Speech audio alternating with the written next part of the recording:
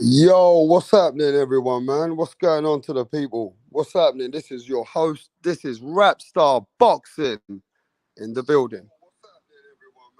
What's going on with everybody anyway? Look, man, talk about this quickly. I'm not going to be here long. So let's see if the live is working, yeah? I got some information earlier on that this gentleman here, which was boxing on Saturday night, yeah? So the guy who was fighting David Morrell Jr., he's in critical condition right now, right? He had a brain surgery. I want everybody to still keep their prayers. You know what I mean? Keep their prayers up because this man is in a bad condition. The man has gone through now a brain surgery and he's in critical condition. They've got him in a coma and we haven't got reports him getting better. At the end of the day, it's bad news what's going on. I want everybody to respect these boxers and what's happening. At the end of the day, when something like this happens, yeah, it's fucking bad news. This boxer went in there to feed his family, bruv. You know? Put your prayers up, man. This ain't always talking about boxing. We're not always going to be talking about good things all the time. At this moment, this man is fighting for his fucking life. The man is fighting for his life. I just got reports and an email. And somebody sent me an information that Rapstar, the man is not doing good. He's in critical condition right now. Right? He's a thin low. He came from Kazakhstan. He's got feed, and he might not make it, bruv. The man might not make it, John. Eric Gomez, put your prayers up, bro.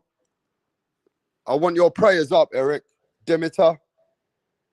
This man has done nothing but try to feed his family, bruv. He tried to entertain you and go put gloves on and feed his family and went into the ring. Now the man's in a coma after a brain surgery and he might not see his family again. This man might not see his wife. I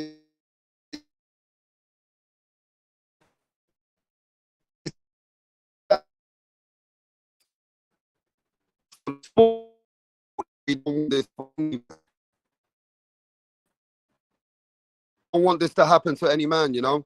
It's not nice. A brain surgery, when you've got some problem in the brain, you're never the same. You're never the same, bro. No money was worth it for him to be in that ring. No money. Not any money is worth it for this man.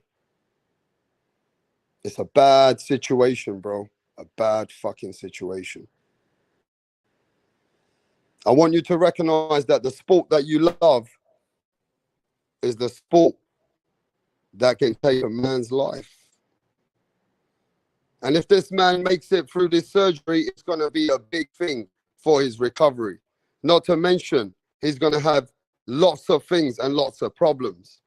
As a man who's a warrior,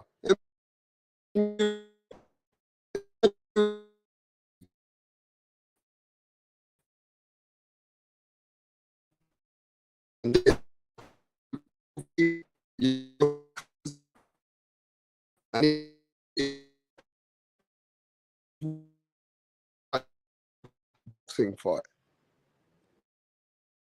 Die.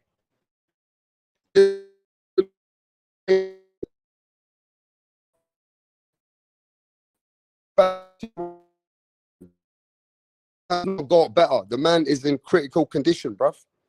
This man has not got better. I want you to keep your prayers up for this man here. Give me a second, bro.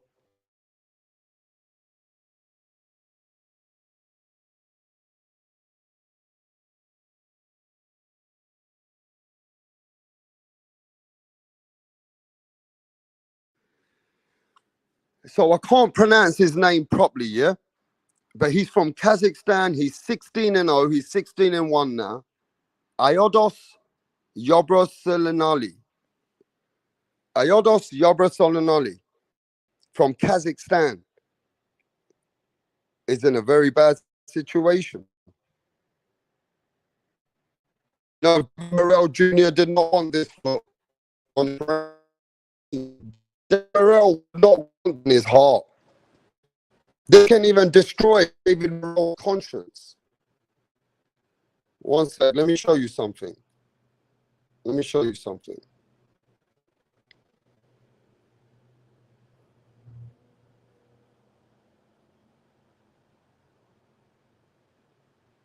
I just got information. I just want to let you know that this man is in critical condition, bro. You need to pray for this man.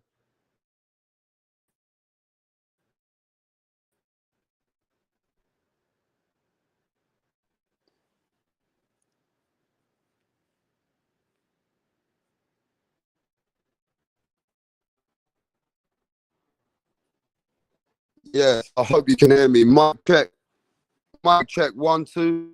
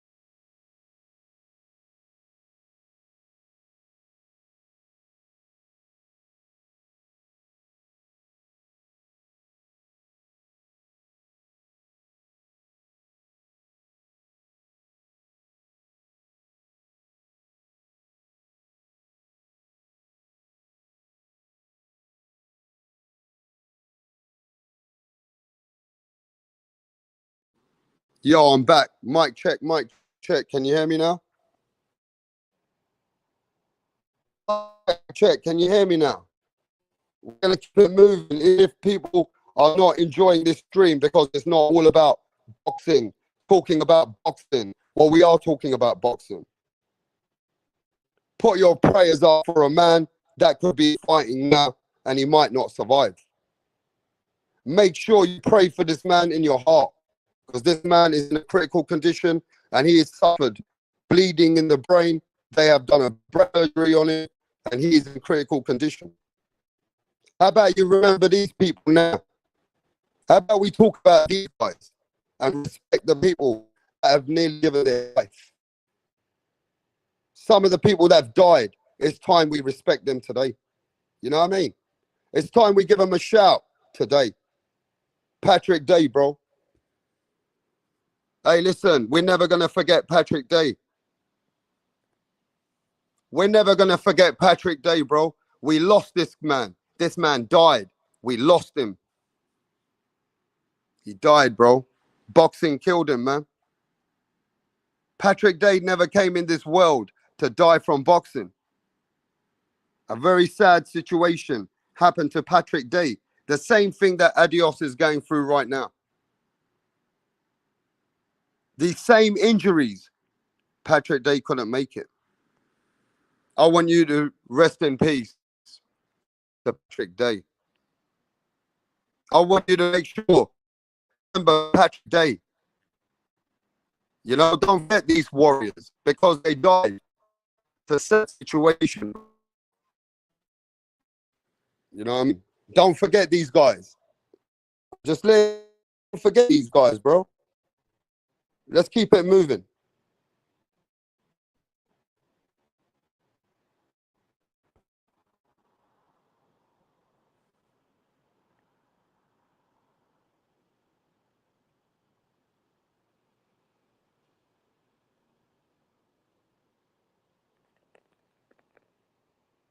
Mike Towell. Put some respect on Mike Towell, bro. He died in 2016 from the same injuries. I think you guys you need to recognize these guys. Because nobody's ever going to talk about them but Rap Star. You know that? Ain't nobody ever going to talk about these guys on their YouTube because everybody's just interested in the big names on YouTube. Well, I'm interested in this, man. Put some respect on this man. He lost his life in the fucking ring, all right? Pray for his family. Mike Towell lost his life in boxing, bro. Right? It's a sad situation for Mike Towell and his family, bro. Put some respect on this brother.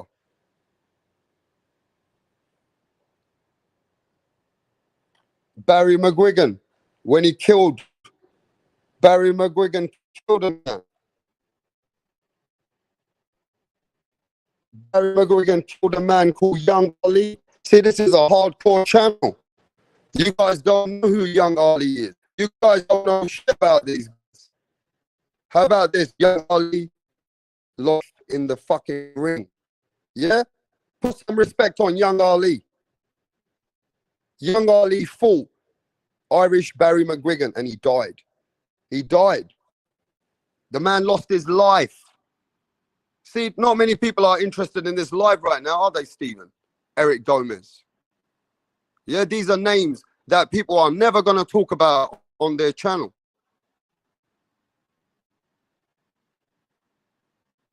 These guys are there. I'm the one who's going to talk about them on this channel. I'm going to keep them alive. Put some respect on Young Ali. We lost this man. He died in a boxing match. He died. It's about talk about these guys, man. I've never seen a channel ever remember the Lost Warriors. I've never seen any boxing content channel talk about their Lost Warriors, bro. See, you know what? I don't even have any views. There ain't even any people over here right now. You see? And here I am talking about these forgotten men, respectful men who came to make a living in the sport of boxing. Salute to this brother. Salute to this brother. I'm taking my time out, yeah, to not talk about boxing right now, to put respect on these men that we lost. How about we as men respect the men that we lost? We lost Young Ali, bro. We lost this man just over a box match.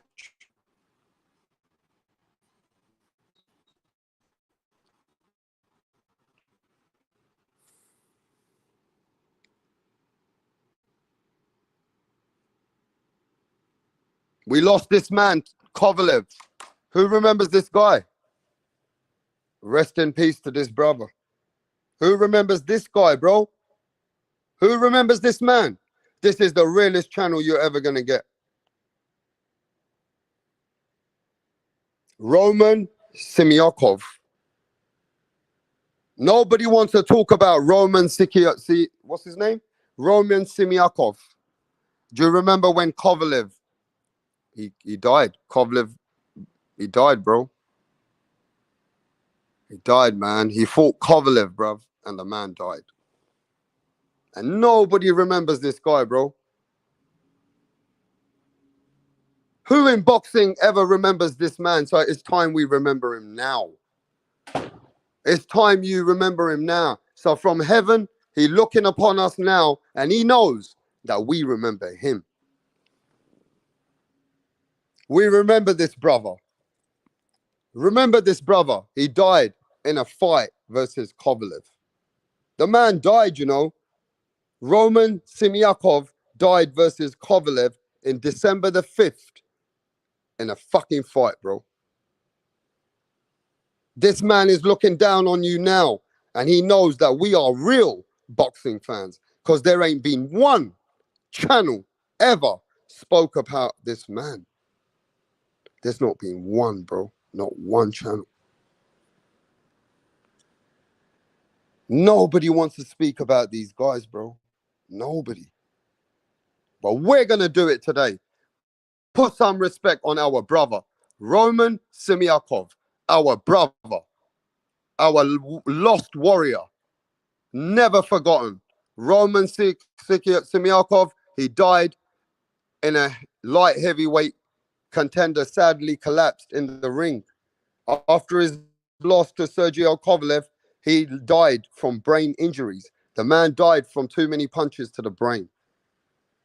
You better talk about him, you know. You better not forget these guys, because these YouTubers are casuals. They don't want to talk about people that we lost, but we're going to do it. We're going to do it today. And we're going to remember all these fighters, because a lot of these fighters, you forgot about them. You forgot about them, but we're going to remember them now.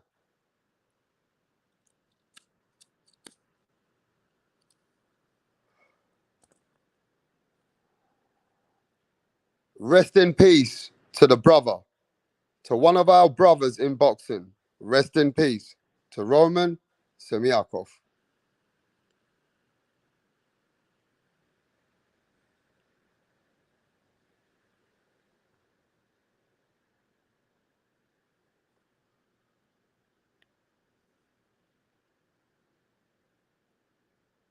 Kim Duck-Koo versus Ray Mancini, bro. 1982, man.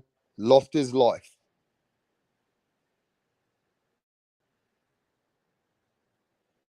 Fought Boom Boom Ray Mancini. You guys are not real hardcore boxing fans. You guys know what boxing is, yeah? Do you know that Ray Boom Boom Mancini killed a man in the ring, bro, by accident? And Ray was never the same. Ray Boom Boom Mancini was never the same. Never.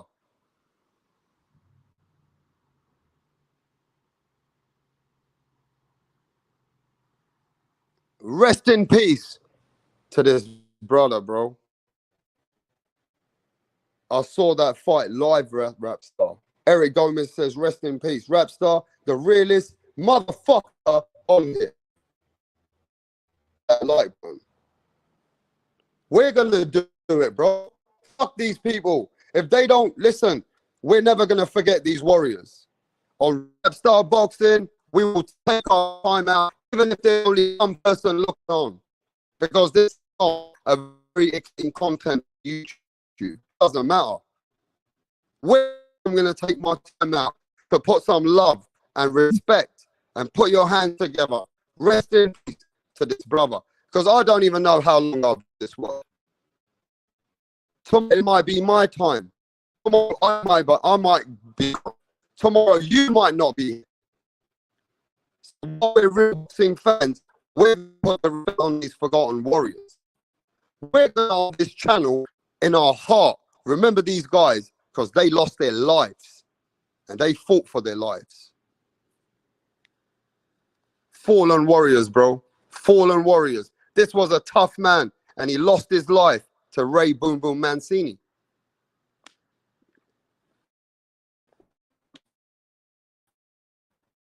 Kim was a tough motherfucker. Trust me, says John McSmith. I think Ezra Charles killed someone and affected him. Let me tell you, any boxer that kills a man, it mentally can fuck him up. on their heart. No man wants that in their life. No man wants another man dead, bro. Especially not when you're fighting for your family and you're trying to make a living. That's not what a man wants, bro. No man would want that on their heart, in their mind.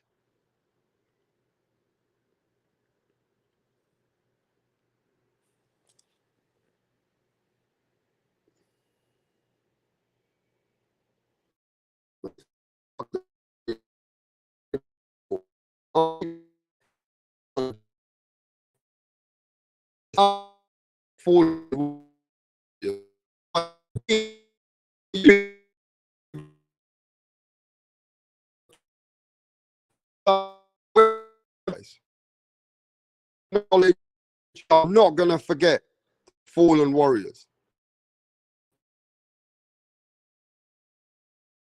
who give their life in the ring. Davey Moore versus Sugar Ramos died in March 21, 1963. Davey Moore. Anybody know about Davey Moore, bro? Does anybody know about this fighter, man? He lost his life. He had a ring faithfully, which inspired Bob Dylan, a pen was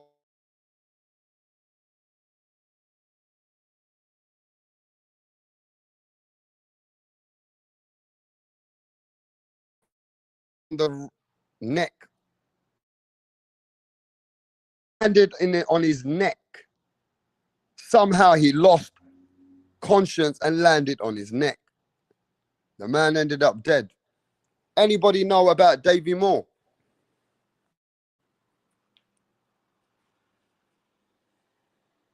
Rest in peace to great Greg Page. David didn't die in the ring, but it was because of the injury is why he died. First time hearing his name, respect. Eric Gomez, remember Davey Moore, bro. This is education. This is an education time for the generation that don't know about the fighters that we've lost. This is about education. This is now that you're going to remember these names and you're going to know that they were warriors. Bernie Kidd, rest in peace. I know Davey Moore. Okay. I don't know about Davey Moore, but when I found out that he died, we're going to be speaking about Davey Moore. And I'm going to be watching Davey Moore and his boxing fights now because I actually did some research and I realized he passed away. He died because of his injuries in the ring. So I put some respect on Davey Moore, bro.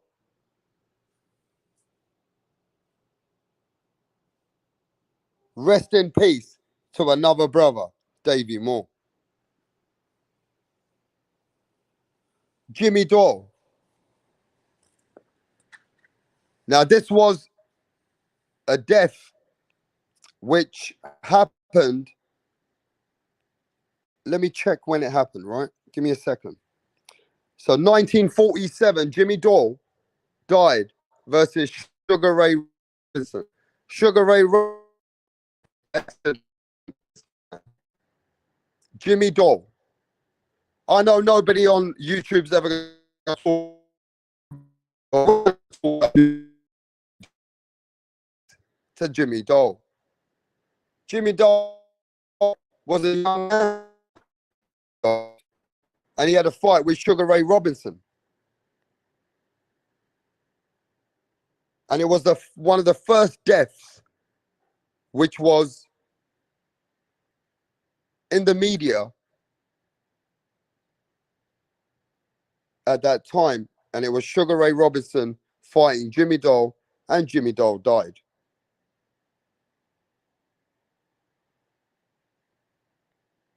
So rest in peace to Jimmy Dore. Dole suffered in the 8th round knockout loss. So he suffered concussiousness. He was concussed in the 8th round by Sugar Ray Robinson. Tragically, he passed away in the local hospital undergoing surgery. So after the fight with Sugar Ray Robinson, Jimmy Dole died. Big knockout. Right? Some of you recognize Jimmy Dole.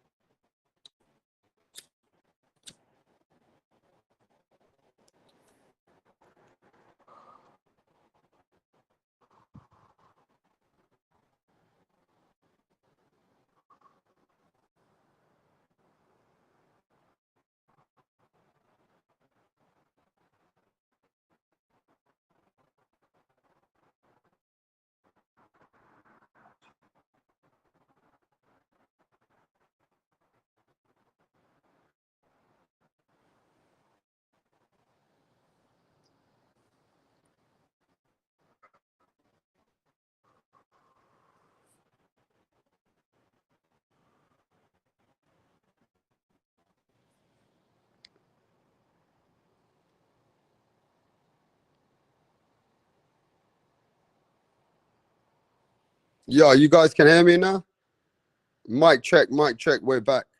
So look, I'm going to now go to some of the fighters that have suffered injuries and their life has never been the same. And they're still fighting today. They're still fighting today. I'm now going to go to warriors that you need to listen to. I don't give a fuck what you guys want to do, but you're going to listen to these people. You're going to remember these names, and you're going to be the true people are going to really respect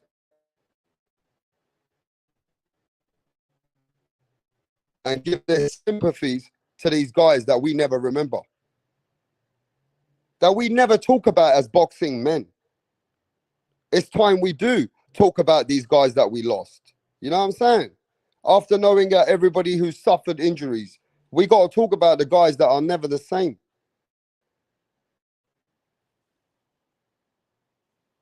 Nick Blackwell. Nick Blackwell was a fighter coming up, a British champion. Now, if you guys don't know who Nick Blackwell is, it is what it is. But Nick Blackwell had a fight with Chris Eubank Jr.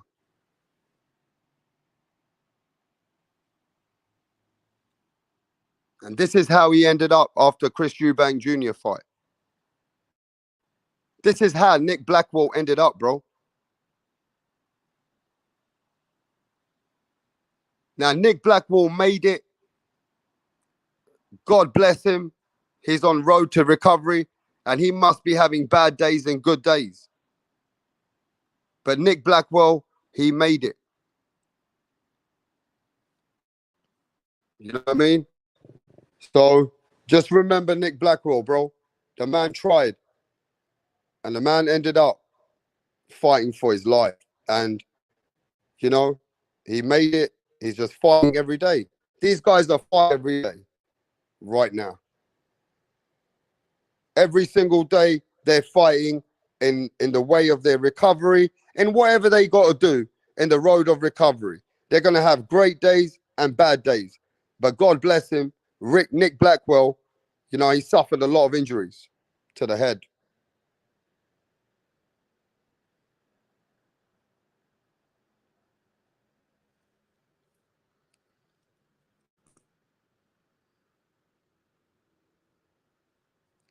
Gerald McClellan. Gerald McClellan is blind and he's still on a wheelchair. Still surviving. Still fighting for his life. Gerald McClellan is 5. He's blind. This man came to the sport and he ended up in the same way as that guy who's fighting for his life now. The same man from Kazakhstan who fought Morel Jr., how he's fighting for his life, Gerald McClellan was fighting for his life. And Gerald McClellan made it though. God was good. But Gerald McClellan is in a bad way, on a wheelchair. He lives blind. He's got his sister who looks after him. You know what I mean? Blessings to Gerald McClellan. You know, it must be tough for this man. To be in the sport of boxing and somebody's in, it's the worst thing you could ever get.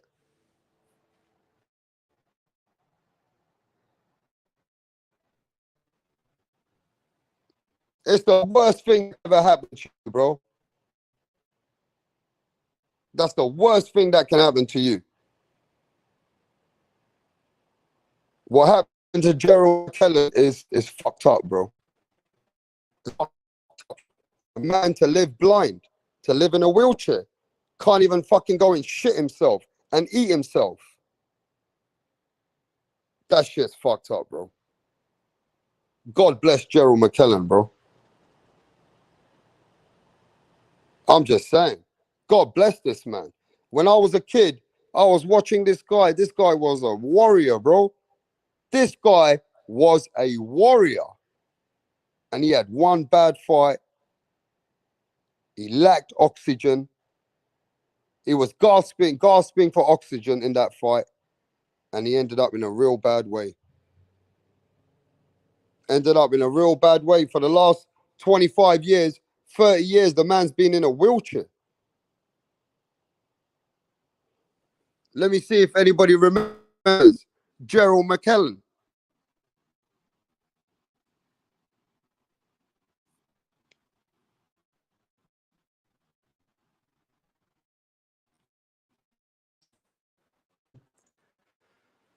McKellen, they tell him a PT, he's training at the Kronks gym. He says, this ain't no Kronks. I remember the name. You better remember Gerald McClellan, the G-man. He was a pound for pound fighter, bro. He was a pound for pound man. If you guys don't know, then we need to educate you. He beat Roy Jones Jr. in the amateurs. He beat Roy Jones Jr. in the amateurs.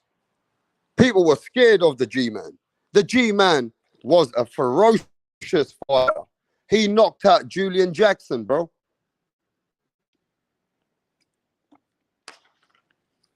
Probably one of the best super middleweights. One of the best.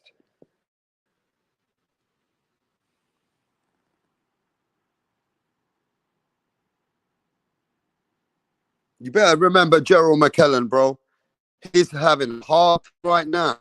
Can you imagine? This man is blind. No boxing helping him. Ain't nobody helping him. Ain't nobody about these fallen warriors, bro.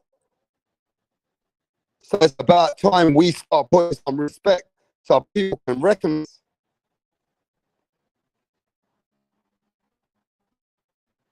G-man. Don't fuck with the G-man, bro. The G-man was a bad man. Trust me. Trust me. The G-man, and I'm going to talk about the G-man like he is man now. Because only going to talk about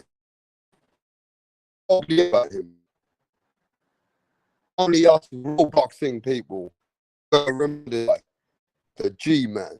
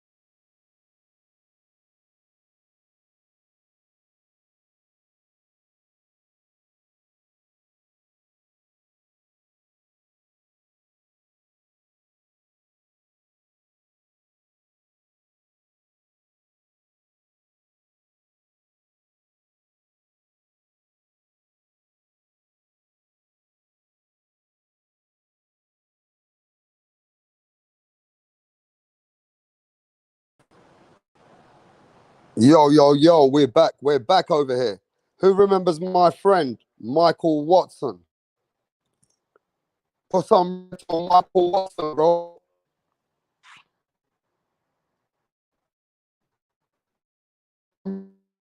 Watson, bro.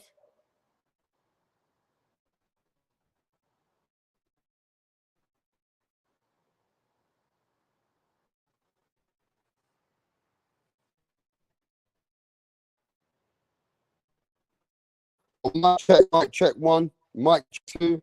I hope I'm just going to have to keep it moving. I don't want to let it down because these are names that I need to let you guys know about.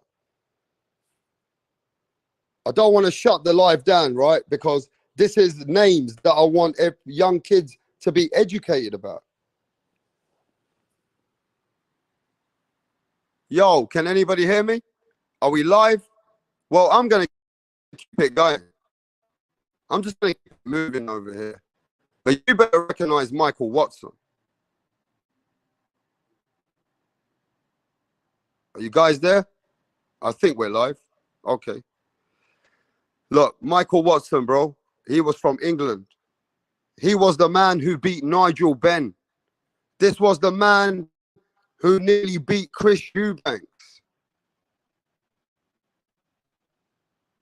And he ended up in a wheelchair, fighting for his life. Brain surgeries. Hey, listen, these are all this is all mainly boxers suffering damage to the head. If you don't know who Michael Watson is, go on YouTube and watch his fights. Go do your homework. Go look on these fighters that's left their legacy behind. Michael Watson was a great fighter, and he had one bad fight. One bad fight, bro. And Michael Watson ended up in a wheelchair, and he had to fight for his life.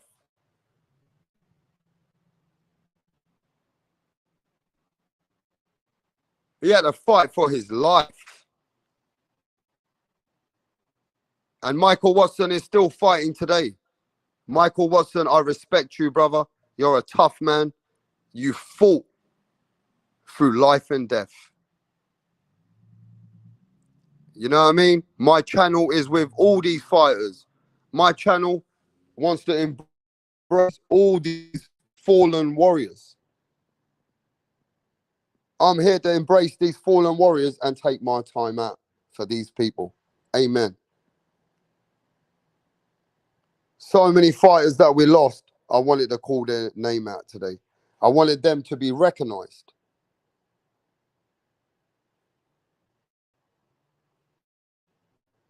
You know? So remember Michael Watson, people. Don't forget that name. Tough man. Very tough fighter. He would have gone on to be a great fighter.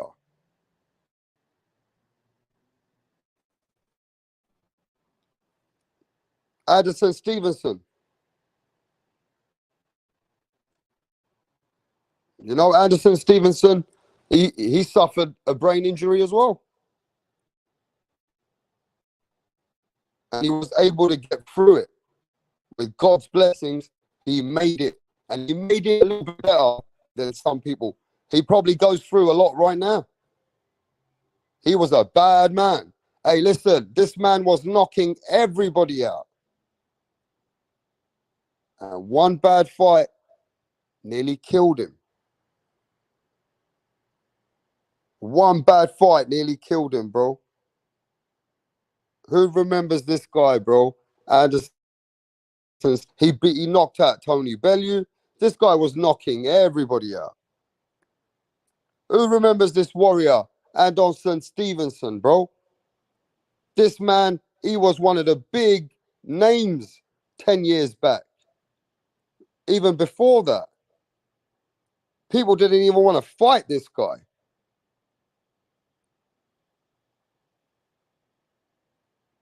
Give me a sec.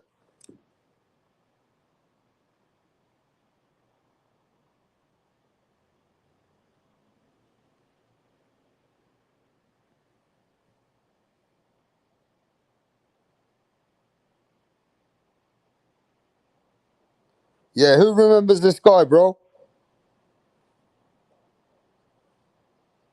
Real knockout artist he was. Trust me.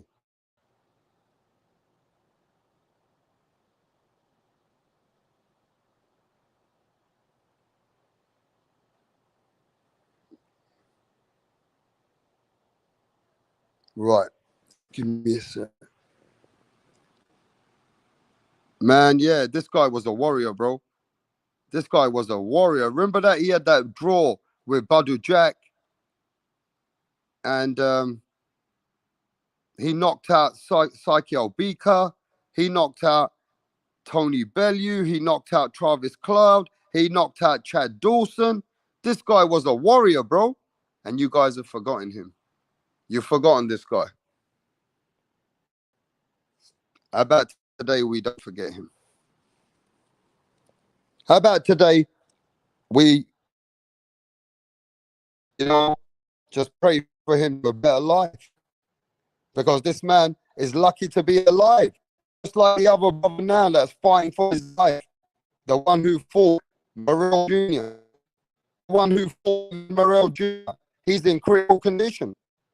Will he make it to his wife like Adonis Stevenson did? Or would it be a sad, sad situation to know that he passed away like Patrick Day, Koo Kim, Jimmy Dore, all these fighters who can't make it? So let's hope and let's pray that that other brother right now who's fighting for his life makes it. See, people don't even know who this is. People don't even know who this is. They don't even know who Adonis Stevenson is. This guy was a warrior, bro. This guy was a world champion.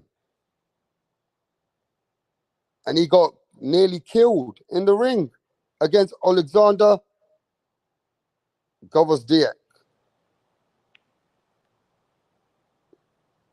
So the same fighter that Arthur Beterbiev knocked him out. Remember that? Who remembers when Arthur Beterbiev's last fight? No, not last fight. That Alexander's last fight, Arthur Beterbiev knocked him out. But he's the guy who nearly killed Stevenson. Adonis Stevenson.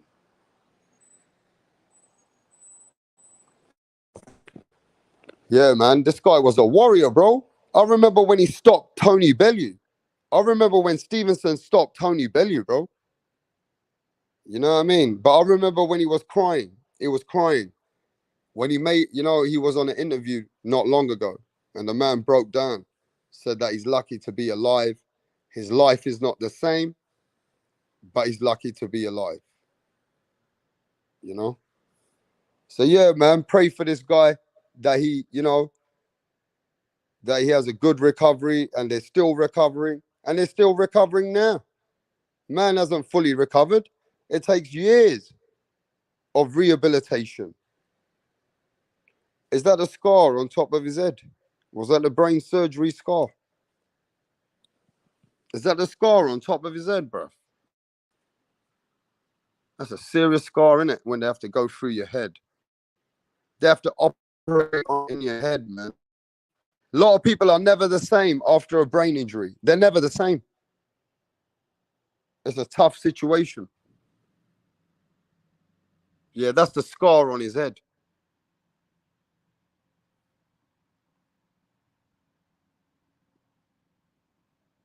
It was like Michael Watson. Michael Watson took years and years of rehabilitation. And only Michael Watson started walking properly a few years, like some years ago.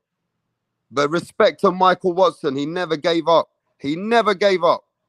They told him he could never walk again. They told Michael Watson he could never walk again. The doctors told him he couldn't walk again. His physios told him, and he kept fighting. And he kept fighting. And through the grace of God, Michael Watson walked again. To the grace of God, Michael Watson walked again, bro. This was a warrior who beat Nigel Benn. But let me tell you, bro, sometimes those fights that you win against people like Duran, Nigel Benn, and all these guys, they do other damages. These guys fight and they punch like a fucking mule.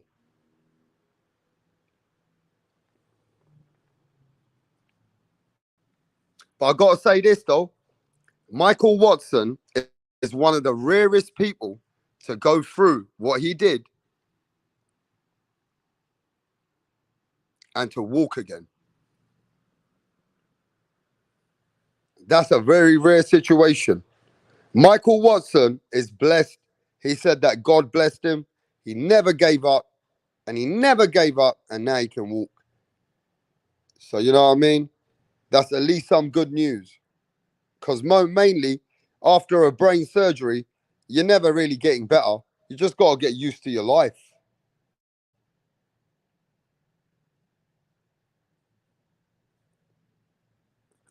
Hey, who's this brother again? He passed away, man. Let me find out. One sec. Give me a second, bro. I know Pritchard Cologne. Where's Pritchard Cologne? Yeah, Pritchard Cologne, bro. This man can't even eat for himself that he's in rehabilitation now. Nurses are feeding him. Doctors have to feed him. This guy gets pushed around now in a wheelchair. Has to get taken to go to the fucking toilet. Like you guys call it the restroom. The toilet, mate. This guy now, life is dependent on other people. Bro. You know what I mean? One bad punch, too many punches, and the man's nearly dead.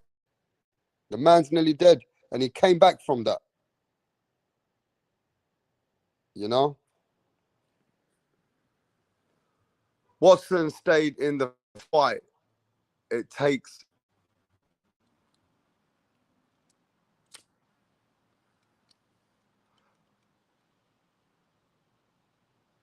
Who knows about this guy's story? Who knows about this guy's story, bro?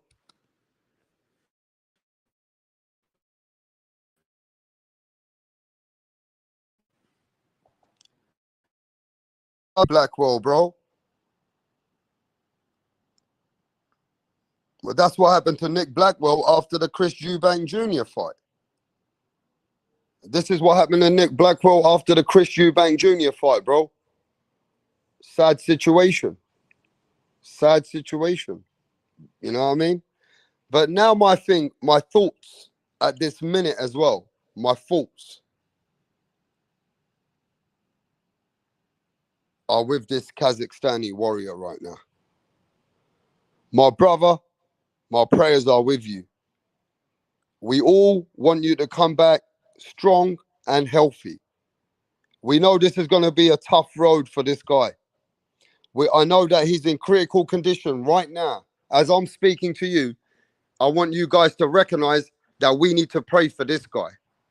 Right now, collectively, I'm going to do a 30-second silence.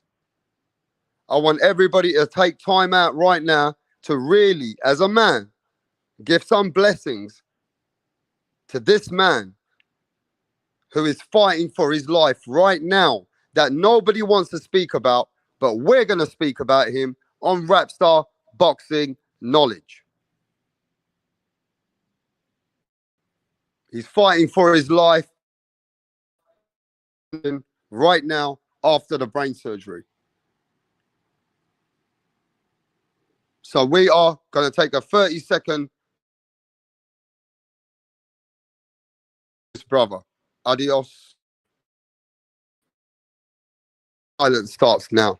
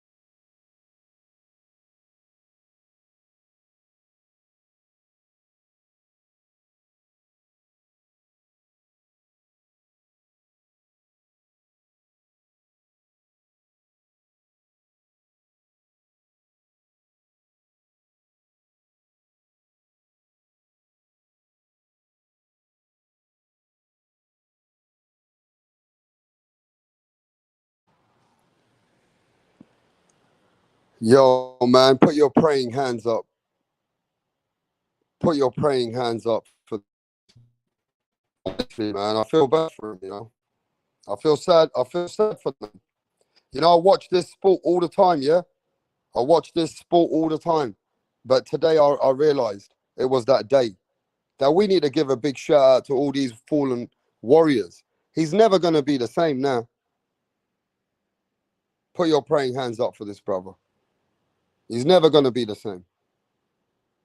You know? It's a sad situation, man.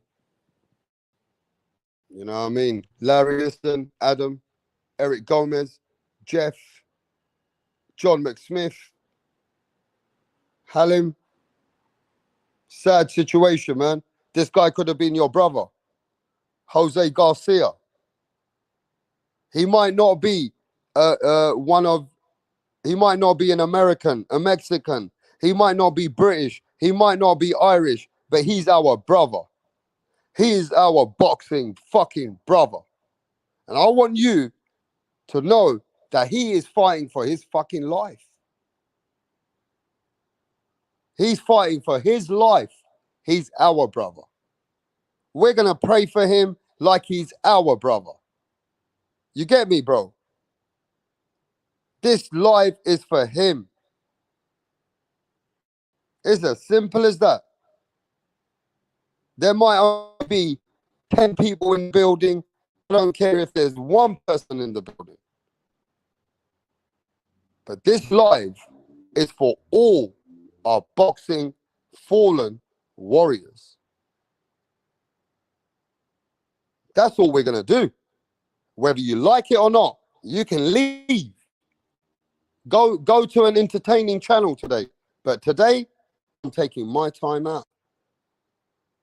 I'm taking my time out to really give some respect to my fallen warrior brothers. Yes, I am. Because I want him to come out. I want him to come out of his critical injuries, and I want him to go back to his family. As a real man-to-man, I want blessings for this man. I want God to put that G in it. Please, let's get this brother back home. I don't want to hear that we lost him like we lost Patrick Day. I don't want to hear that.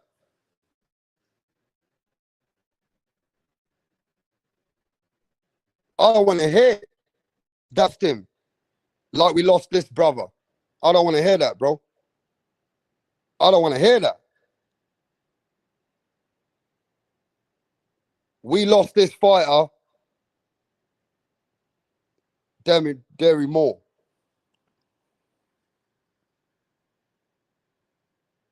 We lost Jimmy Dole.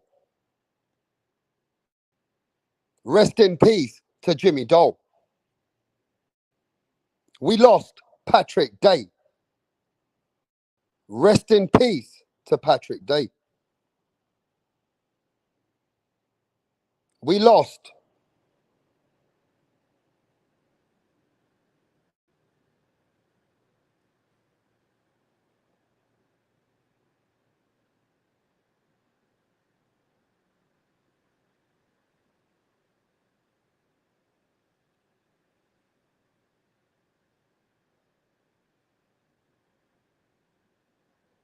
Yo, Mike, check, I'm back. Mike Powell. We lost Mike Towell. Rest in peace to Mike Towell, bro. One of our brothers that we lost in boxing. We lost the real brothers. These are real brothers. We lost Young Ali. Ain't nobody know who Young Ali is. You didn't know who he is. It's time you know who he is. It's time you go research and give him some love. We lost Young Ali.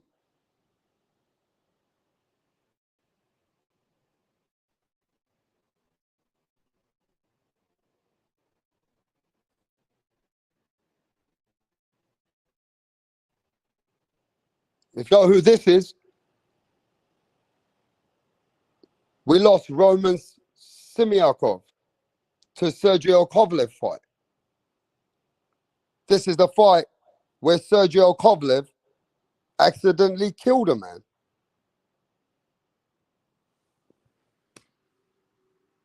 This is a fight where Sergio Kovalev killed a man by accident, bro. Roman Simeakov. Rest in peace to Roman Simeakov.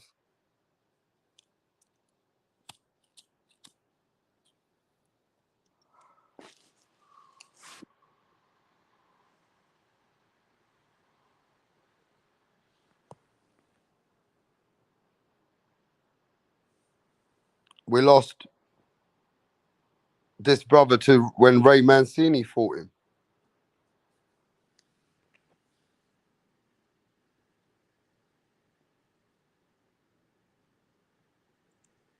Kim Duk-Koo.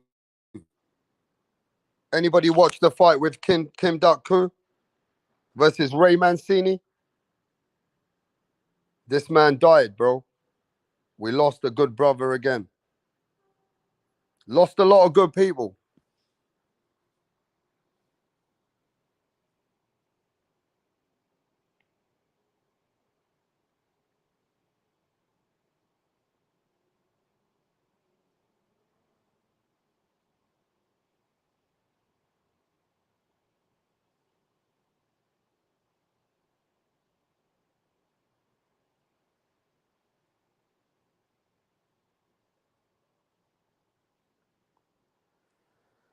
So just keep your prayers up, man.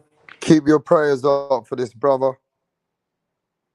You know, one of our brothers in boxing, fighting for his life. Keep your prayers up, man. Man's in a critical condition after, having his brain surgery. And I don't want to hear that we lost another man. I don't want to hear that we lost another man, you know.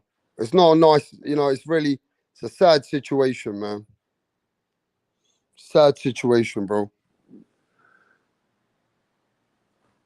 He was prepared to die, no fear in them Koreans. Yeah, any man going in the ring has to sign a waiver. Any man going in the ring has to sign a waiver that if something happens, he knows what he's going in there for. He knows when he signs that waiver, if he has a really bad time in that ring, can take too many moves. If it's 1 and you're lacking oxygen, right? You're lacking oxygen, the referee can't see it, your trainer can't see it. Now that you lack oxygen, bro. See, the problem is when your eyes and your nose and your mouth, people watch these guys carefully because when you're lacking oxygen to the brain. So when you're taking punches to the brain with lack of oxygen, it's like having a brick hit your head. You don't have enough oxygen, yeah? Because you're exhausted. When you're so exhausted and you're not able to compose your energy and you're over exerting yourself, when you lack that oxygen, bro, that's how you end up dead. Because when you take too many punches and you ain't got the oxygen to get through it, you start bleeding. And once that bleeding kicks in, you're bleeding in the fucking brain. Now, some people, they can bleed in the brain for a little bit until they collapse. Some people can take damage to the head and then they'll get problems after a couple of hours or an hour or after a fight.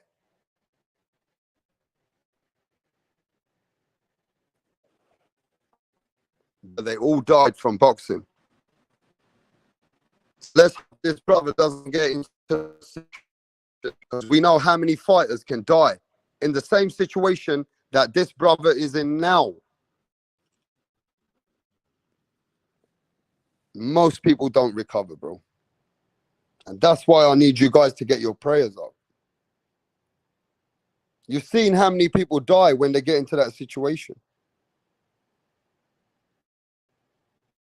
Not everybody can recover. Not everybody can do it. Sometimes you've lacked so much oxygen, bro. There's just too much damage. You know what I mean? So that situation,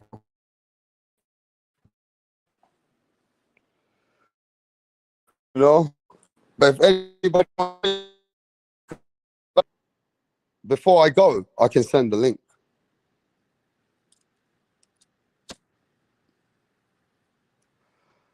And if anybody wants me to speak about other stuff, I'm not in that mood today.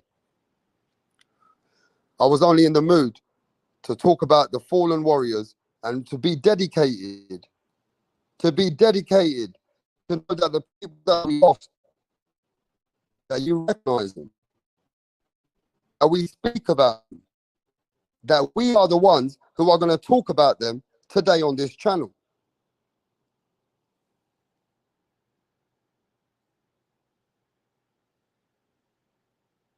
You know, if you want to hear that entertainment, then that's a different live, you know? But this live is really to be dedicated to the fallen warriors and the guys who have suffered brain injuries, serious injuries, that they're not able to function the same way. Let me just go through some pictures for the people that they need to be reminded of the people that have gone through some serious injuries, life and death. That's right, bro. Hayes, I feel for his family. Agony fight. Now he probably got a wife or a mum. Bro, he comes from Kazakhstan. Hey, we should do a GoFundMe, innit? This man comes from a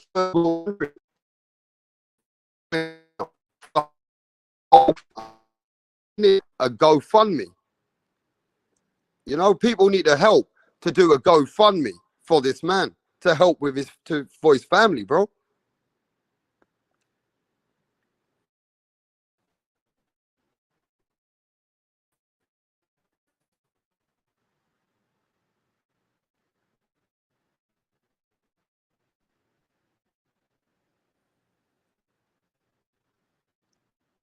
That's right, bro. Keep them prayers up. All the rich promoters and fighters should have a fund for the injured or the should. They should be helping out they should be helping out with many things. Boxing don't help you when you're a fallen warrior. There is nothing there for you. There ain't no you got to go buy your own insurance if you're insured.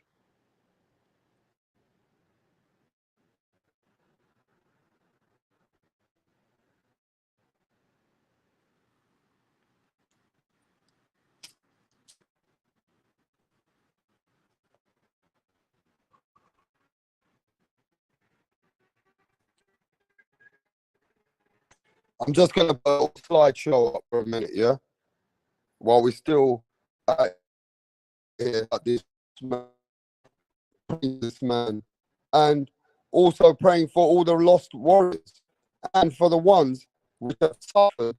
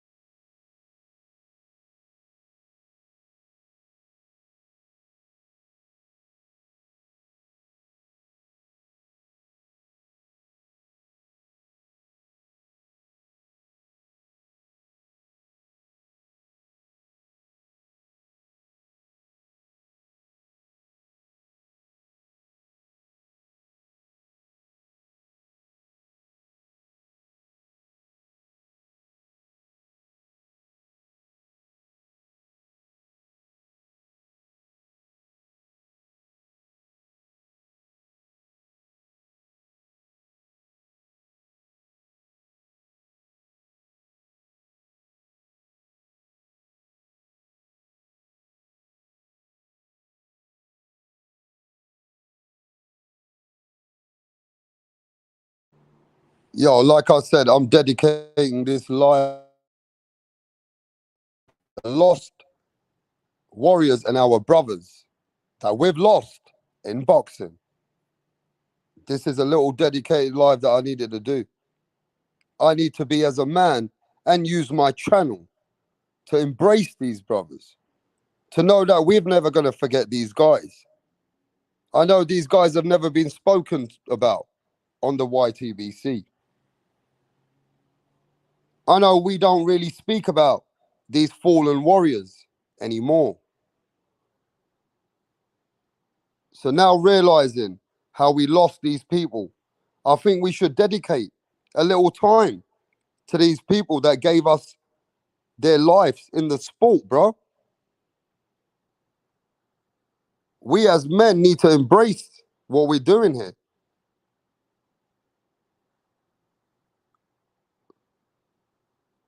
We need to be out here talking about these lost warriors. This is the brother who lost his life to fight Sergio Kovalev, Roman Simiakov. I remember this fighter. I remember he was fighting Sergio Kovalev, and the man dead. What the fuck? Rest in peace to the brother, Roman Simiakov, bro.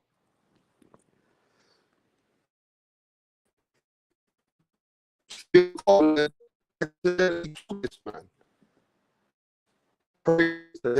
He left family at a young age. Look, on the most day, utilities. Heavyweight contender Roman sadly passed collapsing in the ring after his loss to Sergio Kovalev, and later on dying from brain injuries, bro. Brain injuries killed him, bro. Saying, but I know that many people don't want to come on here. I know this is not a life for everybody because this is not as entertaining as what people are used to. So I said, if I'm going to do it, I'm going to do it the right way. But I got no one else but my friend, Punch Drunk Boxing. What's happening, bro? What's good, brother? Rap star Man, boxing it's knowledge, good, man. bringing Man, I have awareness, to bringing educate.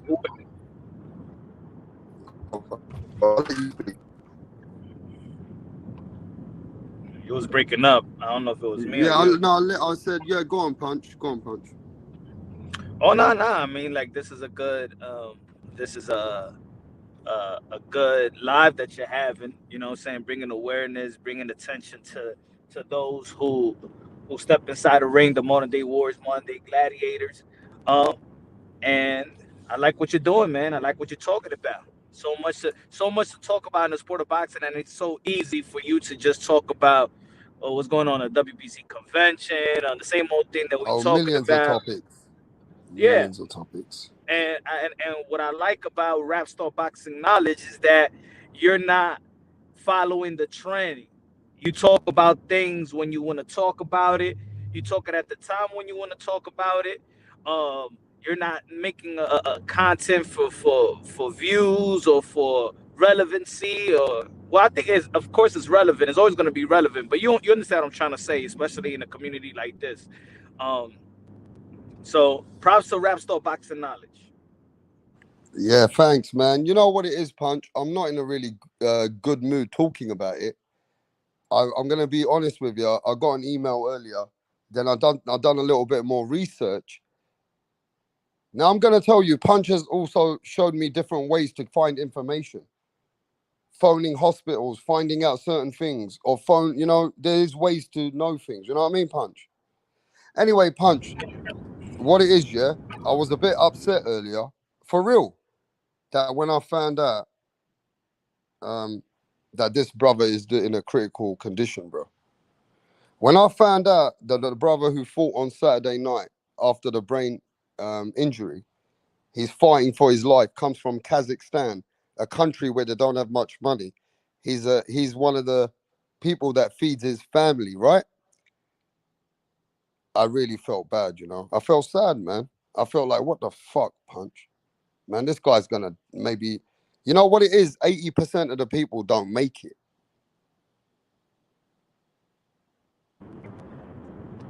Do you get me, No, Punch? They don't make it, yeah, bro. So in my heart, because I'm doing this live, I wanted to do it 100. And I know people ain't supporting this, but I've been sitting here for an hour talking about this brother because I don't want us to lose this brother from Kazakhstan because he's our boxing brother. Do you understand, Punch? of course, of course. And that's But you how know I what it feel is? about these fighters. You know what it is? It's just unfortunate though that we don't have fans like you and I, and you know what I'm saying, just a little bit, a small percentage of us really care about fighters. Like the first time when we was on the panel, the first time that we was truly on the panel, and where we was like, you know what I'm saying, like, yeah, I'm rocking with Rap, and Rap was rocking with Punch. It was that we was debating others that was disrespecting fighters, that was calling fighters bums and pussies and stuff like that, and we just didn't allow that. I didn't allow it on my channel. You was a person that I met in boxing that didn't allow it as well. So the camaraderie and the respect for fighters is just the few people I ever met that truly care about fighters. You know what I'm saying? So I'm not even surprised that you're doing a live like this. You know, and that's why I'm giving you your props right now. And this is why we have this chemistry. It's because we have some of the same principle in boxing and caring about the fighters. Yeah, because I don't think it's fair. I don't think I care what anybody else thinks, but I think as a man alone, and how I feel about boxing and how I feel about these fighters, how I've trained with fighters, how I've seen fighters go through depression, how I've seen my own friends nearly want to kill themselves because they feel like failures, because they tried all their life to do something in boxing and they weren't good enough. You know, these kind of things, people forget all that. I know all that. My thing is, I'm genuinely fucking upset. I can't deny it. When I see a man who's losing his life or he's not going to be the same man, I kind of realize that as a man, yeah, I don't know that this is my sport, but then it's my duty and my channel and my subscribers to come here and give some love to the fallen warriors and to recognize that we need to speak about their names. We need to pray for their families. We need to use our channel maybe to talk about this today.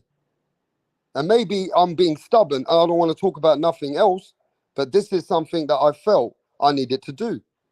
Does that make sense to you, bro? Of course, of course. I So mean, there's other people that this is just my way from God to try and do something for this brother and his family. Can you imagine, Punch, that if one of his little family brothers is watching right now, can you imagine that he can say, look, they're talking about my brother right now. We've got prayers coming. Can you imagine that? yeah. And it only takes that one extra prayer, Punch, that one extra prayer that sometimes you never know, God works miracles. And I want miracles to work for this brother. That's all I'm trying to say. It's the same way how I feel about anybody as a man. I don't want to see the worst for a man who's trying to do the right thing for his family and himself. Go on, Punch. Now, facts, man. I agree 100% with you. I rock with everything you're alluding to. Mm. Um, only if everybody was on deck, you know, and feel the same way. Because I believe that a lot of hardcore boxing fans understand the sacrifices and risk what these fighters, you know, the risk that these fighters take. Um, I know a lot of people. There's a lot of people that just want to see a fight. You know, they don't care about the fighters. I don't know. I don't understand why you wouldn't, but I think that we should care more about the fighters collectively, care about the fighters, care about their journey. Um, and I understand a little bit why we do, why collectively a lot of people don't care about the health of a fighter, because we pay our money to see another human inflict pain on another human, and that entertains us. So But I also sorry, Punch. I wanted to say when I do research about what he's going through, and what actually is happening to him because of lack of oxygen, bleeding in the brain surgery. When I look at what's happened, I didn't like what I'm seeing. Like, these are the people I've lost in boxing. I didn't even knew who Jury Moore was. I knew Jimmy Dole, but looking around, Punch, Patrick Day. You remember Patrick Day, Punch? Yeah, of course, of course. Bro, we lost these guys in the same way that I don't want to. I just thought, I never did it for Patrick Day because I never had a channel. Do you get what I mean? Yeah. So when I'm looking into what he's going through, Punch, all these people that I'm showing you, I don't know if you can see on the slideshow, but even Cowell, who fought Dale Evans in 2016, died. Young Ali versus Barry McGuigan. You know Barry McGuigan, don't you, Punch? Not truly, no. I didn't know But about you know Barry. Barry McGuigan, Barry McGuigan, Sean McGuigan's dad. You know Barry McGuigan killed a man in the ring. Mm. So I did research on young Ali. I said, I gotta put his name up today, bro. Ain't nobody gonna speak about him. Yeah. These guys, Punch. Look, remember the guy that Kovalev fought? Yeah, yeah. Roman Semyakov. Yeah. Mm-hmm. Bro, he never made it. And then Remember, I want to keep telling you names though, Punch, because you're a boxing pugilist, aren't you? yeah, I see the Ray Mancini one. Yeah, I The saw Ray that one. Mancini, bro. I mean, do you think as a boxer, this is going to fuck a boxer's head up when this happens to a man who kills a man by accident? I don't know, I really don't know. I think that fighters, we hear it all the time. There's some fighters that be like, I don't know if it's promotion or anything like that they want to kill somebody in the ring. Then you hear them say they don't want to see that. They don't want to see that happen. I don't know. I truly can't put myself in that position as a fighter, Mm, and because if I was fighting, what I'm saying, it's either me or you. I'm not caring about your health. You know what I'm saying? I'm not caring about your health at all. So in the act of it, how can you fight and be a fighter to care about somebody's health? I'm punching you in the head. It is what it is. You know what I'm saying? But of course, we don't want to see these guys die. But we'll be naive if we say that the blows to the head or the intentions is not such.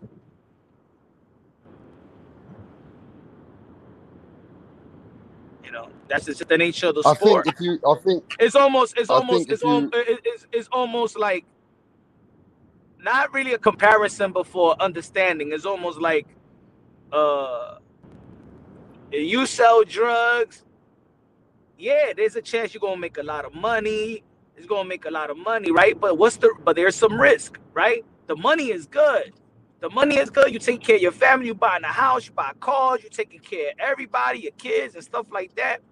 Yeah. Where's the risk? The risk that you could be snitched out. You could be snitched out and a snitch, and you're gonna be like, yo, why this man snitched me? I know that's the nature of the game too. For you to get snitched out, for you to get locked up. It's a chance that shit is gonna happen. And in boxing, it's a chance that you could be paralyzed. Unfortunately, you could be paralyzed. Um, you may not have all your faculties. You may die in the ring. And all these fighters know it coming into even a sparring. They know the chances. They know the risks. So yeah. But that's where it comes to us to at least recognize that, you know what, as people, we need to at least acknowledge and realize what's going on. We can't just be sitting here and avoiding it. We got a brother out there in the hospital now who's fighting for his life, and 80% of the people have not made it. They've not made it, bro. This could have been your favorite fighter. Tomorrow, this could be, I don't want to say this could be anyone, but it could be anyone. what do you think about when people say is the referee's fault or the trainer's fault? Should we hang that over their heads? God forbid if this warrior passes away, and then the boxing world gonna start blaming the ref for not stopping the fight, blaming the corner for not throwing in the towel. I don't know if they threw in the towel. I'm not sure they did, but not stopping the fight early or whatever. Should we hang that over their heads? Could they live with that? I mean, look, it's very tough. I spoke about it earlier. Logically, you got to remember a fighter is in trouble once he's lacking oxygen. You've got to start to look at a fighter if he's declining in a way, his breathing, his eyes, down to the weight cut, everything plays a part in this situation. Now, you got doctors in both sides of the ring. You got doctors there. You got medical team in place. You've got professionals there looking at the fighters. It's very tough sometimes because some fighters, they can hide it really well. How about that one? Look how Teofimo Lopez hid it when he was in a big, situation with his lungs.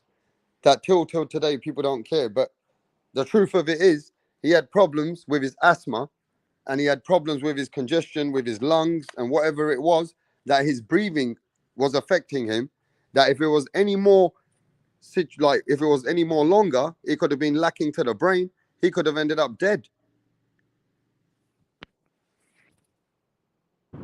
I know that. That's why I asked.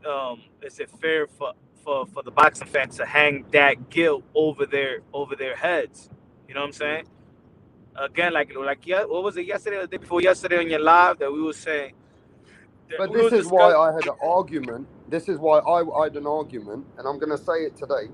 I was looking at it from the wrong perspective, being a person that's seen what Chris Eubanks Sr. did with his son, and then seeing Teofimo Lopez Sr., I was probably wrong, but I did blame his dad more than I blamed Teo. Now, maybe I was wrong at the time, but I was just looking out for Teo. You know what I mean?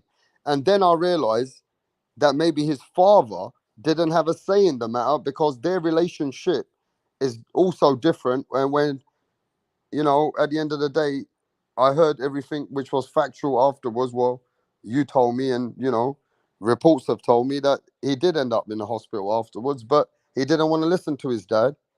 And he didn't want to go to the hospital the night before. So his dad had to roll with it. Whether he didn't like it, it's the truth. I mean, and I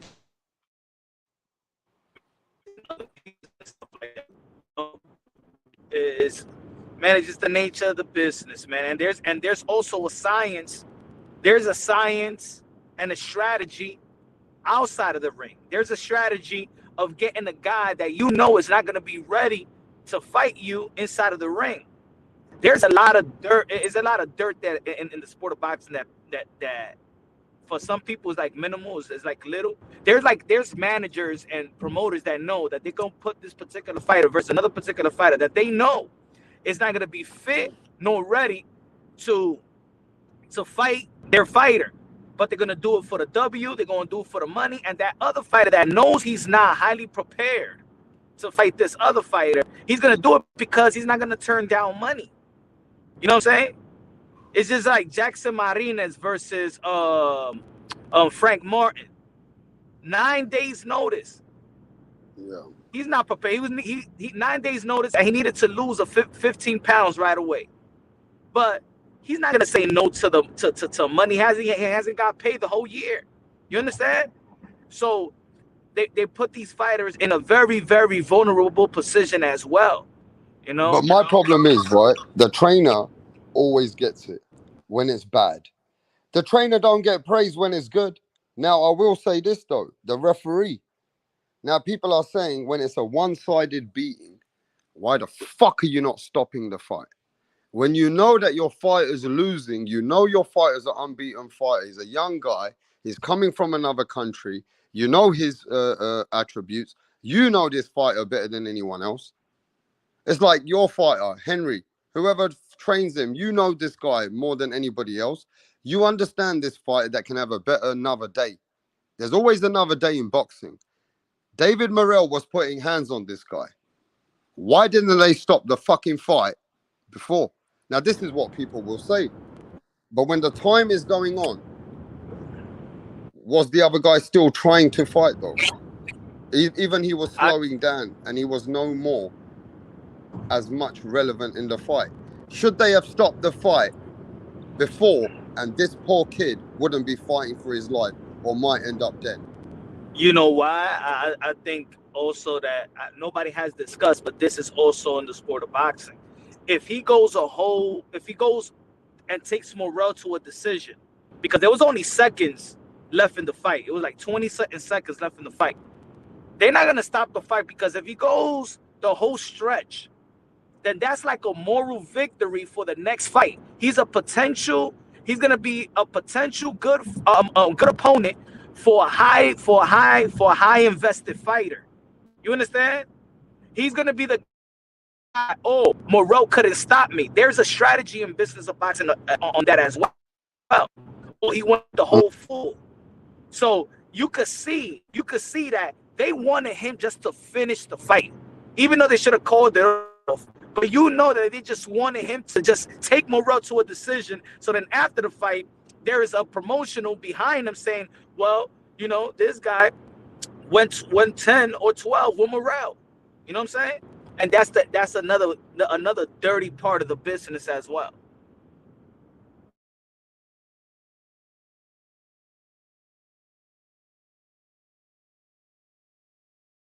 Yo, Punch, can you hear me? Yeah, I hear you. All right, I want to give you a picture. One sec.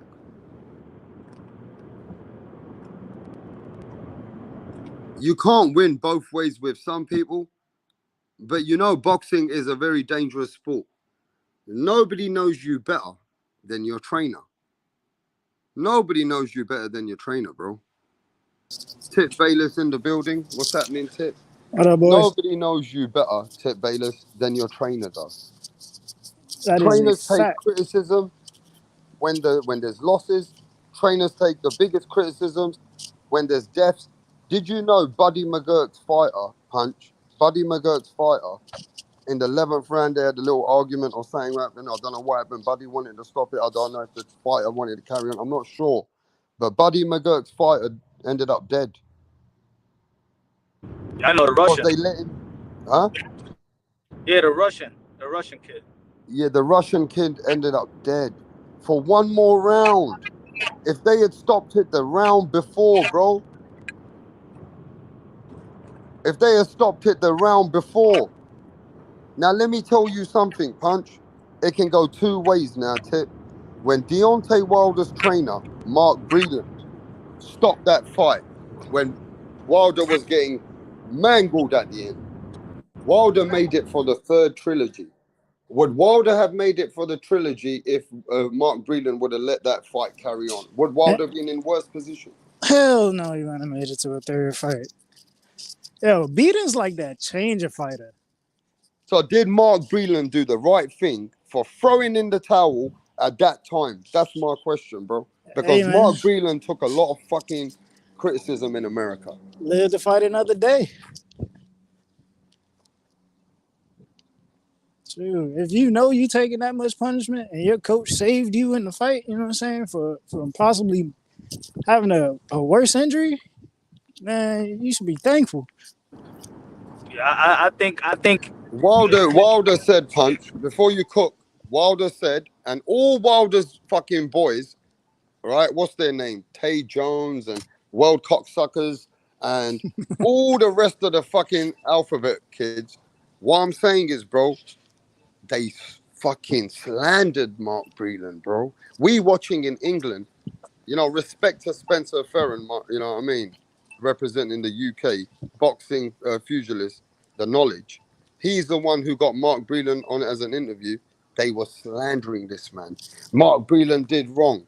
He should never have stopped the fight. Wilder would have done something. Wilder still could have done something. Wilder was dying. It was the end for Wilder at that fight, bro. He stopped it at the right time. Hey, Punch, you got fighters. You got fighters, Punch. Did Mark Breland do the right thing?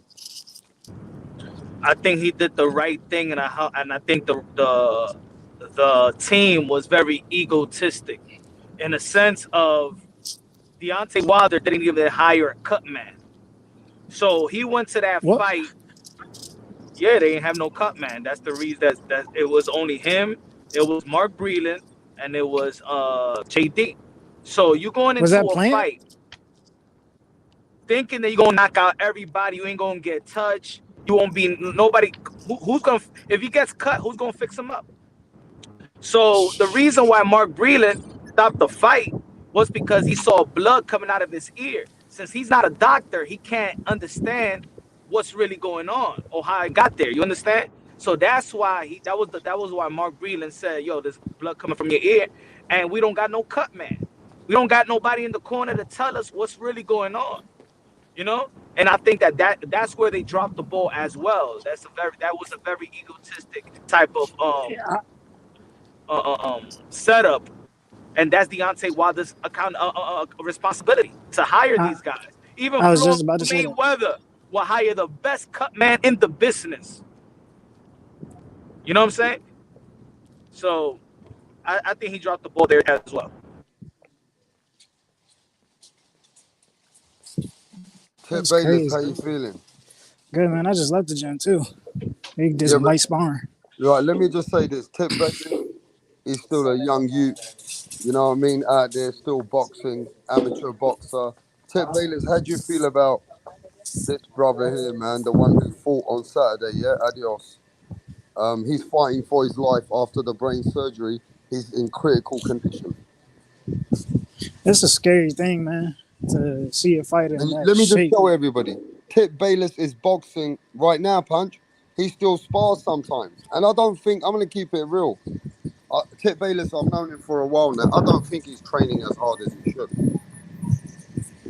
I think he works, he goes around places. You ain't training 6 days a week, Tip. No, Yeah, I know you doing this boxing, but you ain't 100% focused. You going in that ring sparring. How do you feel about this brother? He might end up dead, bro. That's a sad thing that this brother might end up dead.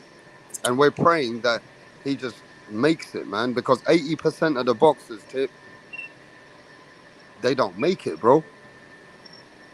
nah, man. Like I said, it's a scary thing. Like you don't want to see any fighter in that type of condition, and you hope everybody makes it out of that ring safe and sound. I mean, at some point, fighters ourselves, we gotta know when we taking too much damage and we just can't sustain anymore. You know what I'm saying? I know it may sound like a quitter's mentality, but like I said, like oh man, I don't know. I think UK fighters know. You know what I'm saying, right, Rap Star? Because UK fighters know how to take that knee. You're a cunt. You're a cunt. Cal No, look, Brooks Punch. and Danny Punch. No, Dubois, that's they know not. how to take the Look, Punch. You got to remember there's been some UK fighters like Michael Watson, Punch, in a wheelchair. Then he had to fight for years. And Michael Watson ended up walking after the belief and strength and kept going. You know, we had Nick Blackwell. Nick Blackwell ended up in a bad situation. Look, that's Nick Blackwell in the hospital now. I mean, in the hospital. Sorry, not now. I mean, at that time, he's on recovery. He's recovering still. Nick Blackwell is still recovering from that Chris Eubanks fight. He is still trying to recover to keep rehabilitating. There's a lot of fighters like Gerald McClellan. Gerald McClellan, blind for the last 25, 26, I don't even know how many years. Hey, yo, Wilfred Benitez is still alive, and nobody talks about him. He's still alive. And Wilfredo Benitez is not in good shape. He's in bad shape. Been in He's bad in shape for real bad years. shape. Bad shape. Living in an apartment building, and he was living in a look. He at a time he was living in an apartment building where there was no elevators,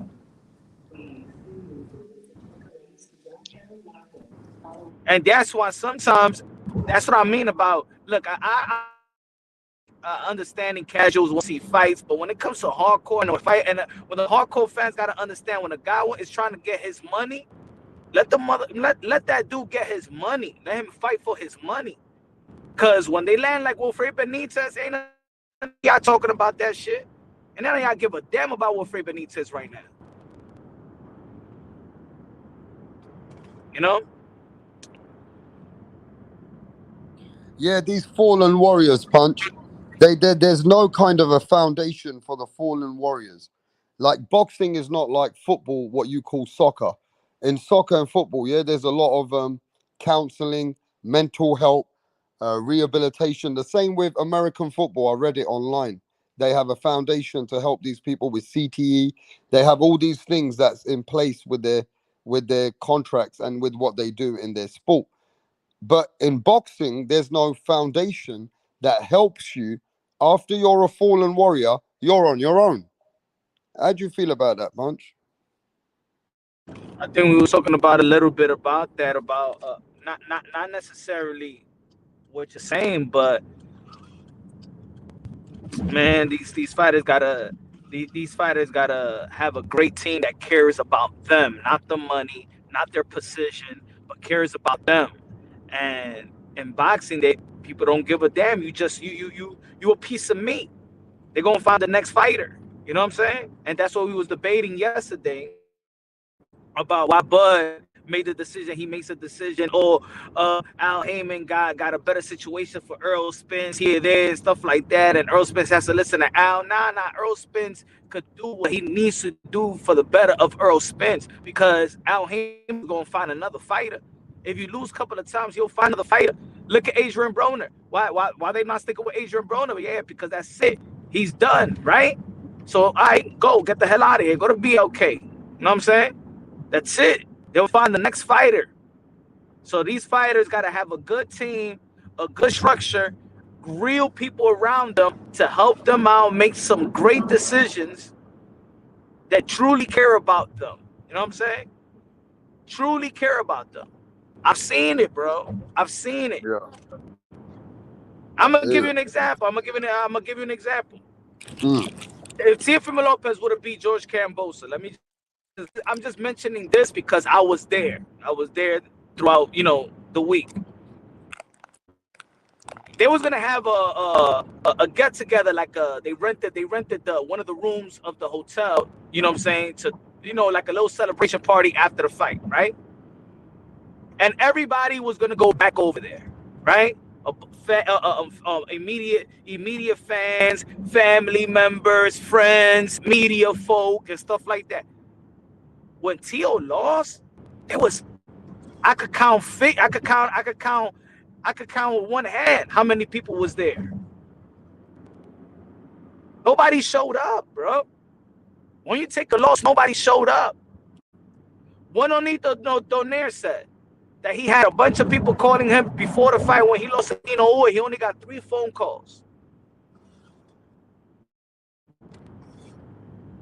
So these fighters got to really get people around them that really cares about them in the interest of them.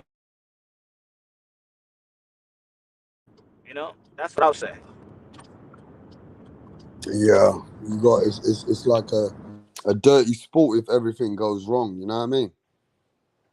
It's not nothing's designed for you in boxing to have a foundation that helps you with rehabilitation, mental health, psychological help, all kinds of different things that you might think that you can get help. You can't. You got to pay for that yourself. It's not provided in this sport. It's provided in many other sports, but not in this sport. How do you feel about that, Tip? I was just about to say, should the structure of the sport be changed?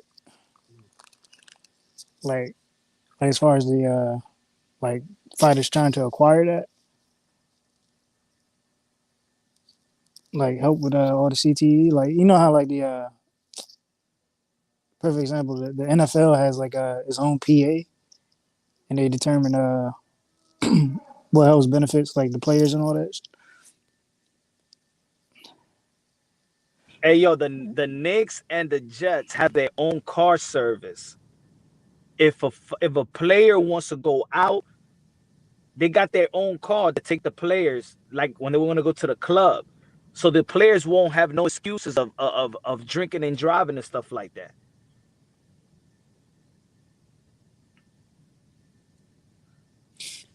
I think that, what I'm saying, that these fighters These fighters are also. I mean, it's a tough because it's just it's an individual sport, Yeah, I was right? just about to say And it's people not. change too. People, It's not. people.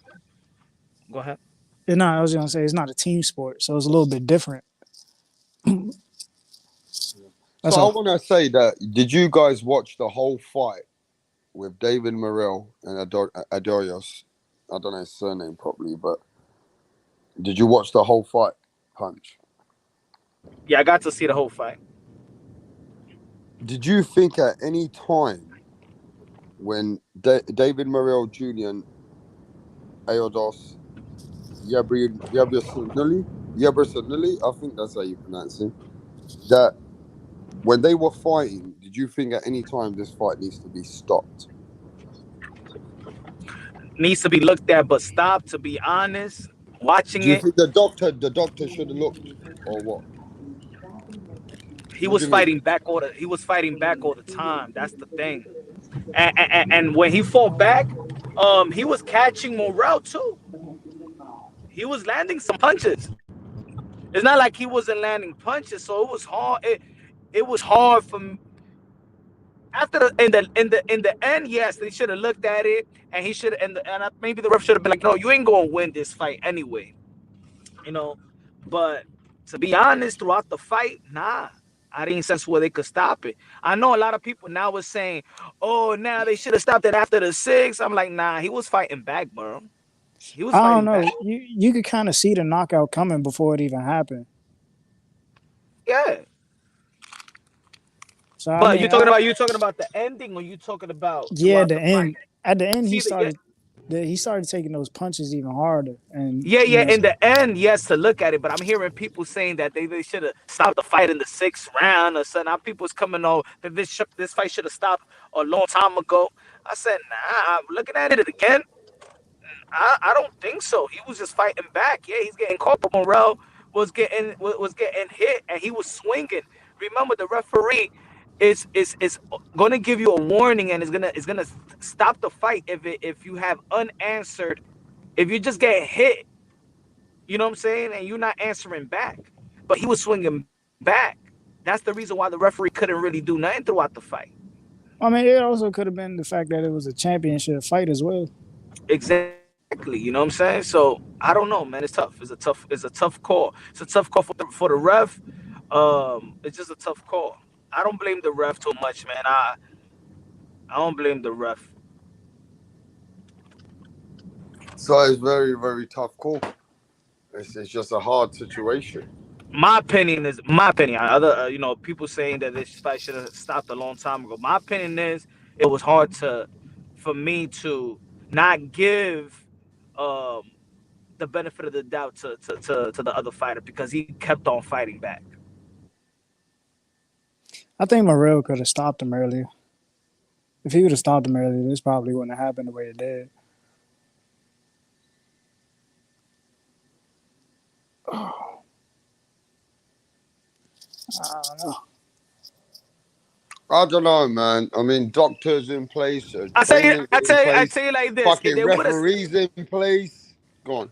if they would have stopped the fight early, like a lot of like some people are saying 6, 7 rounds, whatever, then man, people would have been like, "Oh, that referee is effed up. Yo, it was a good fight. He was fighting back. Yo, he was a warrior, man. You should have given him a chance." You know how the boxing community is. If that referee would have stopped that fight early, people would be like, "Yo, that's premature." What fight did they stop early? Was it the Frank Martin fight? Was it that one? Or was it no? It was the Gary Antoine Russell fight, right? That they said that they stopped that fight early, Gary prematurely. Antoine? The Gary Antoine Oh Russell fight. yeah. Against was it Kid Blast, right? And everybody was saying, "Oh, they stopped it prematurely. They stopped it premature." And you know what I mean? Like, it's fans are gonna find a way to try to hold people accountable. You know what I'm saying? Even prematurely as well. Look at Gabe Flores. Remember Gabe Flores? Everybody was saying that his father should stop the fight because he was getting beat up. And his son started crying, telling his father, no, don't stop the fight. And everybody was criticizing the father. for not stopping the fight? I don't know. I got to go back and watch that Gary Antoine one. I think that one was a little bit different from I don't know, because he was giving Antoine some like real go. No, but what I'm saying is that probably the referee saw what we with his experience. Like we tried, like we're not professionals in refereeing and judging, but we act like we could do their job. Like I never worked a fight in my life. I never worked a fight as a ref where my responsibility is both guys in the ring. You could be in the corner and the responsibility is one guy in the ring, but the responsibility of both lives in the ring, and he got to make a call. You know what I'm saying? A lot of people be acting like they know all this shit. Like this premature. Maybe the referee saw something with his experience. All the bouts that he has refed. He saw something and stopped the fight where people felt like it was premature. I mean, that's the same situation like the chef says. The chef says, but we cry when Sean Porter's dad stopped the fight with Crawford when we knew Sean could still fight. Oh no, man! Sean went down 3 times. I mean, twice. That was it. Twice. It was twice. Yeah, but you can see with the way Sean was going down in that fight, you can see what was coming. Like, I see that stoppage. That's a good stoppage. I guess it's kind of somewhat the same. But that Terrence Crawford stoppage against Sean Porter, that was a good stoppage. See, we felt right. It wasn't a great stoppage because we fans and we know the heart of Sean Porter, and we know how he fights, and we know how he answers back, even when he's gotten hurt, clipped in the past. So I think people was like, his father should have gave him a chance to fight back. You know what I'm saying? But his father knows him more than anybody in the world. He knows how he responds. He knows what he could take. He knows what he could give. He allegedly said Sean didn't train right for the fight or something too. I don't know how to translate, but he said Sean didn't do something in his preparation going into this fight.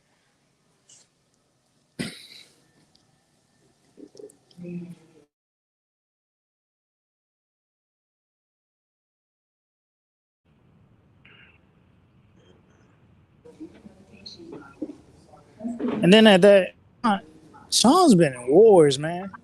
I don't think Sean probably had big fight after big fight until that point. Ted Bayless, can you read the comments out? Because I'll be back in a minute. Read these comments. Yeah. Hayes Alchemist says, Tip Bayless, do you worry about getting badly hurt yourself, bro? When I'm in the ring, yeah, I'm aware. I'm conscious of it. This is why I try to keep myself moving, because I know what, like, when my wind is kicking in, I know I'll get sluggish, and then it comes a point where I'll end up on the ropes, and then I have to try, you know what I'm saying?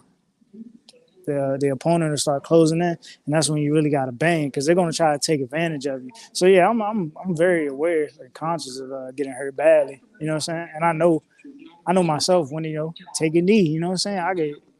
You gotta know when to take a knee early, and then find a way to continue fighting later on. Like probably in that same fight too. Let's see. Ali took dozens of unanswered shots from Foreman, and the ref never stopped it. And look at Ali now, man. Ali's no longer here, but he was in a bad condition after his career boxing. This shit wasn't like Porter early stoppage. I don't think Porter was an early stoppage, bro. The dude got knocked down twice. It was only a matter of time before Terrence Crawford was going to really put his lights up. You can see it. You can see it. Like, once he caught him with that shot, and Sean's body language said everything. Adam. Carmen Basilio wore fighters out with his face and was sharp into his 90s. I don't know who Carmen Basilio is. I have to look that up. The Chief. But when we cry, when Sean's dad stopped the fight with Crawford, I don't know. Me personally, I didn't cry about it. Sean was not hurt. He pounded the canvas. I mean, all right. So let's put it like this. Right? Sean might not have been hurt the way we would imagine. Like, fighters will be hurt, but he's collecting more damage than he should be taking. Like Sean was taking a lot of damage, and you know what I'm saying? It's going to accumulate, you know, and that's bad for a fighter's brain. That's why Sean said he was contemplating that retirement, bro. When you're taking beatings like that, man, you can't continue to take beatings like that. Yeah, but I will say this. I'll be back, but I will say this. Sean Porter was, some people said, was winning on the scorecards or even were winning rounds. And Sean Porter, if you know Sean Porter, he's not a fighter who doesn't have a lot to give. But go on. He said I cried fix. Let's see. Porter was still sharp. Crawford had a sneaky, deadly power.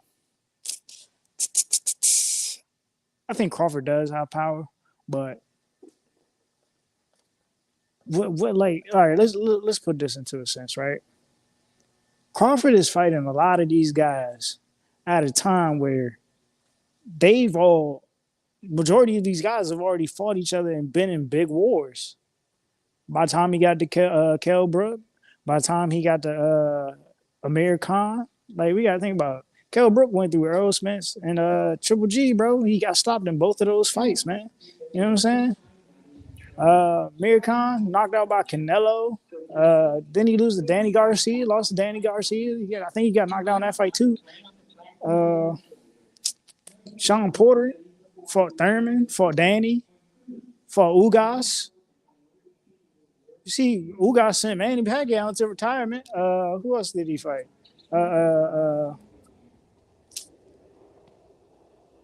Somebody else. I can't remember.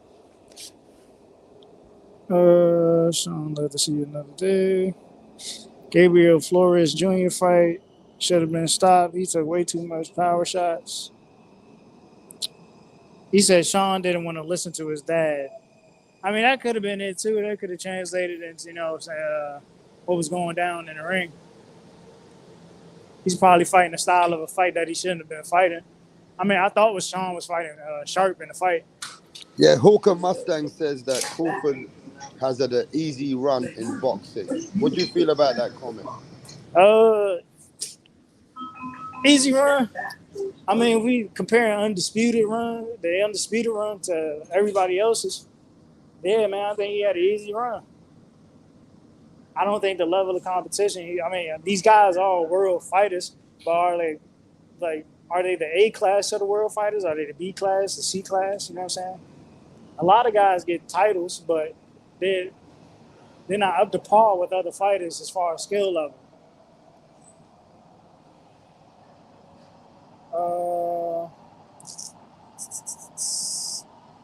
What else we got? Second guest fighters, Adam, and then Boxing Learner says I do. We can say that caused Ali condition though. Yeah, for sure. All that damage he took.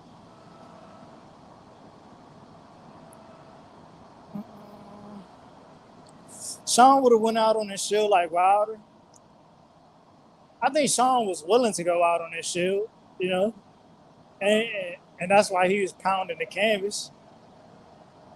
He's like, he's probably thinking to himself, he's like, man, I'm probably winning this fight. He's got to put me down twice. He's getting frustrated with himself. But at the same time, his cranium, bro, like, it's moving around in his head. And that like, after two knockdowns like that, you take a third, bro, you're bound to get a concussion. Like, a concussion is bound to happen. We got to remember, we're in a concussion-based sport.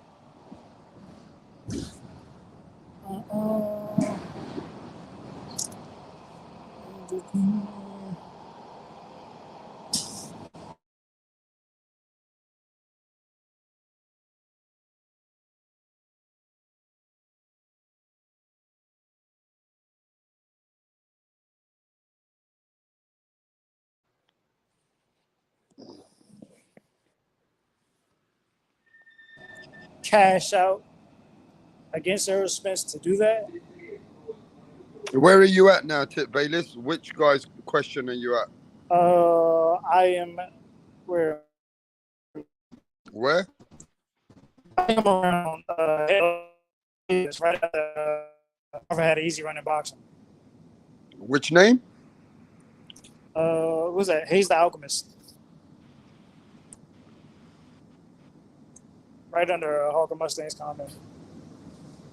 Yeah, but I think Crawford's missing a He legacy hasn't fight. fought any OD of legacy and got dropped by Mean Machine. Did you answer Yeah, that? Rapstar. That's what I'm answering right All now. right, go on. Yeah. I don't think he has a legacy fight, and he needs a legacy fight to cement the rest of his career. I mean, he told I forgot who he told in the interview. It might have been in that Showtime interview. He was like, I don't need Earl Spence, you know what I'm saying? I could retire right now and still be a Hall of Famer. But I mean, we don't remember what fight will we remember the most of Terrence Crawford once he's gone? I think the fight everybody would probably bring up is the what's the guy he fought at 135? Gamboa. The Gamboa fight probably be his most memorable fight. Wow.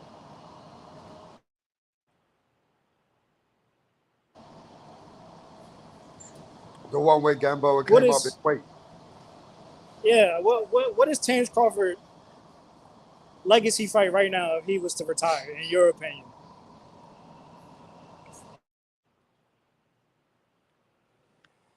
I mean, the biggest fight he won in his medals was Julius Indongo. But nobody give a fuck about Julius Indongo. That's the problem. But that's his biggest legacy fight, Julius Indongo.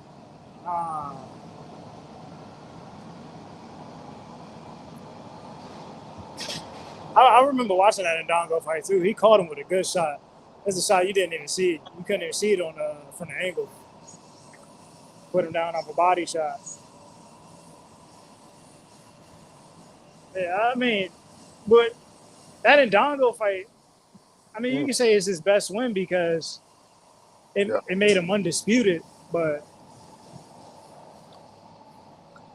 I don't know, man. That's a hard one. Right, keep going to the questions, bro. There's a lot of questions. Okay. Legacy shaking my head. Nobody has even tested Crawford so far, is what I'm saying. Nobody. I think Sean Porter tested him. Sean Porter tested him in the fight. Sean came out strong. He had the box. You know what I'm saying? Crawford was losing the fight early, too, until midway when Crawford started to pick up. I think Crawford still had his second gear, as where Sean didn't have that second gear anymore. Let me see. Terrence Crawford might have the most disappointing career out of the great fighters today, and he's getting old. You know what's crazy? Gabriel Rosado has a better resume than Terrence Crawford. Even though he has more losses, he has a better resume than Terrence Crawford. That's just my personal opinion. Frank called me Son Bayless. John McSmith, is this not a concussion-based sport? You're getting punched in the head. Like, why is it not a concussion-based sport, John, if you're not getting punched in the head? That is just a question. How is the boxer doing in a coma? Chip Bayless. I don't remember what that was in response to. Nobody will remember Crawford. I think people will remember Crawford as a great fighter, but then what they're going to judge is Crawford not fighting the top guys at the time he should have been fighting the top guys. Let's see. Gamboa and Benavidez. I guess you can say the Benavidez fight. It was a good lead up to that fight. But that may be one. I'll give you that one. The Benavidez one could be one.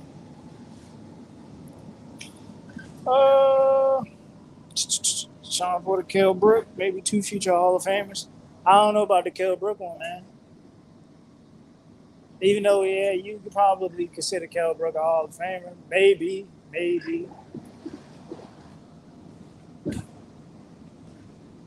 Oh, Crawford did beat the great Indongo to become undisputed at 140. And Indongo has never won a fight since. That's telling. That's telling right there, bro. John McSmith. Porter versus Crawford looked like a sparring match to me, not a boxing contest. That's crazy. That's crazy. I think the first half of the fight was a good boxing fight, and then Crawford just took over. He probably figured Porter out. Oh, what else we got?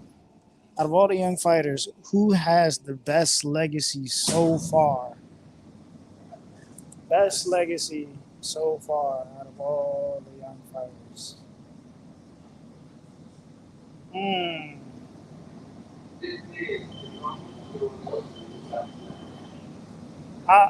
I want to say Devin Haney. I'm not even gonna lie to you. I want to say Devin.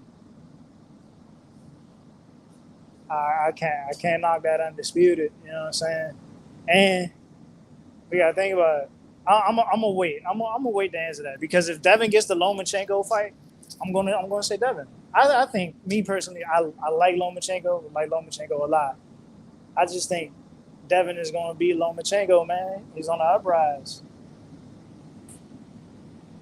Where was I at? You got Earl is having the best legacy out of all the fighters. Man, listen. Like I said before, it's just my personal opinion. I don't think Earl Spence could leave 147 without fighting a Terrence Crawford or Keith Thurman. Even if he fights Terrence Crawford, bro, he still can't leave 147, in my opinion, because nobody's done more in the welterweight division outside of Keith Thurman. Yeah, Crawford has a belt, but Keith Thurman is a two-belt champ, man. You can't knock that. And then say this: if Thurman goes into one of these fights with a young gun, what are we going to say? We're going to say, well, this guy still has it, and he's still at the top of the division. So, you know what I'm saying? Was the Terrence Crawford fight really, a proven fight? I don't know, man. It'll speak volumes, you know what I'm saying, if either one of these guys beats a young guy.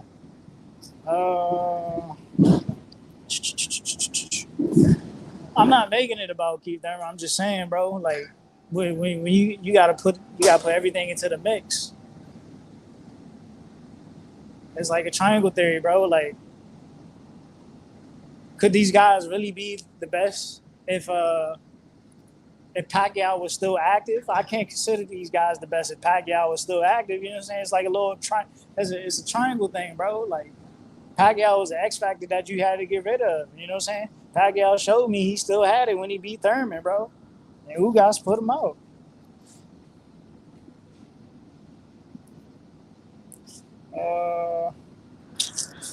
Legacy is made up bullshit. Take it back. Why everything gotta be Keith Thurman, Tip? Why everything gotta be Keith Thurman? I'm just saying at that weight class. At that weight class. Do you think Spence could leave 147 right now without fighting Keith or Bud? Be honest. I mean, if he left, I'd be like, I just don't want him to fight Spence, bro. You gonna say it's a duck because he didn't fight Spence. He didn't fight Crawford. He didn't fight Thurman. He ain't fighting Boots. He's not fighting Virgil. But you're gonna go up to 154 and you're gonna fight a spider crab. You know what I'm saying? Yeah. Come on now. And then, man, I don't know what that I don't know what's gonna happen at 147, man. To be honest with you, it's looking rough out here. I'm blaming Earl, man. Earl doing all this ducking and dodging. Dude don't want to fight. Yeah. And he's showing you he don't want to fight because you got another dude in there who want to fight, but you don't want to fight him, man. And then you could make a fight because you the super champ. You could make a fight with an Ennis or a Virgil. Yeah. You know? Yeah. So he just showing, like, Spence right now is showing me his true colors. Typical. Where were we at? Go on, John, mate. Hey, what's up, Rap Star? What's up, Tippy? John in here. What's going on, John? Hey, I just busted your balls a little bit. Hey, look, I wanted to make a point on this brain injury thing, because in another lifetime, long time ago, in my first marriage, my first wife, her brother was married to this a doctor's daughter. Okay. And so we always see him around the holidays and all that kind of thing, always talking sports, boxing. And that doctor used to tell us, he said, look, Oh, there's nothing between your brain and your skull but a tiny little gap and some fluid. And it's not sometimes you get a concussion. Every time a fighter gets hit, his brain gets jostled and it hits the side of his skull. Okay. And so every time you get hit, like if we were to say a mild concussion or a major concussion, no.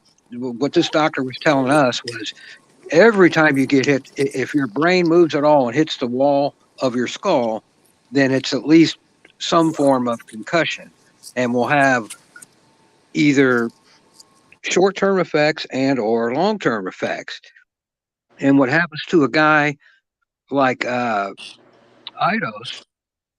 okay, it's either his brain's either bleeding or it's swelling. And either way, they got to put the guy in a coma. What they do is they put you in a coma. But first, they'll crack open your chest, believe it or not. They'll crack open your chest, then they'll put you in a coma, and then they'll cut off part of your skull to relieve wherever it's swelling or wherever the bleeding is. And they'll take that piece of skull and put it in your chest cavity. What they do with it. And so I don't know if that's what's going on with this guy. I think it is. But the point is that it's with these getting hit, that's why they've banned amateur boxing, because the headgear, the headgear doesn't do anything to protect your brain getting jostled around inside your skull. Right. That just protects you from the blow itself, but you still receive the blow. Your brain still gets scrambled around in your head. And so that's why when you see, gee, I don't know why they ban amateur boxing. I mean, they wear headgear and stuff. Well, that's because the headgear doesn't do anything.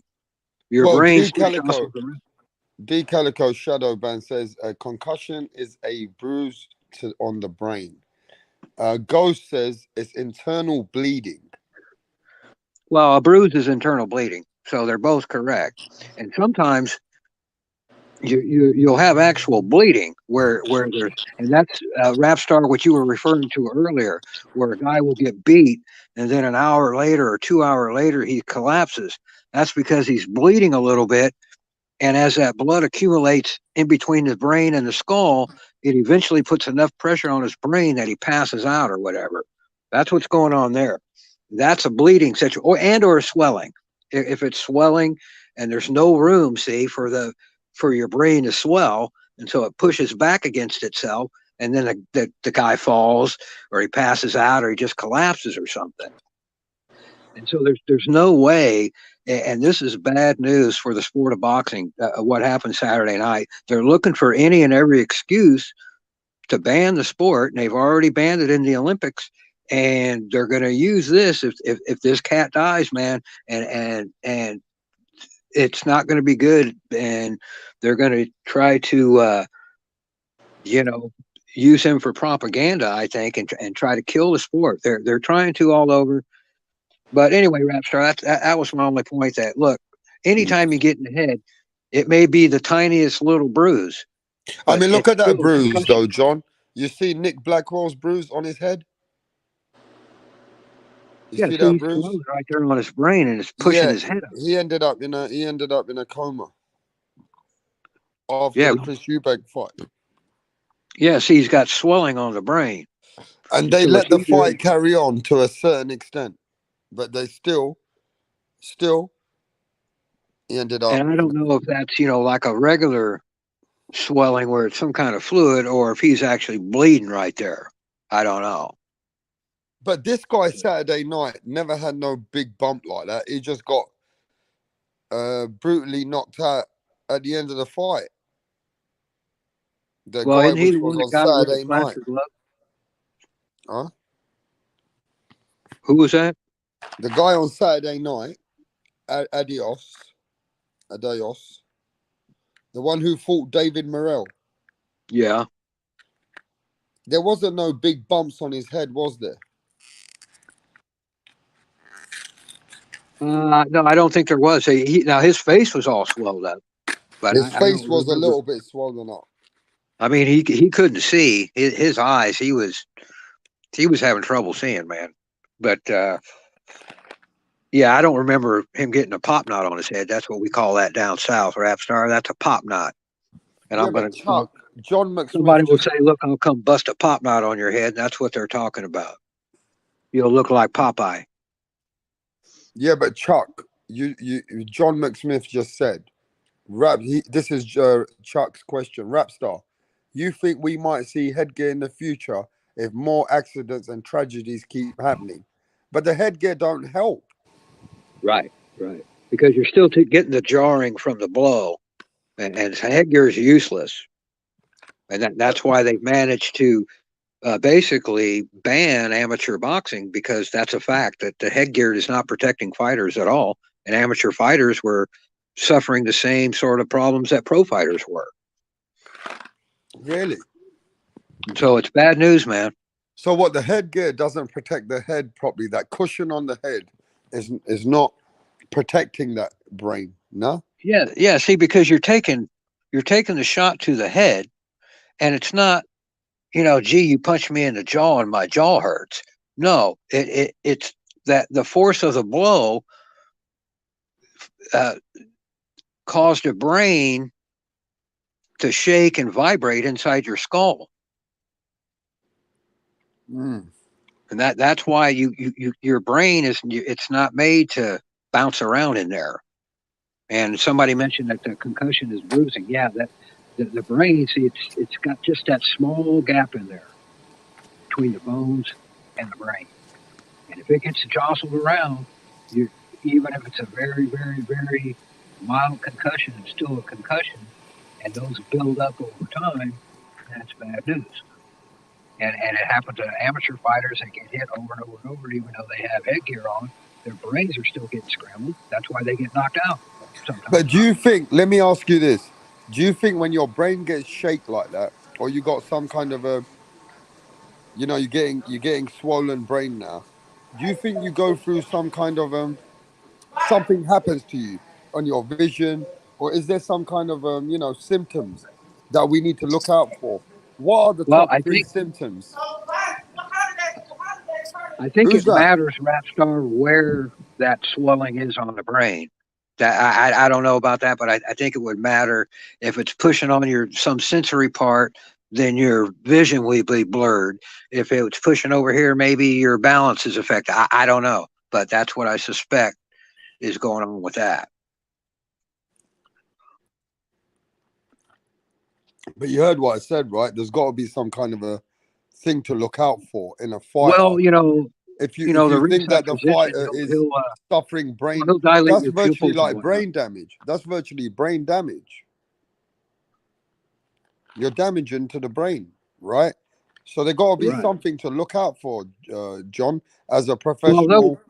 Well, you'll see a ringside physician with a little pin flashlight, and he'll see if your pupils will dilate or not, and that's an indication that your brain's operating correctly.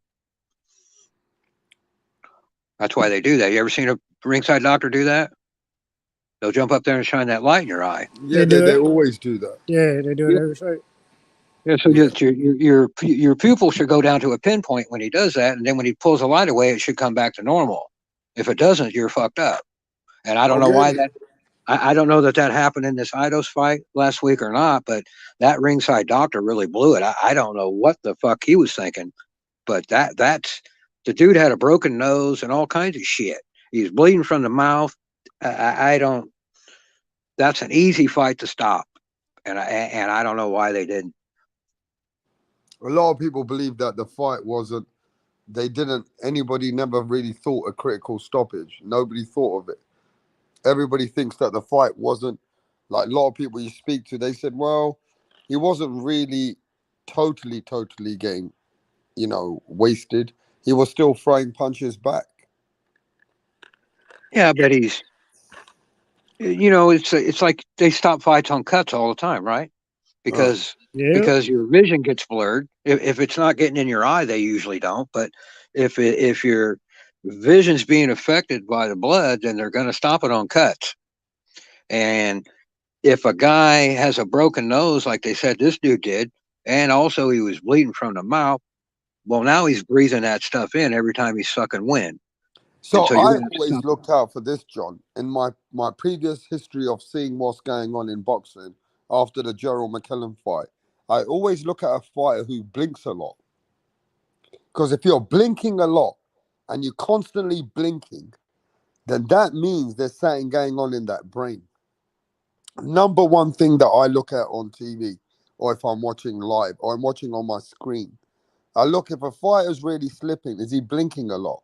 Is that fighter touching his head a lot? Does his head hurt? Is the fighter, gasping for air and he wants to get his mouthpiece out all the time? Have you seen fighters sometimes they can't hold the mouthpiece because they need more air?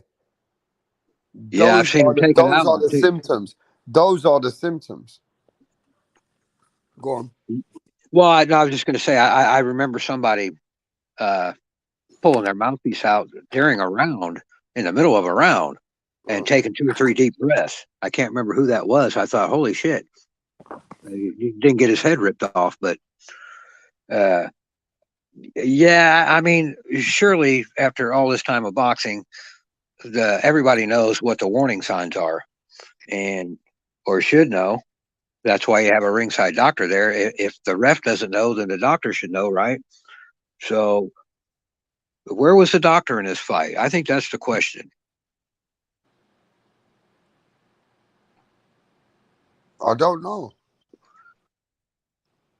Because and I don't know. Did the ref call the doctor to the corner in between rounds? Does anybody know? Because that's generally what happens. Is that the ref will check on the fighter.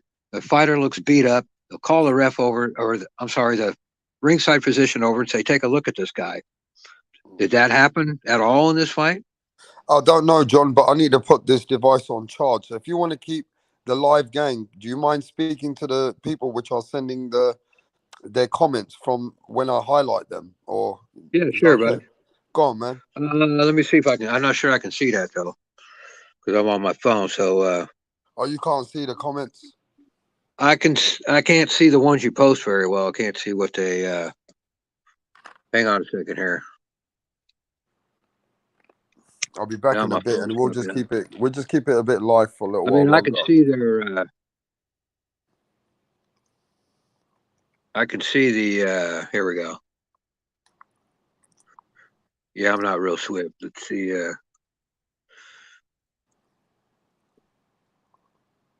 Who do you got up there? Hawk or Mustang? I was worried about this guy during the fight. The chef. The chief? The chief. A lot of these fires ignore the red flags before it happens too. That one? Oh, I see it. Never mind. Oh, you had constant headaches, sensitivity to light, and rapid eye blinking. Yeah, I would. That sounds about right to me. Like I said, I'm not a doctor. I just know what that guy used to tell us. And even if you bump your head, okay, your brain jostles around inside your skull. You take a header on your bike or something? Yeah. Constant headaches. Chuck says, Adam, I just got it. Shaken boxer syndrome. Okay. Every blow creates micro tears in the nerve endings. Yeah, something like that.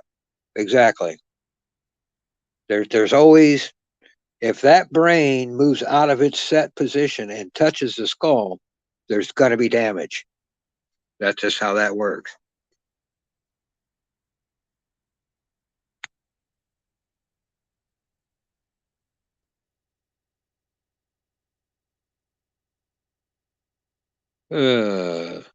Hits to the back of the head are illegal because they rattle your brain. No, Peter, not exactly. If you're talking about rabbit punches, I guess maybe they're two different things, right? You got a rabbit punch and maybe a blow to the back of the head, but a rabbit punch is there to the back of the head to the brain stem, and that will kill you.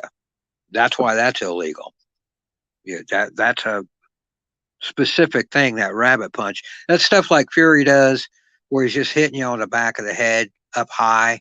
That's not a rabbit punch. A rabbit punch is down low, below the occipital, right on the brainstem, on that little soft spot in the back of your head, right there. That's a rabbit punch.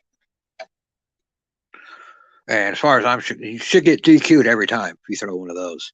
But that's not the shit Fury does. They try to say, oh, they're rabbit punches, but they're not. You will very rarely see a fighter hit a guy right there, because everybody knows, man, don't hit me right there. You fucking kill somebody, hit him right there. Talking about rabbit. Yeah, well, okay, yeah. Like I said, right there on the back of your neck, right where your spinal cord and brain stem come up to your brain, that backbone of your skull is the occipital, right there. You cannot punch somebody right there. That's a rabbit punch, because it will kill you. It's right where your amygdala is, if you want to go look at the anatomy. Medulla amygdala, okay? It's what Joe Pesci gives you with the ice pick, you know? It's the same thing. If it hits you right there, it's bad news. After the Julia Jackson fight, Gerald McClellan was crying for weeks. Yeah, Adam, I don't know if that's true or not, but I wonder why. Seems like doctors can't figure out a simple headache anyway, right? Best cure for migraines is cannabis. So I don't know. Guy gets hit like that, I don't see how it wouldn't hurt for weeks. Or like that shot. Who was that the week before last? Took that left hook to the body and then that left hook to the chin and went down like a ton of bricks. I can't remember who that was now already. But they fucked that guy up. He's still feeling it.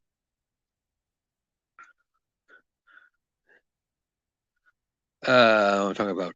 No, I'm not talking about rabbit punches. Oh, okay. I thought you were talking about rabbit punches. You said, no, I'm not talking about rabbit punches. Yeah. So what were you saying then? Let me go back. We should have stopped the fight. Where did I see that? Because they rattle your brain. Well, yeah, but that's the point, Peter. Those shots to the back of your head don't rattle your brain any more than the ones to the side of your head. Wasn't it the second Wilder fight where he took that shot upside the head and went down? That's how come fighters, when you see them get punched in the side of the head instead of on the chin, and they still get knocked out. Yeah, it's because their brain got rattled around in there, man. It vibrates like a bell. You know what I mean? Like they say, you got your bell rung. That's where that comes from. And so they bang, you get hit, and your brain sits there and fucking vibrates like a bell and bounces all off it has nowhere to go. So it bounces all around the inside of your skull. And once it stops vibrating, all of a sudden the guy comes to and you go, oh, wow, they help him up and shit.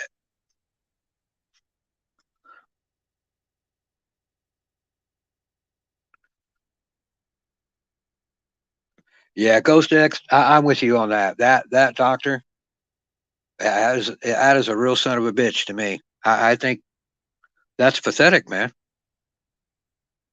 But I'm with you on that. It more so than the ref, and even more so than the corner. Even though really, the trainer, man, that's his job. He's supposed to. And apparently, hey, look. In all fairness, apparently the trainer thought his fighter was good to go. Apparently, the ref thought the fighter was good to go. So maybe there really weren't all these indications that it should have been stopped, because the people most involved with it kept it going. So I don't know. And near as I can tell, the ringside doctor wasn't even called up to the corner between rounds.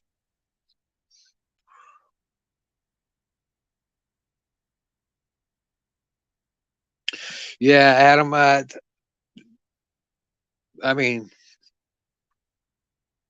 how long ago was that? It's pretty easy for him now to give you an MRI and tell you if you got bleeding on the brain or not. I think they had MRIs back then. They don't have to wonder if you're bleeding. They can just check, give you a test.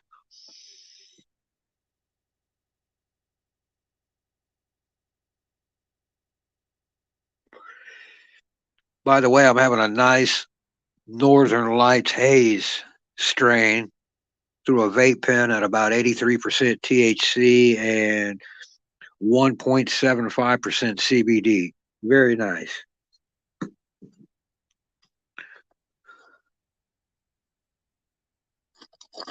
Yeah, Peter. Peter Von Ark says that Yerbossynuly was the ref's fault. Should have stopped the fight. Yeah, but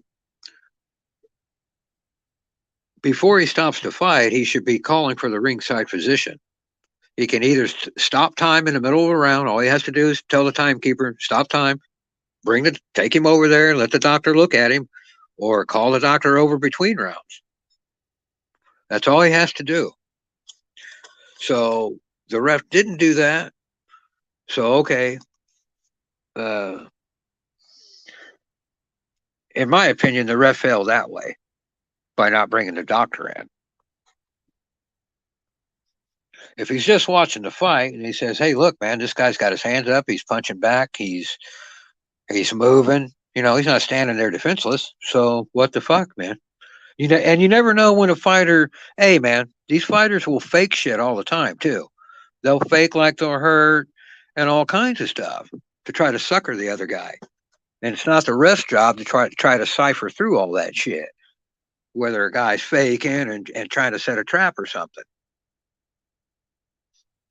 So I tend to blame the doctor way more than the ref.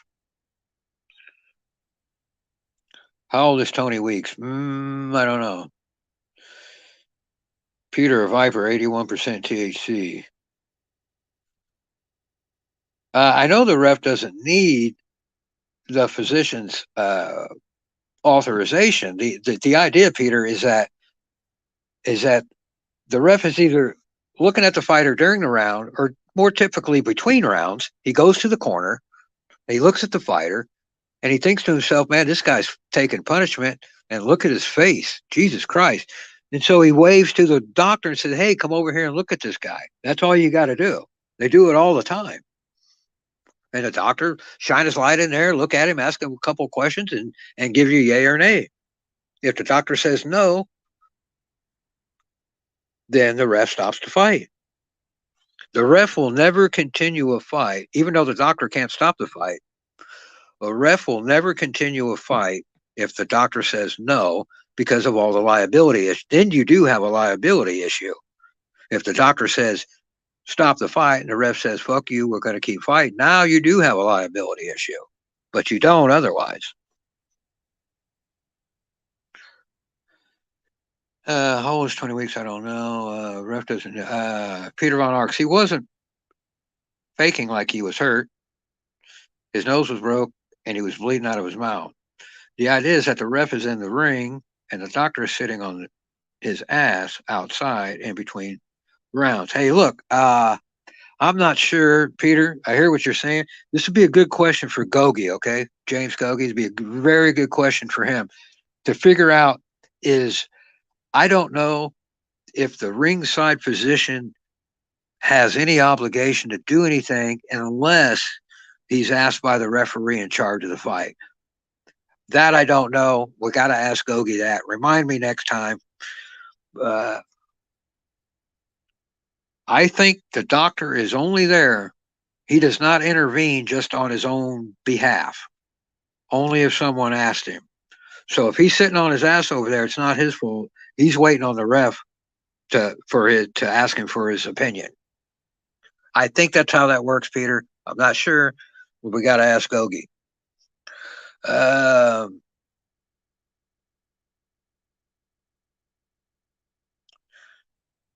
The Chief, Peter, a lot of boxers had worse margaritas.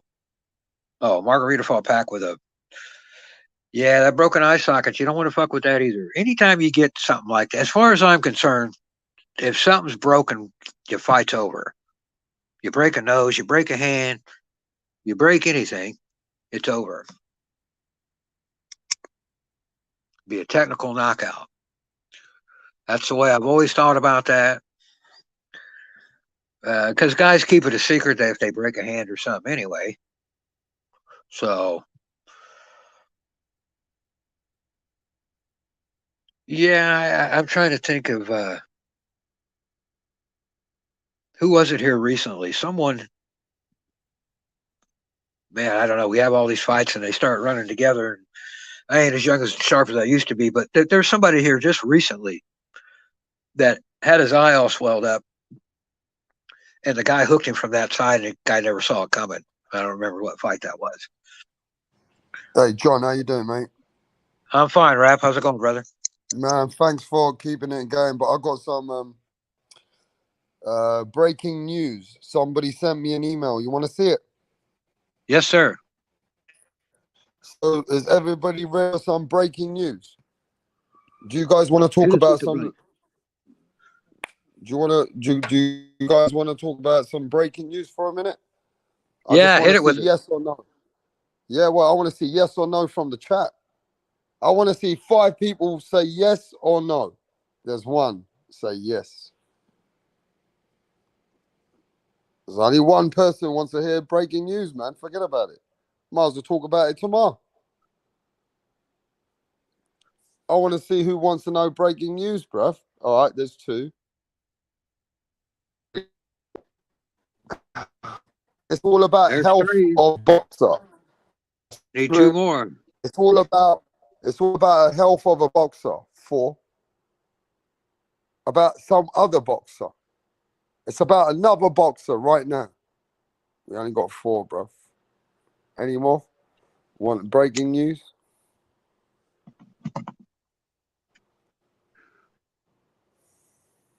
We All right, need let's 2 go. more yeses. Let's go, fellas. 2 more yeses. We just need We fucking only 1. got 3. All right, we got breaking news. Are you ready? We got 4. Errol Spence's viral video is going around. His girlfriend has put a video out of Errol Spence looking lethargic, drunk. He sounds like a baby in bed. He's totally drunk. He cheated on his girlfriend and she put him out there. She exposed him. He's paralytic. He can't talk for himself. The video's going viral. Errol Spence is totally getting drunk and totally getting smashed out of his brain. If you see Errol Spence in this video, he sounds like a baby. I saw the video, it was a bad look. Spence was out of it like crazy. Errol Spence looked like this is how he sounded.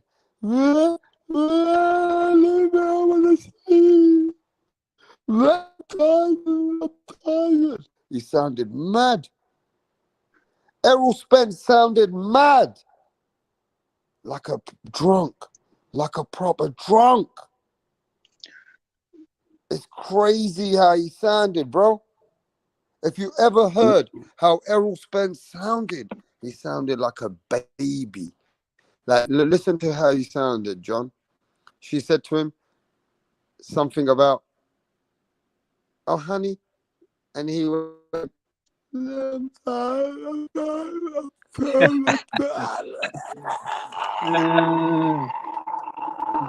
and then he goes and lies down, and she's exposing him.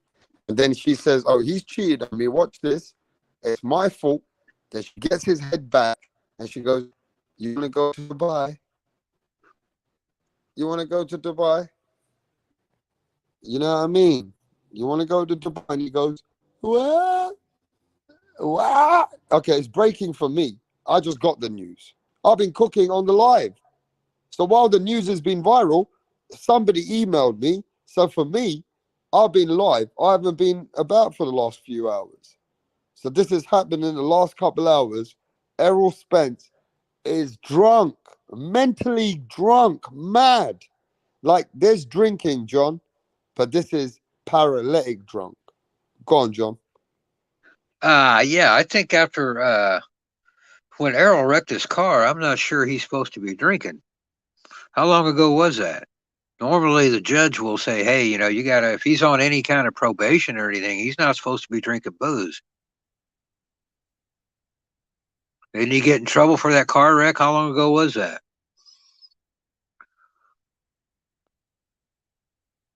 John, Errol Spence nearly killed himself in a car already.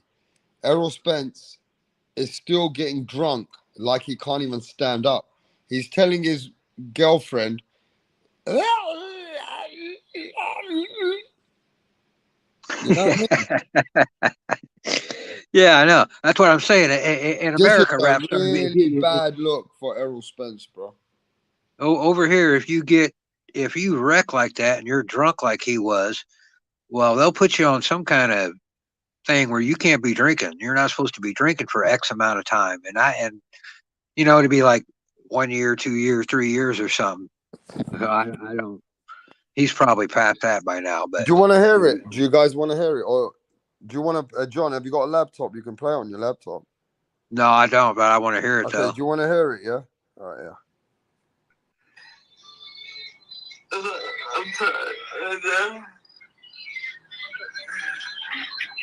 So yeah, it's just been so hard. I take full responsibility. I mean, he was cheating on me, so I did run that nigga over with my car, but he would appreciate. Would you want to go to Dubai, baby? Do you want to go to Dubai, baby? Dubai? He's fucked up.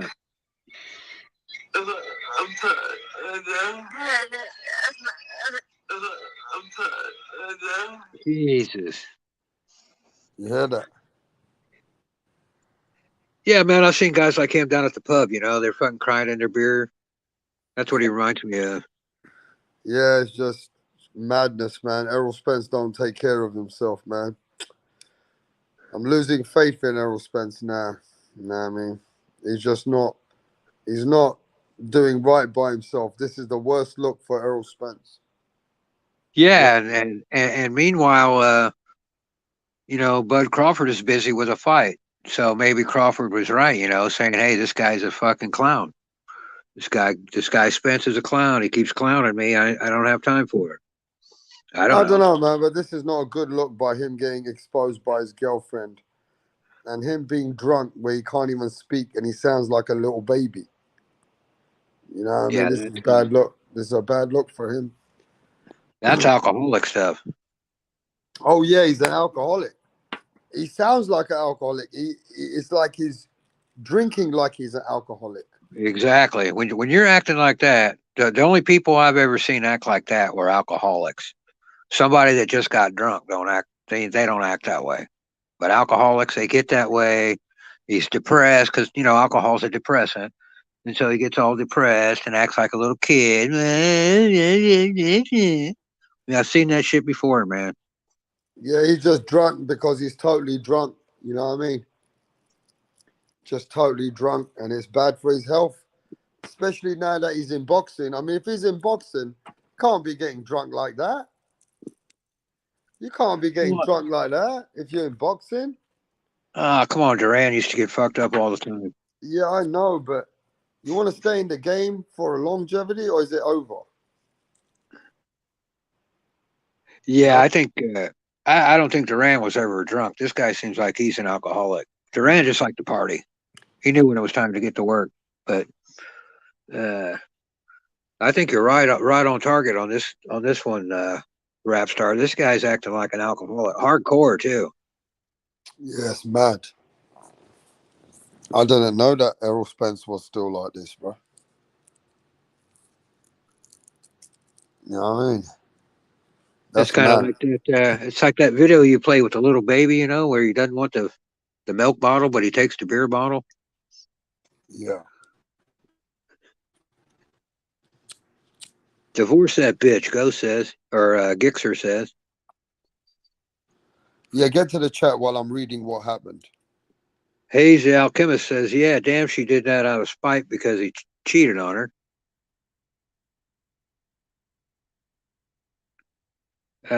Chief says maybe that car damage did more than we suspected. Yeah, that's what I was wondering.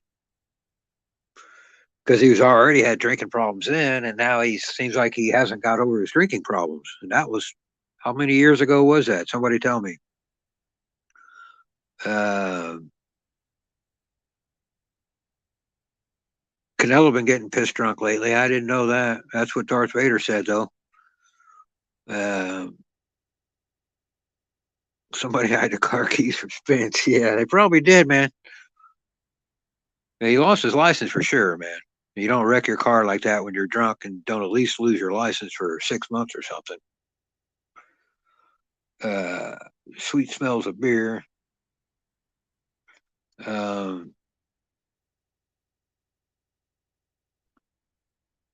Yeah, somebody tell me how long ago was that car wreck? It seems like forever, but I can't remember if it was 3 years ago or 5 years ago or 6 or 7. I have no idea at this point.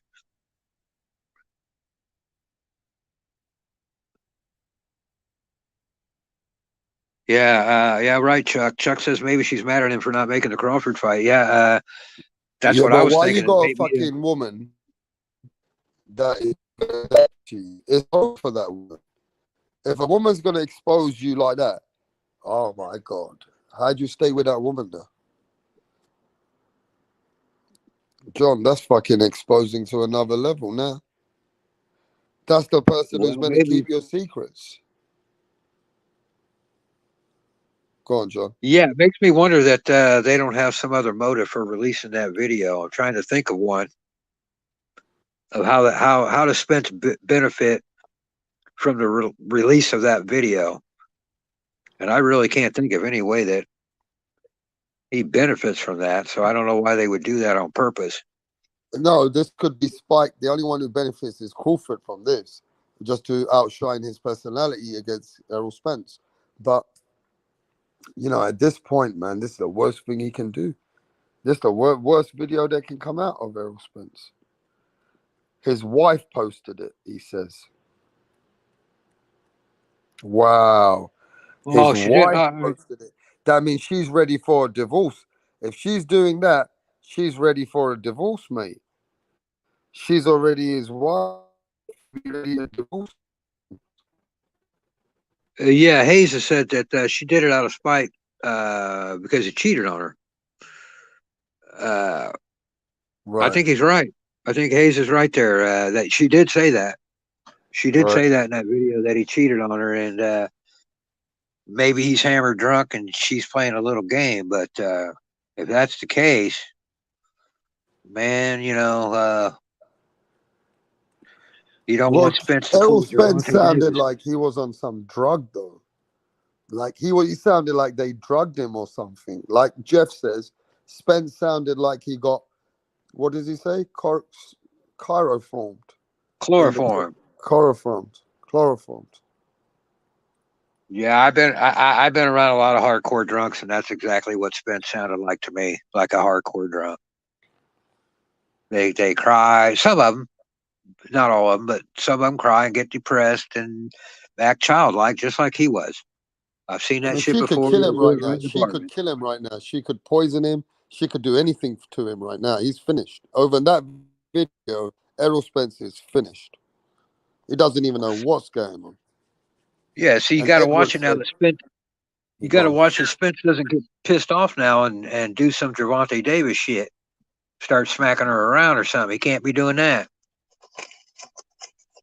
Geyser says that wife had nothing until Spence blows him up like that. Wow. She's a fool for messing with his career like that. She has just tried to mess his whole life up. She has just basically just trying to expose the man. Errol Spence's wife has just exposed him. Just to show that this man ain't serious. On alcohol, bro. That don't even show like it was alcohol. There was something else Errol Spence is taking. Errol Spence has been given a drug, bro. Either he's been spiked or Errol Spence has took something there. I don't care what you say. That's not just alcohol, bro. I don't think that's just alcohol. I've seen plenty of drunks act that way. I used to work in a bar for 7 years, and that's how they act, man. I've seen it. I've seen it, but I'm not saying he wasn't. He could have been on some kind of Prozac or some shit that he's taking. Who knows? You know, he's mixing. Yeah. If he's mixing pills with booze, now he's really got a problem. But this chick doing that, if she did that out of spite, or I'm still trying to think that of a reason. Is Spence getting any kind of sympathy for this, or is he only getting? I don't want me to play it again. People want me to play it again. You ready? Yeah, are Spence fans being sympathetic toward him about this, or? Let me play it, John. Because maybe that's what this is about. Let me play the video, John. Okay.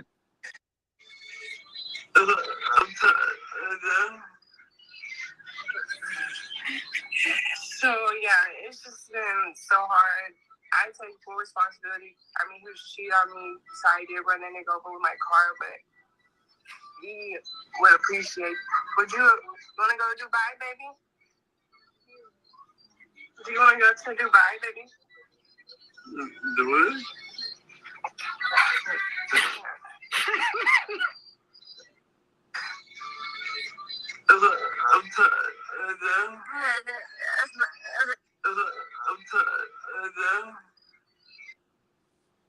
Sounds pathetic.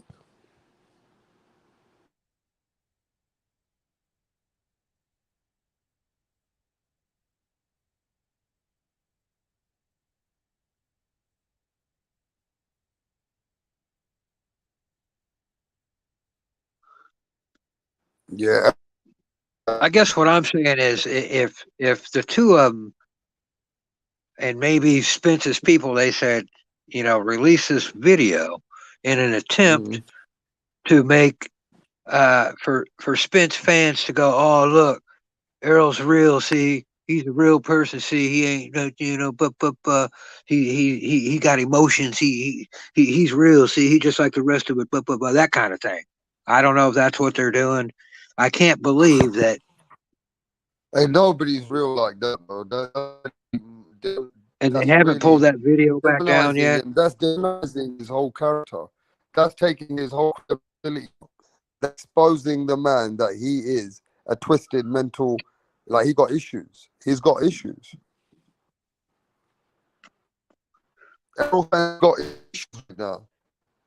And that video shows that problems in his life. He doesn't feel good about life.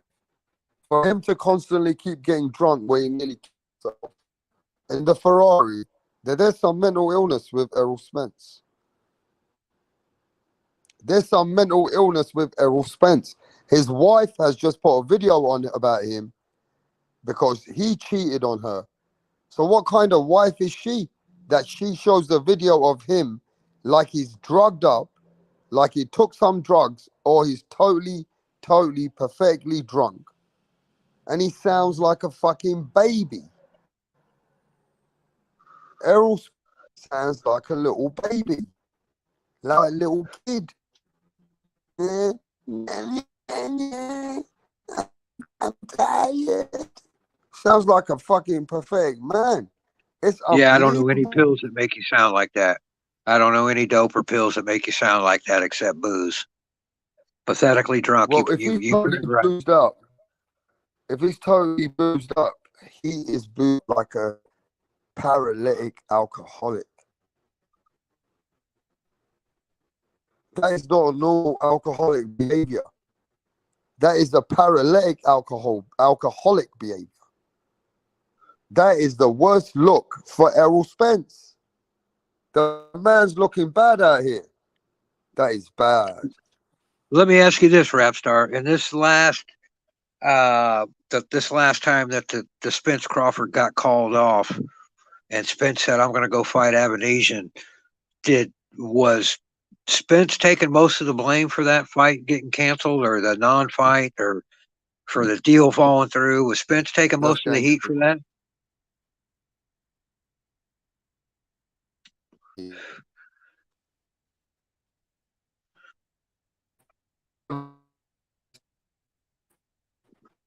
You're cutting out, brother. Hey, he says social media is messing up society. everyone's taking heat for that fight. Go on, get to the chat then. What does Jeff say? Jeff Lucida says, still can't believe he survived the car wreck. That looked like, what's it say? Looked like a death face. Sure. Yeah, that was a gnarly wreck, man, for sure. Absolutely. I don't know how fast he was going. Somebody said 100 miles an hour. I don't know if that was right, but it was a car that probably saved him.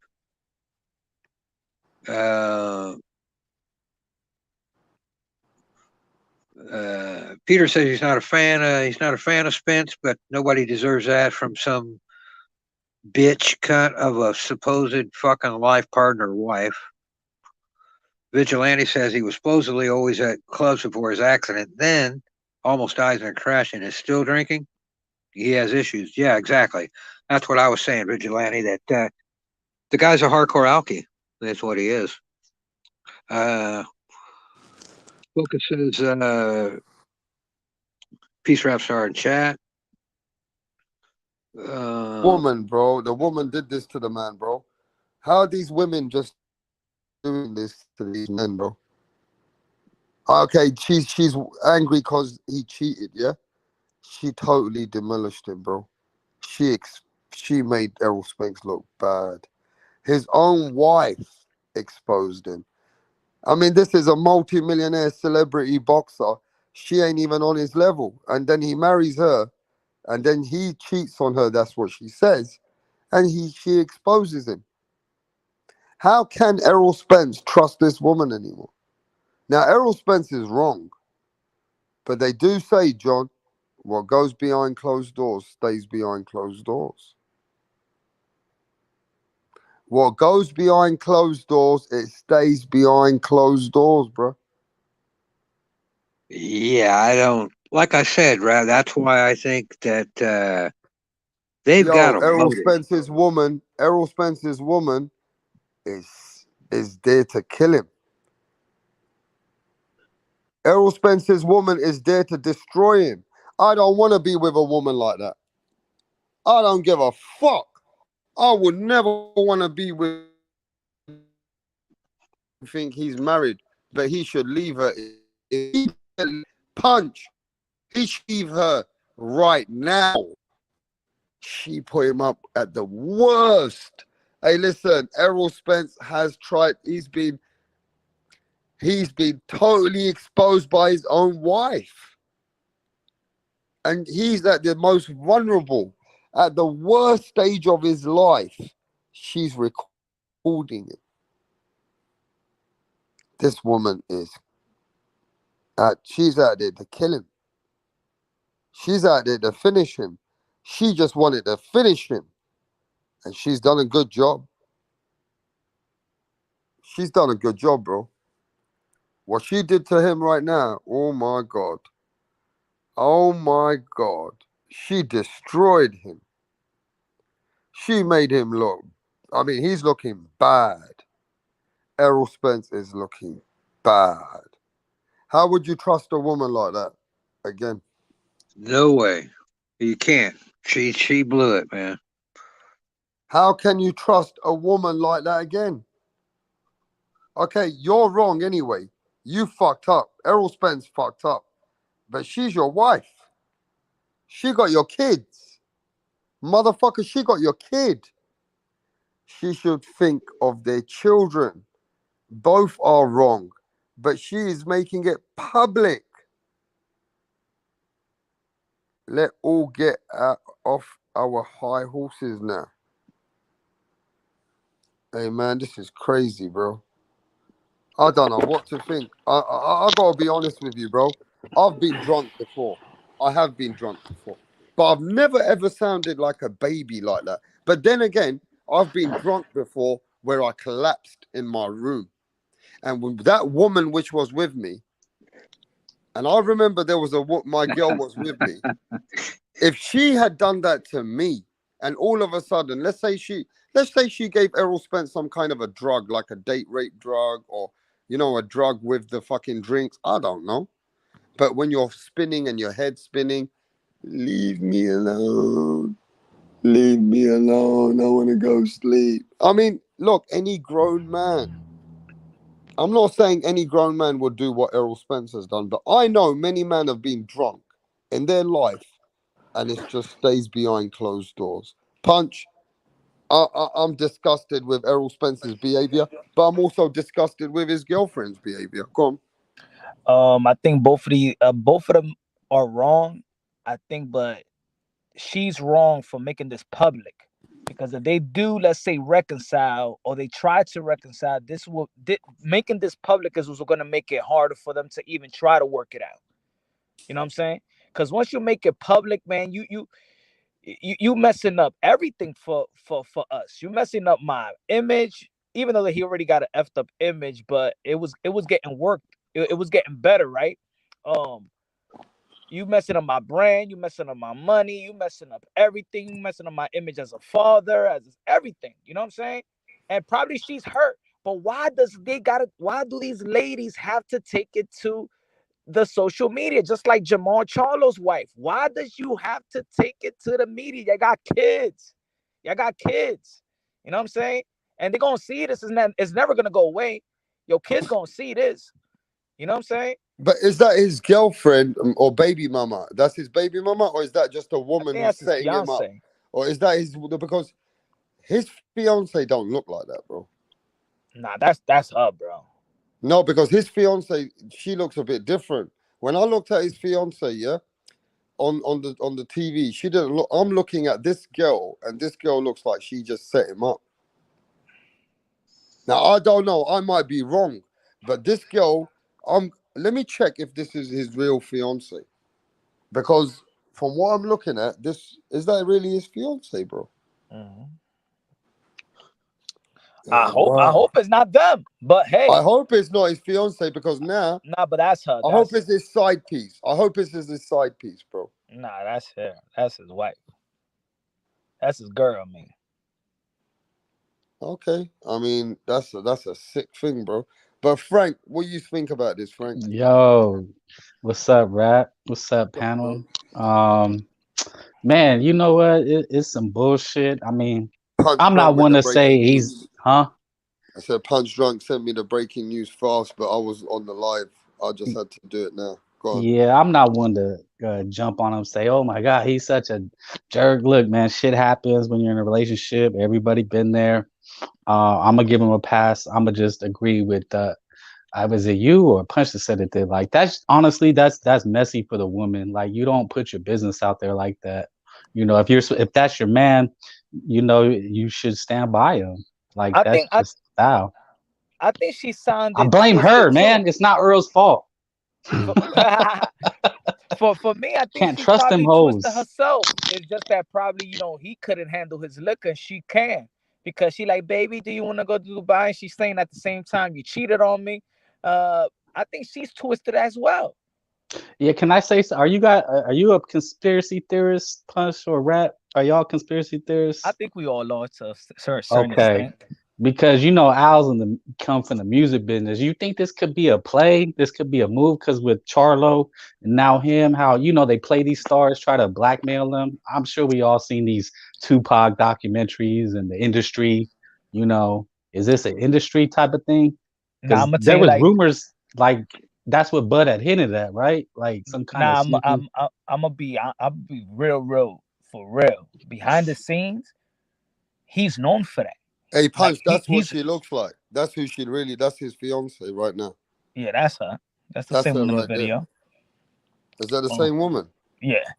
Man, that's fucked up, Punch. I think that I mean, she's nice though. She looks nice though. But people say that's Earl Spence. That Earl Spence has a problem with alcohol, even before the car accident. And after the car, right after the car accident, I heard a story, but you know what? I heard a story, and I let that person tell it. But everybody knows who this person is. But that's why when Bud Crawford said that in the tweet, remember while they was going back and forth, and he told Earl Spence to stop doing what you're doing. I heard something. So he got problem with the bottle.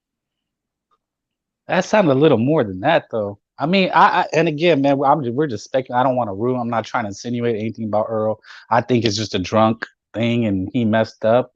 I know plenty of men that done the same thing. I don't think anybody's above that. But I'm just saying the He's an timing, alcoholic. trying to embarrass him. Maybe, you know, I mean, of course, we always gonna go after the shorty, of course, man, that she did wrong, but maybe she's hurt too, and the only way that she could hurt him is by going to social media. I mean, if he was cheating on her, does she have the right to feel hurt and you know what I'm saying, show her hurt the way she did? No, there's no excuse for that. I'm not giving her no type of pass. Like it's No, just no, fuck no, no, no, no, F no, no, her no, no, all no, no, day, no, no, man. no, no, no. She a bitch. She Yeah, a fucking thank bitch. you. Say it. Hey, listen, Errol Spence needs to fucking get rid of this hoe. Get rid of this fucking ASAP. bitch. ASAP. Hey, let me tell you what Errol Spence needs to do. He can go get any fucking chick right now. Errol Spence is the man out there in Texas. Get rid of this girl, bro. She's trying to out there expose him and make him look like a fucking hoe. Get rid of this woman, man. She But just that's what trying I'm to saying make him about look the bad. timing. Nah, get rid of her. That's what I'm saying about the timing. It just seems too coincidental, man. I you know, I'm one of those people that don't believe in coincidences. You know, like there's always a connection somehow, some way. You know, you know, someone's Or always got. maybe, no, maybe we're wrong. Maybe she's done with Spence and she's getting rid of him.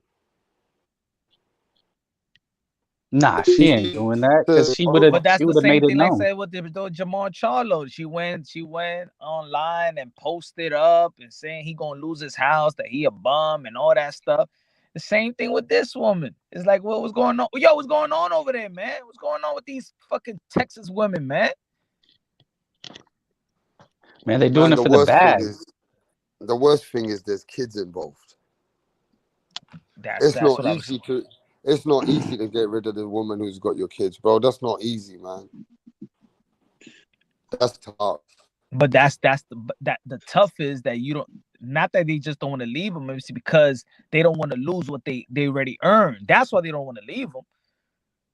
Sometimes you stick with this woman because you know you're gonna lose a lot if you leave this woman. So you keep it in the fucking house, so this woman won't take you to court, take you to alimony and stuff like that. There's a lot of men struggling. Hey, yo, there's a lot of men struggling out there, staying with a woman that they don't want to be with, but they have their kids, but they're afraid to go to they're afraid to go to family court. They're afraid to get that half. Yeah, but punch. Look, let's keep it real, right?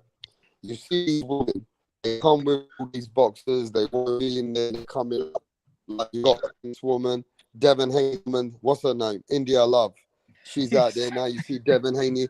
Devin Haney got a woman called India Love. And India Love, you know, she got sunglasses on. You see that, you know, it's his women. They're their women. But tomorrow, these women know what they're getting into. They know that the men that they got, all the women want these kind of men because they got shit going on. It's that, you know, these guys are celebrities. These guys are boxers. Women are going to be out but there. that's why, like, you know what? That's comes why with the territory, bro. So when that's you why your expose handlers, your man like that, though, yeah, but that's why your you're handlers need to exposing your protect man you. there. Go on. You know, like the NFL, they do classes on hoes. You know, like where not to go, when not to go, how to invest your money. You know, I'm sure that's why people are supposed to protect you. But what I'm saying is, bro, Errol Spence's woman is not the truth. Errol's not the truth. We know what he's doing, but Errol Spence's woman is not the truth. She's not the truth. There's good. No, let's not bash women. Bro, it's not if a bash Errol woman Spence's session. woman was the truth, she'll get that phone number of the bitch and she'll say to him, "Let me show you how Errol Spence's woman goes down." Man, and she'll knock that bitch out. DNA? Isn't the woman DNA Nah, to be let's a not fuck bash. up? No, come on, let's not bash. Isn't the women. woman DNA to be a fuck up? The first woman in the world, Eve. Okay. She had everything, man. She had everything. I don't condone that. I think women are great. I just think there's bad apples. Women, but probably we using them wrong. Probably we using them the way that it is not intended. Why do you think it's hard for a man to stay with one? I'm not a pope or priest. I'm a man like you are, and we have our ways, and we're known dogs. I mean, the first woman cheated on God, bro. Okay, well, I'm not a priest or a pope. You guys have got to talk about this because the first woman in the world. Frank, Punch, John McSmith. There's other people. Keep cooking, man. I'll be back. Go on. I'm not opposed to a priest. Punch. I can't. Neither. What's to say? I can neither confirm nor deny that. But I'm just. But look, man. I mean, let's not bag on Earl. Look, maybe See, this is why I would be upset. It's like maybe he really is depressed about this situation, and she's using it against him. What if he's drinking because he's just depressed about this whole situation? That's why I don't like the timing of it. True, but the thing, she said the cheating. You know what I'm saying? Like if there was just a video of him being drunk, it wouldn't have. I would have been like, "Come on, man. We all get. He's probably drinking wine with his lady, and he got twisted with his lady. At least he's home with his woman. I mean, we all drink at home or something like that. We all drink with our significant other, stuff like that. But the thing is, she said that she caught him cheating. That's what makes this it seemed like some backdoor shit, man. Honestly, it looks like a setup. Like if we're looking at the situation, if she caught him or like he's in the room and then she caught the bitch in the hallway. I don't like to say bitch, but I'm just saying in this situation. But then it's like, but baby, you want to go to Dubai? So I'm saying in my mind, is she twisted? It seemed like she's twisted too. No, I think she's talking about a fight. Like that's what I'm saying, man. Like because maybe she knows they got some shit cooking, and she's trying to. That's what I'm saying, man. The timing, man. I'm trying to get on my conspiracy shit right now. Well, here's the thing, fellas. It seems like everybody's running on the assumption that this woman is the one that uploaded that video. Is that a fact? It looks she's speaking to the camera. Well, I know, but who uploaded the video? But that's what I'm saying. It's some backdoor shit, man. This looks like one of his homies or somebody set him up, man. Or maybe Earl did. All I'm saying is, until you know who uploaded the video, and has that video been taken down since? I've been trying to look for that video in TikTok. I haven't found it. Because they didn't. It wasn't through TMZ. Is it on TMZ yet? Because they sell these videos. If you want to talk about conspiracy theories, then I smell a rat. And that's what I just said. That's why I said the timing of it all is. Well, I think it has something to do with because Andy Ruiz was just in Dubai. They're trying to manipulate his image. Yo, Punch. Why was Ruiz in Dubai? Nobody ever said anything about that. Because his brother, Andy Ruiz? Yeah, he was in Dubai. Andy Ruiz is celebrating. His brother is celebrating. His wife is pregnant. They was throwing a party with what you call that shit before the baby shower? Oh yeah. The gender party, whatever. Yeah, gender reveal. That new shit that people be doing. Oh, it wasn't to promote a fight. He's not trying to set up a fight. Nah. Oh, I thought it was. He's out there with his family. Well, I'm trying to read into the video. Yeah, he was set up, man. Somebody's trying to destroy him. But think about it. It's weird. In the last we could say a week and a half, we got 2 leaked videos of Earl Spence, audio with Steven Espinoza, which I feel like it was chopped up and made up by Earl Spence's team. And now you got this video. Like, who's really going out there trying to get at Earl Spence? That's what I said, man. It said that's why I said the timing of all this shit is just that his baby mama too that leaked that shit? I don't know, man. Listen, somebody's out to get him. Well, I don't see how does this video make Spence look bad? All he is drunk. I don't see how it makes him look that bad anyway.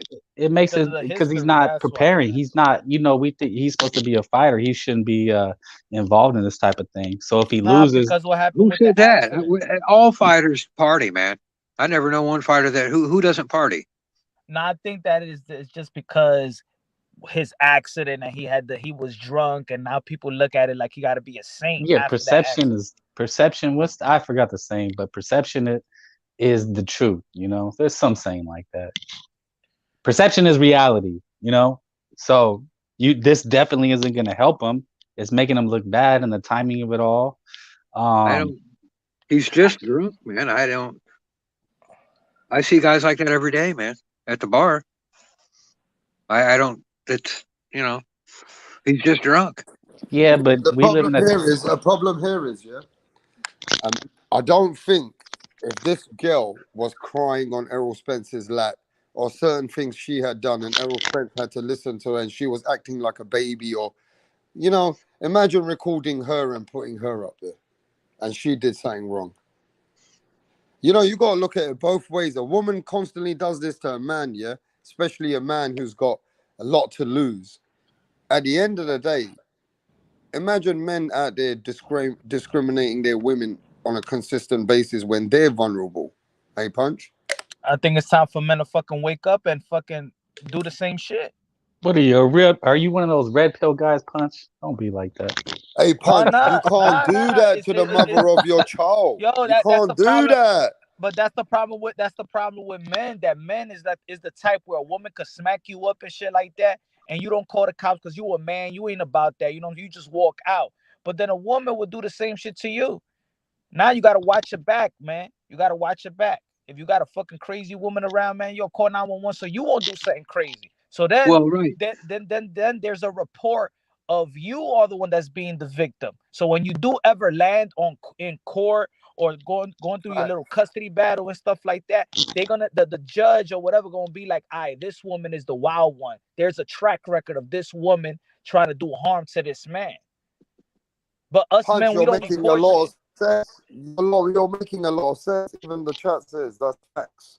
But people don't think, men don't think like that about their baby mamas. Yeah, but you know what, man? It's not like Earl did her dirty. So what? He cheated. That's what I'm saying, man. Like, why would you do this? He didn't do it dirty. No. Listen to what I'm saying, though. Like, no, listen to what I'm saying. Okay. Listen to what I'm saying. It's not like he beat her ass or he like banged her sister, like something foul, like some foul shit, you know?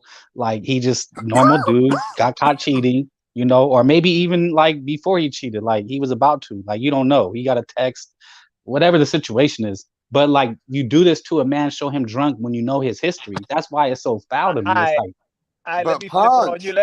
Can I flip it? But Let me flip it on him. I just heard it my again, man, it's Punch. not. Let me flip it on him. Pathetic. Errol Spence sounds pathetic. Let me flip it on him. Hey, yo, Frank, you know, it's nothing. You know what I'm saying? Your girl suck another guy's dick. Don't worry about it. You know what I'm saying? Nothing big about that. You know what I'm saying? You can stay with it and shit like that. Yeah, at least I mean, if she like emptied at my least she ain't account suck your and then it was my dick, brother, you know what I'm saying? nah. Look, if Let me it was ask like you, Frank, what? imagine if Errol Spence's fiance, she went to Yellow Beezy's house and she swallowed every single cum from that cock. Listen to this. She goes to Errol Spence. Yellow Beezy says, "Look, man, you know this ain't going nowhere. Me and Errol are big men in the game, and this is gonna stay within family. I'm not gonna expose you. You know what I mean?" Yeah. And Yellow Beezy tells her, "Don't say nothing, because I don't want to take a jab from Errol Spence. I'll give you anything you want." Like, Yellow Beezy don't want to get this shit going out there because Spence will kill him. So she keeps it quiet. One night she gets drunk and he looks at the phone and he sees something. And she says on the phone, "Yella, I missed that cock. I want to swallow every piece of it." He's saying a little too descriptive. No, listen. Just hey, maybe she called him with maybe she called that Earl Spence night, with Yellow Beezy. okay. What's the point, man? The point is, now I want to make it worse. She came in that night and you could see the text and the date, and she was kissing him the same night she sucked Yellow Beezy off. And you know what she was listening to? She was listening, "It's on me, baby. It's on me, baby." Okay.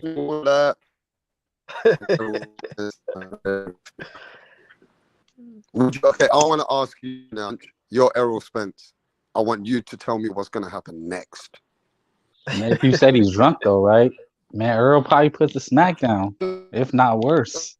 But I don't know his character. I mean, I've never hit a woman. I mean, I don't know if everybody on the panel could say the same.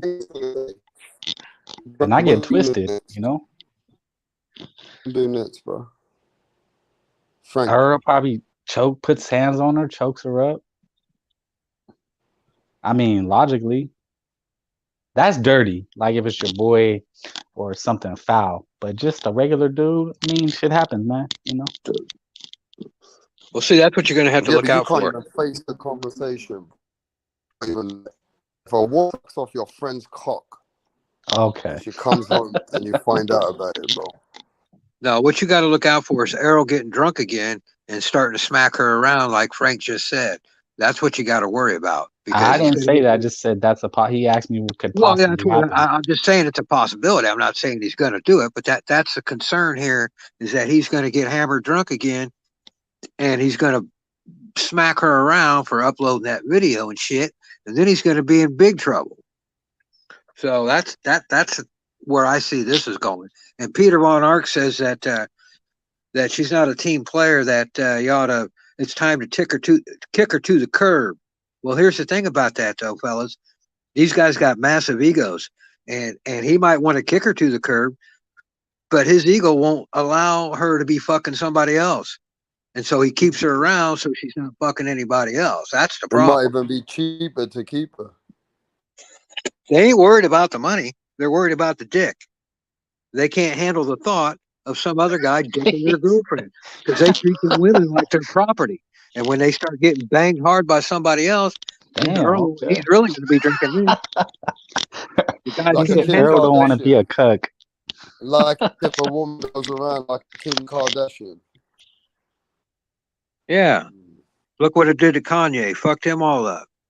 Yeah, but that's what I'm saying. You have to know better. Like, I don't blame Kanye. He deserves it. If you didn't know that about Kim K, she's ruined every relation. Every dude that's been with her career has fell off, you know? Like, come on. Yeah, well, that's all right because she's got like $700 million. So she can use me all she wants to, man. Facts. Just give me a fucking Bentley or something on my No, way but out. man, that's why the people around you have to protect you. When you have that much to lose and you're at that type of, you know, status, it's really the people around you, man. You know, like if anything happens, it's the back door. You know, all these guys, they talk about, oh, my boy, my team. But where the fuck was your team, man? They supposed to have your back, you Hey, know? you guys keep cooking, right? If you want to keep the live game, because I got to do something. I got to make a few emails. All right. See, that's the thing. That's the thing, Frank. She's Earl's team, man. They're going to have to get around him and straighten his shit out and keep him away from her, because just like I've seen drunks like him, I've also seen drunks like him retaliate and fucking.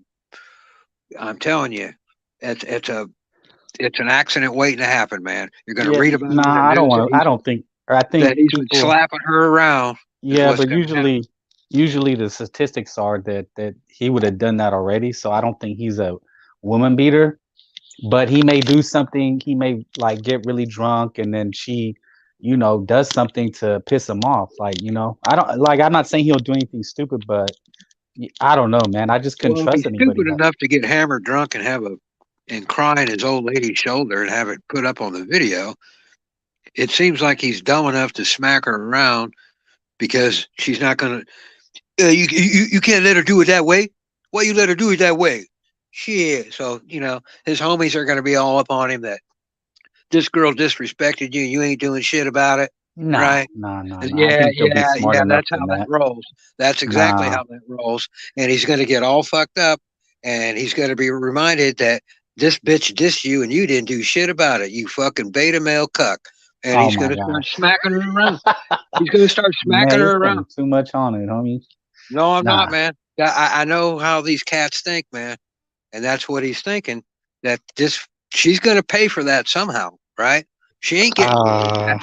He can't let her get away with that. If that's what she did, he can't let her get away with it.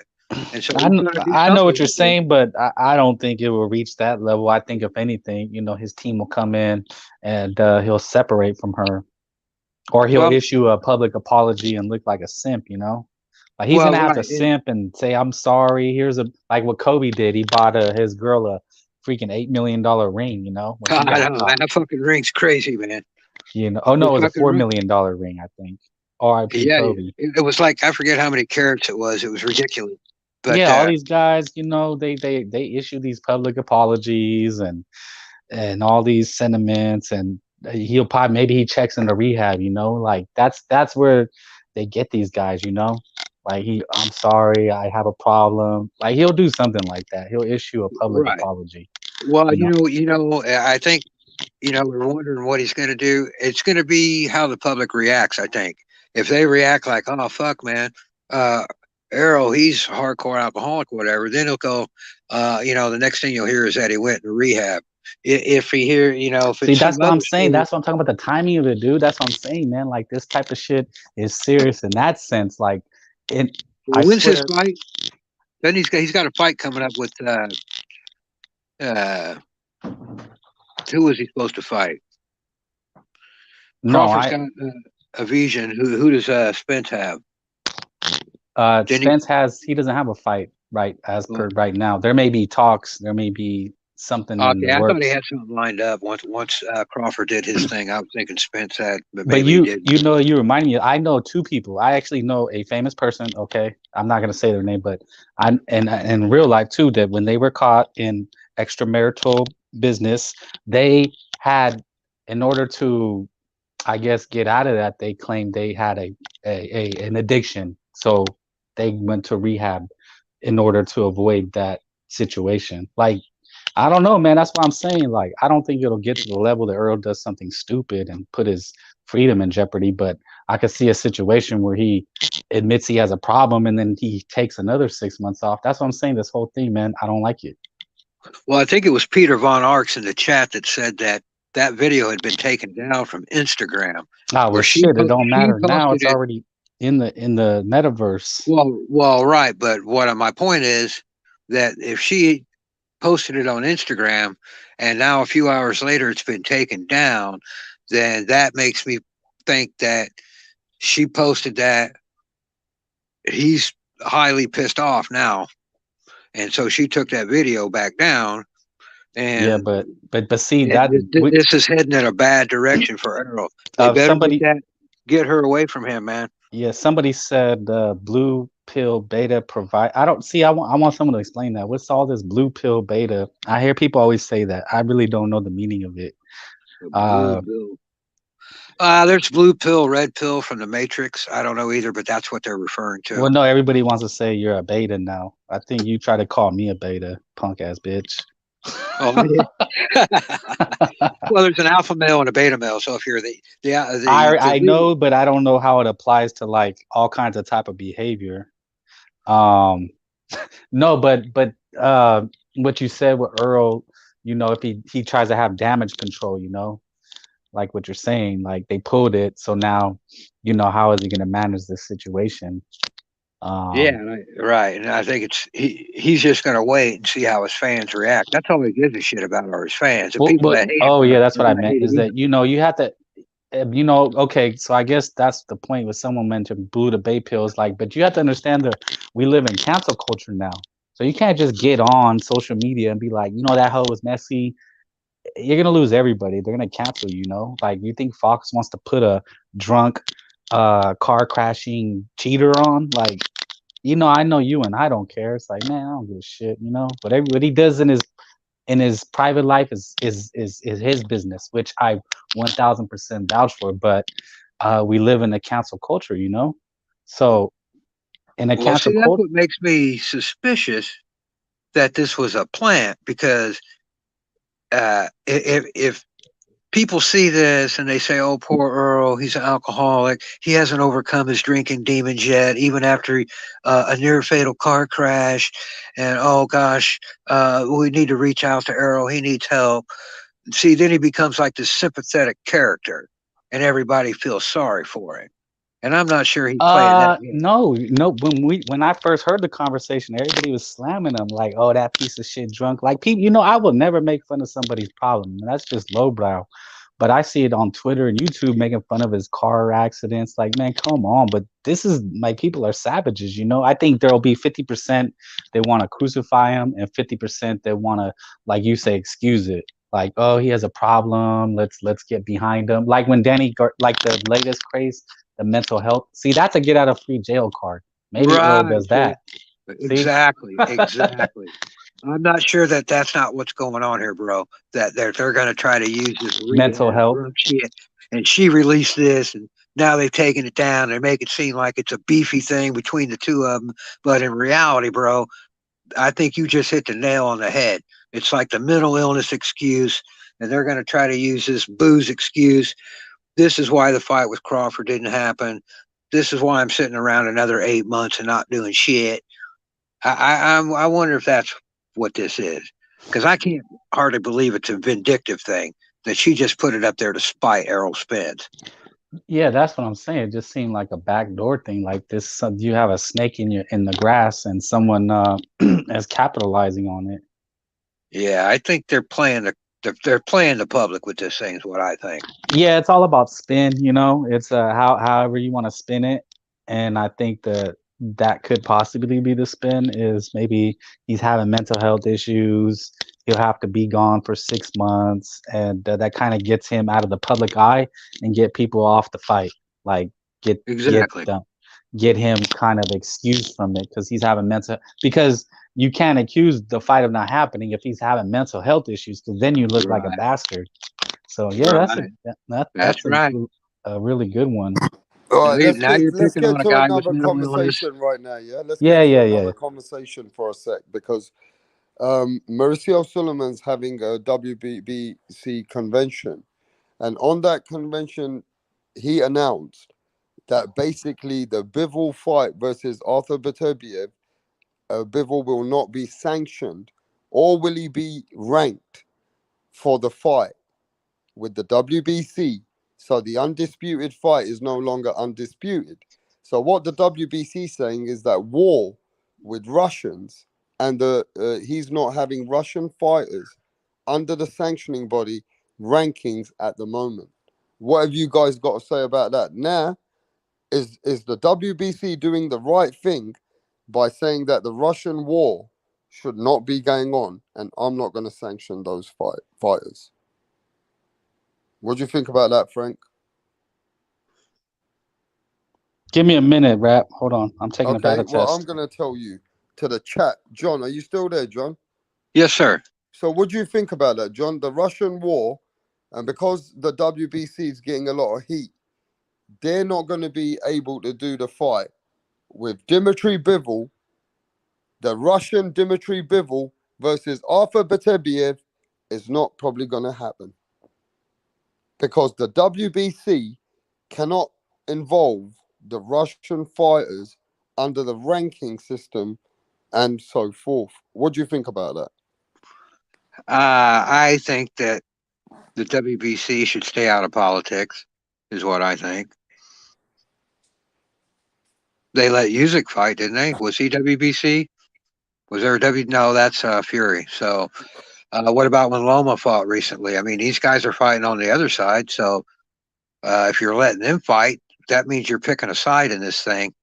Yeah. And that's bogus to me. There's but no it's not reason. Bivol's fault, but Bivol is a Russian. Well, Beterbiev is too, isn't he? I thought isn't he a Russian? No, he's a Kazakhstan. He's a Kazakhstani. No, he's not from Kazakhstan. He's from Dagestan. Dagestan. So he's from Dagestan. So he still goes under the Dagestan. Even if you live in Russia, it don't matter. So if your nationality is you're with a Russian resident, or your nationality is Russian, then yeah, you can't be sanctioned in the fight with WBC. Now they're saying that the Russians are killing a lot of Ukrainians, so they don't want to be part of all that. Well, they're not part of it. Dmitry Bivol doesn't have anything to do with that. Man, it's a shame though, isn't it? We can't get this fight now. They've already announced it that they're not going to sanction any Are the Russians. other three sanctioning bodies? Do they have the same sort of policy? I don't know about that, but all I do know is that the fight that we thought was going to be sanctioned and be ranked is the WBC going to strip Beterbiev of his lightweight title then? No, because they say Beterbiev's Dagestani. So Beterbiev's okay, but Bivol isn't. Bivol might not be okay. No, Bivol's not okay. I don't know what. I wish you would have him on your show. We could ask him directly, because I don't understand the thinking there at all. He's coming to the channel soon, and we can ask him all the questions we need to. The problem I'm having here is I don't want to get involved in politics, though. Like, I don't want to get involved in this Russian and Ukraine war. But the Russian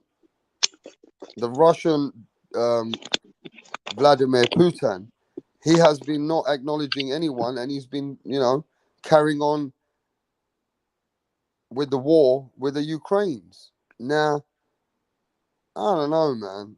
Is it Bivol's fault that he's a Russian and his country's invading another country? I think he lives in California now anyway. Yeah, I don't know, man. I just think it's ridiculous that there's no reason.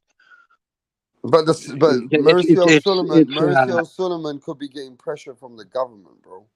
it's Russophobia is what it is. Yeah, but say if the government is putting pressure on the WBC, what's he meant to do? I guess I mean, I'm just saying. Bivol just fought what's his name? Zerto. There's no problem there. The WBA didn't have a problem with Bivol defending his title. So I don't see Bivol is not even, he's WBA. I don't see what the WBC's problem is. But Bivol to fight Beterbiev. Beterbiev is not going to give up the WBC belt. At the end of the day, the WBC is not sanctioning the fight.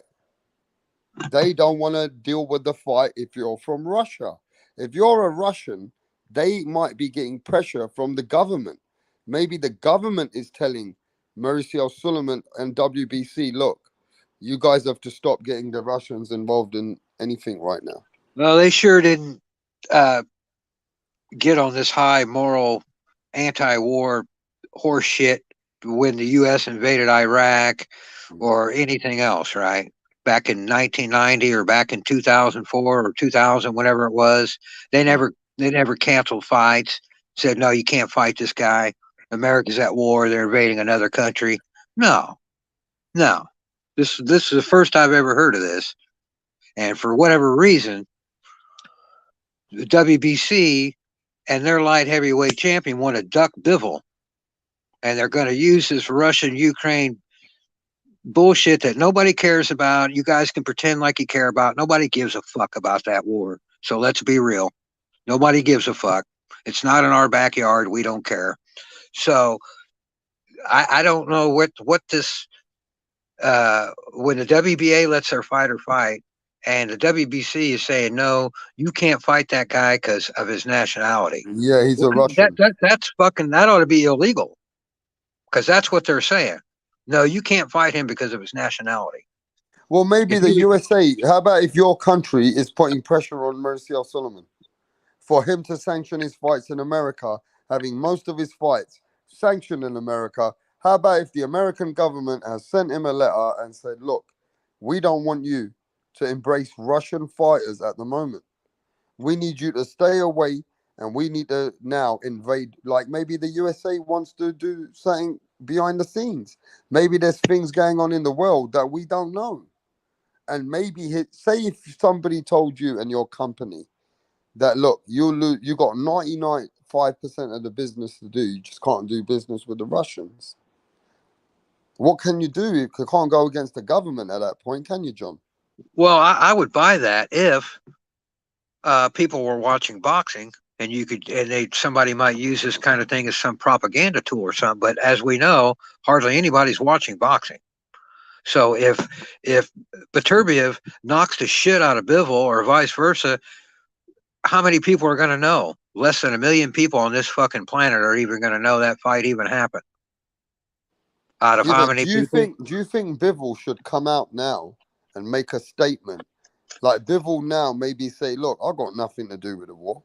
I don't agree with all this. You know, Bivol maybe now has to stand up for himself because Bivol is not going to get recognized if he fights for the WBC undisputed belts. Yeah, there's no reason for him to fight Beterbiev if it's not going to be for his WBC belt. He'll just skip it altogether. There's no reason to. He'll go fight Canelo or something if that's going to be. Maybe that's what this is about. Maybe the WBC is in cahoots with that frickin' Saul Alvarez and Eddie Reynoso, and Reynoso got to Solomon and said, "Hey, look, why don't you block this Beterbiev Bivol fight for us so Bivol will come our way?" Maybe that's what's going on here. I don't know. It sounds fucking deep. You see what I'm saying? So maybe that's what this is, that the Canelo camp is using the WBC to block that unified lightweight title. So hopefully in Canelo's fucking plan, Bivol will drop to 168 and fight him there because that's what Canelo wants. So maybe that's what this is all about. Yeah, it seems like a weak move. Are you sure? I thought it was just Russian fighters. Yeah, Russian fighters. No, but that are already in Russia, that fight in Russia. I thought he's saying Russian nationality fighters, Russians. Nah, the way I read it was that it was just Russian fighters. Like they're fighting in Russia, trying to get. They're no longer going to sanction those fights in Russia. Is the way I read it. I could be wrong. Well, what I heard it was all the Russian fighters. Now, what is Bivol? Bivol, his mother's North Korean, and I don't know where his dad's from, but I was pretty sure his mother was North Korean. Is Bivol a proper Russian? That's my question to you. I believe so. I forget. I want to say the name of the place he's from. I've heard it before, but I don't remember what it is. Where is Bivol from, bro? Brasilia? Brazil? Wait, let me check. Somebody look that up. I know. I'm pretty sure his mother's North Korean. Where's his dad's probably from Vladivostok. Somebody check out where Bivol is from. Because Vladivostok, Russia is right on the border with North Korea. Come on, somebody fucking go check where Bivol's from. Because last I checked, is Bivol's a Russian. That's what I thought. I thought Bivol's a Russian, man. Anyway, he's only half. He's only half. He's half Korean, man. Mm-hmm. He looks Korean, doesn't he? Yeah, because like I said, Vladivostok, Russia is right on the frickin' border with North Korea. So there's a lot of Russians that go over to North Korea and whatnot and get pussy. But I did see something about Better Be has another mandatory. So that there was a roadblock that just came up. I did see that. Kyrgyzstan, that's it. Hayes got it. It's a Kyrgyzstan or whatever it is. Is that in Russia? It's not in Russia. It's one of those old Soviet states, I think, just like Dagestan is. No, but they call it Russian now. See, everybody tells me Bivol's a Russian as a national. I just hope this doesn't apply to Bivol, bro. Yeah, he's Kyrgyzstan and check and see if his mother's North Korean. I thought his mother was North Korean. Well, also it would depend where he lives. So does he go back to his hometown or does he now reside? Right, I think he resides in California, but I doubt he's a U.S. citizen. It's actually Russian. It's actually Russian. When you check it, it's actually Russian.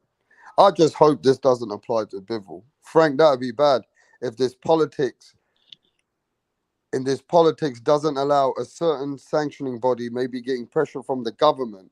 Maybe the United States have sent Mauricio a letter saying, look, we don't want anyone to do with any Russian continent fighters fighting on this soil at this moment with your sanctioning body. I want to say it doesn't because then I'm pretty sure, like Mick Smith said, Bivol would have already said something. Because why would you just listen to that and be like, well, now my career is dead. It only happened today. It's only today it's happened. Yeah, but then your career be dead. You're going to say something. So I really, what I read it, I read it as just right now. So if they have vouched to have been being sanctioned by the WBC, then they're no longer going to recognize them. Now, other organizations may, but they may follow along with the WBC, and start saying we're not going to sanction Russian bouts anymore. And Russian fighters. So if you're a Russian fighter and you're on the verge, you may want to leave, right? Because you're gonna be like, well, now my career is over. That's sad, though, isn't it? If you're a Russian fighter, you can't fight with a certain sanctioning body now. Yeah, you're not ranked. You can't be unified. You can't be undisputed because your government or your leader is having a war with another country. Yeah, not just any war, a war that is denounced by the rest of the world. And and again, I don't pretend to know all the geopolitics and everything that goes into it. But like I said, man, we live in a different time and culture now, like when the Cold War had happened, it was like a rivalry. The U.S. still faced Russia, Yeah, but Usyk holds the other 3 titles, and he just fought AJ. and nobody said a fucking word. And I know that he's Ukrainian and not Russia, but what's the difference? They're at war, and so Well, one side's an ally and one bullshit, is man. not. That's the I'm difference. telling you what. I'm telling you what. This is what just like I touched on before. This is what's going to happen.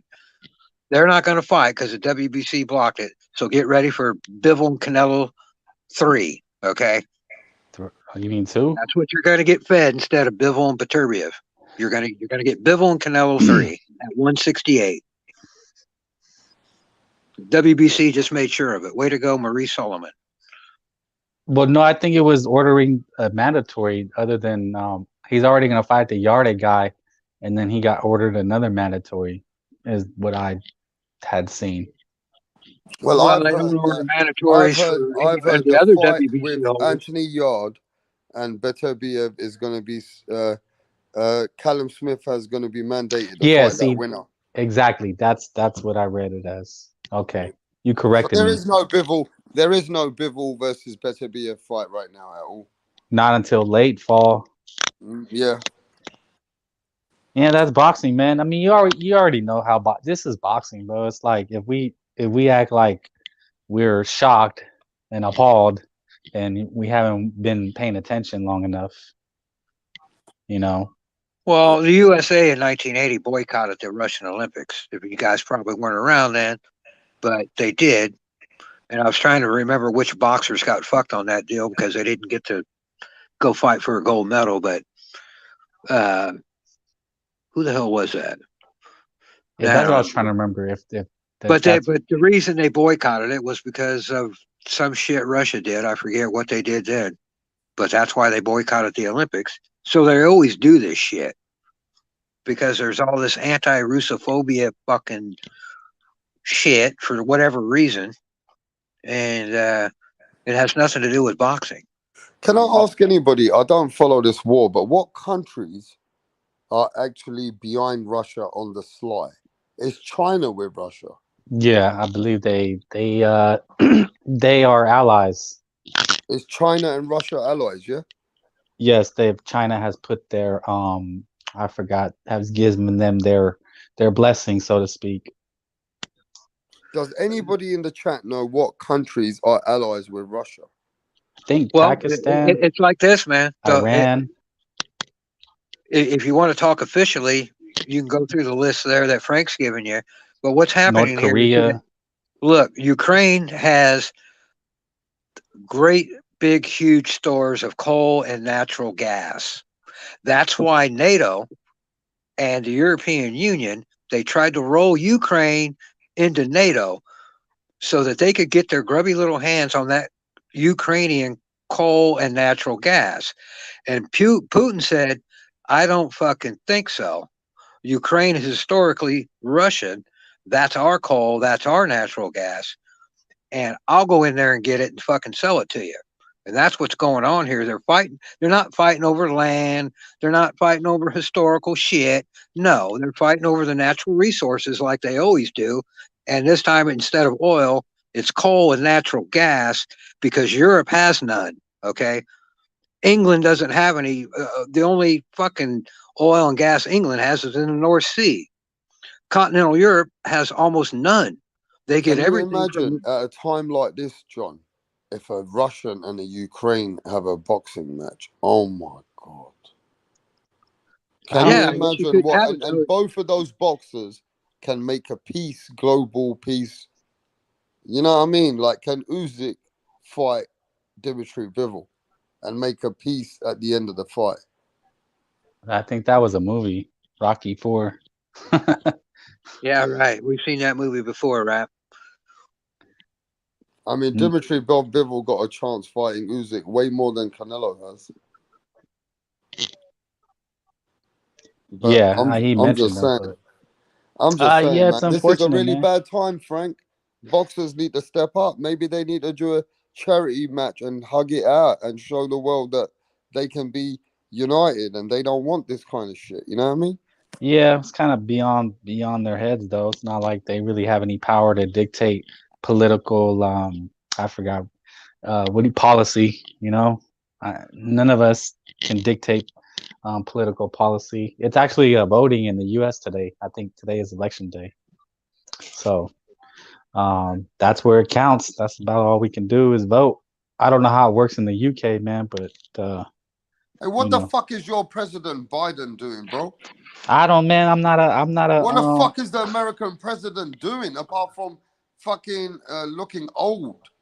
That he does. I can say that. What the fuck is Biden doing, bro? I'm not a. We need Donald Trump back in America, man. Oh man, you're going left, man. Fucking, what is Biden doing? Well, I mean, you can't blame everything on one man. It's not just his fault. There's a process. They blame Trump for everything. That's not true. Come on. It's not true, huh?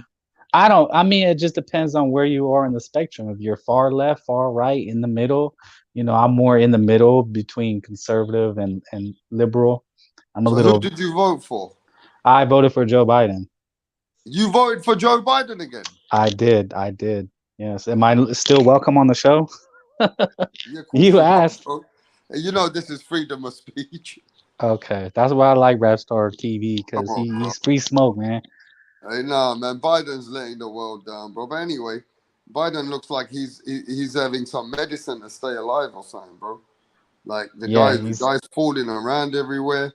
He doesn't seem like he's in focus as he should be, and I don't even know what his girlfriend's doing. What's his girlfriend doing?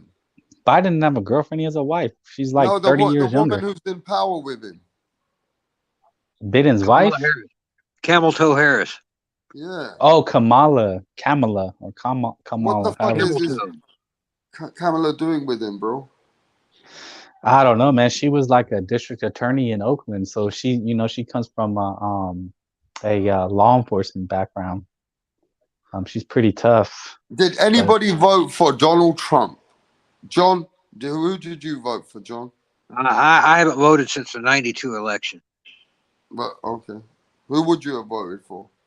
Oh, I don't fuck with politics, man. I don't get into that shit. I voted for Bill Clinton in '92, and that was a big mistake, and I never voted again. That's funny. Fuck Bill Clinton, fuck the Democrats, and fuck the conservatives. There's not two parties. There's only one. They're all fascists, and they're all after Ukraine's coal and gas is what they're doing. And Putin got to it first.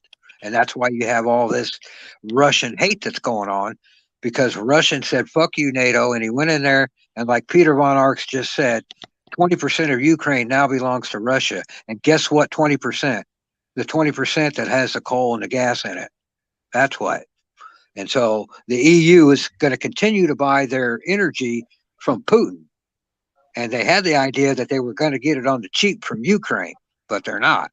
They're going to continue to buy it for Putin like they always have. That's what this war is about. Wow. Well, you know more than I do about it. That's what the Iraq war, it's always about natural resources. It's never about anything else. They said we went into Iraq in 1990 to liberate Kuwait.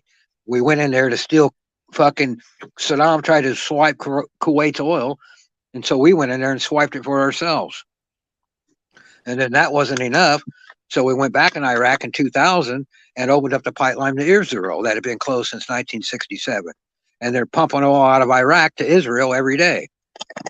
And the only U.S. forces left in Iraq is at the Northern Pipeline. They're not there in Baghdad making sure there's peace and all that shit. They're out at the fucking pipeline making sure that nobody bombs it. And all that oil goes straight to Tel Aviv or Haifa or one of those ports right there.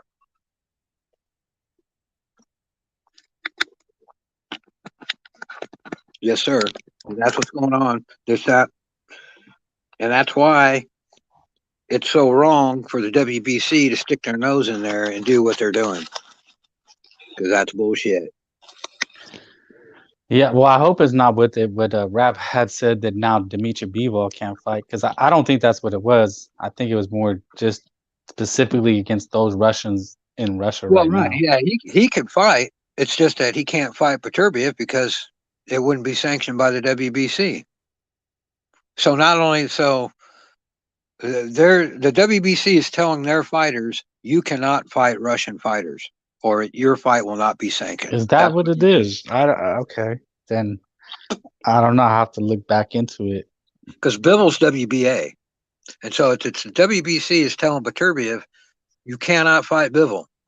Sorry, and they're telling Bivol, you're not fighting our guy, and if you do, it won't be for his belt because we're not going to sanction it. So there's talk that Bivol would fight Beterbiev anyway for just the WBA or whatever, and that's not going to happen. I don't think, in my opinion, that's not going to happen. Damn, man, Boston always, man, does something for you. That shit is so. I don't even want. It's so fucked up and crooked and fucking twisted, and like I said, I think I stumbled onto something when I said that the WBC's blocking this for a biblical. John, let me ask you something. Since I've been a young kid, my uncles and everybody told me Vladimir Putin is one serious man in the world. Like, he's not a man to be messed with. How come this man, who's only 5'8" or 5'7", or president of Russia, he was a SOS, wasn't he? What was he? What was so special about this man? Well, he's filthy rich for one. Right, but he also was a secret military guy, wasn't he?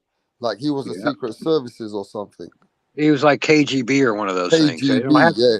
He was one of the top. There isn't KGB anymore. It's called something else, but it's the same thing.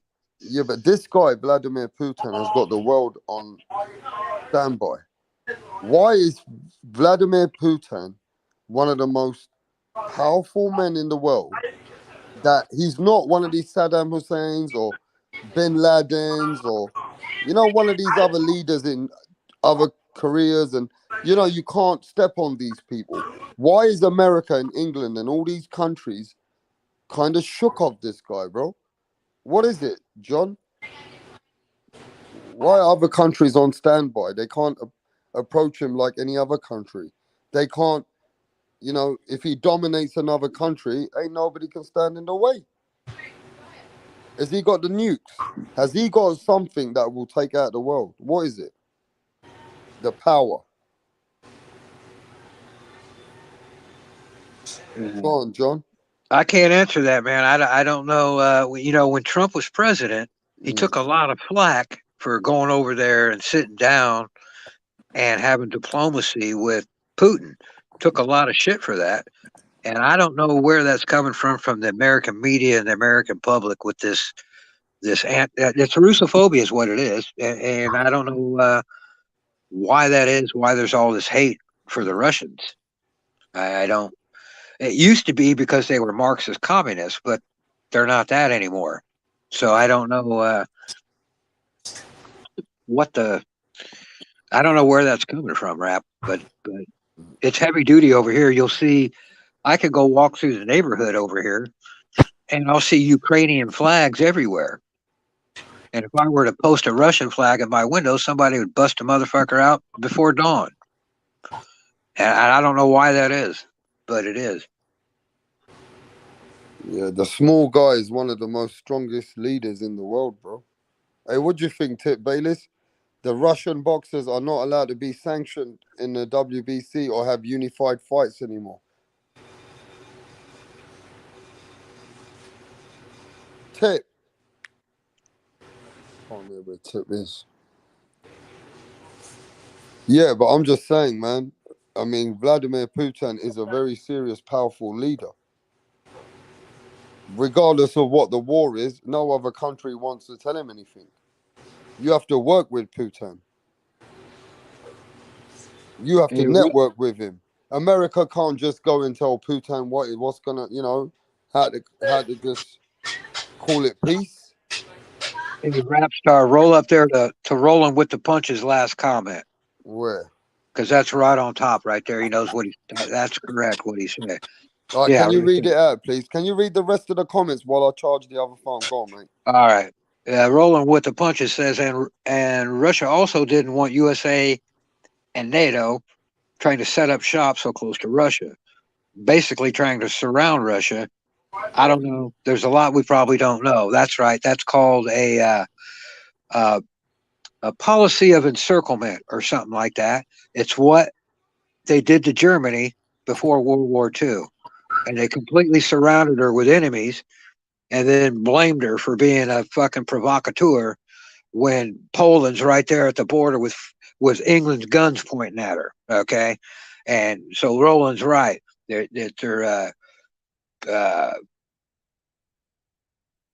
Russia and Putin, in the interest of Russian national security, did not want their enemies right fucking next door into Ukraine. And so there was no way that Putin was going to let Ukraine be part of NATO. And Roland's correct.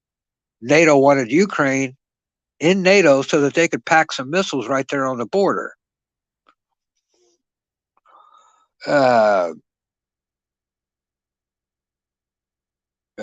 Here's a fact of life. Russia doesn't need the USA for anything, and certainly don't need Ukraine for anything. Yeah, like I said, though, it's the coal and gas there, Peter. Billions, probably trillions of dollars worth that Russia thinks is theirs, even though it's within the Ukraine. Let's see how far back we go here. Steven says, oh, that's the Peter. Javon says, Solomon probably owes Russia money for something. WBC shouldn't discriminate against individual fighters. Yeah, that's exactly right, bro. That's exactly right. I don't see how. Man, I'd love to have Solomon on so we could ask him that, because that just and perhaps Rapstar's right when he says that the government is. But all the WBC has to do is tell the government to go F themselves. You don't have to do what they tell you. There's no law says they have to do that.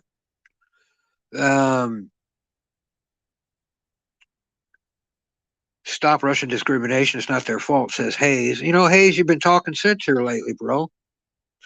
Mother Russia now. Well, no, not the whole thing, Peter. Peter says it's not Ukraine anymore. It's Mother Russia, but not completely. Like I said, all you got to do is look at the map and see that the territory that Russia does have, and then overlay that with a map of Ukraine's natural resources. You'll see that they match up.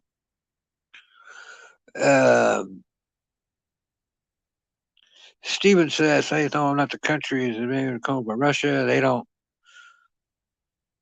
Right. And how much money has this bum Biden sent over there? I've lost track how much money. Biden printed up $500 trillion and put it in the economy. That's why the prices shot up the way they did.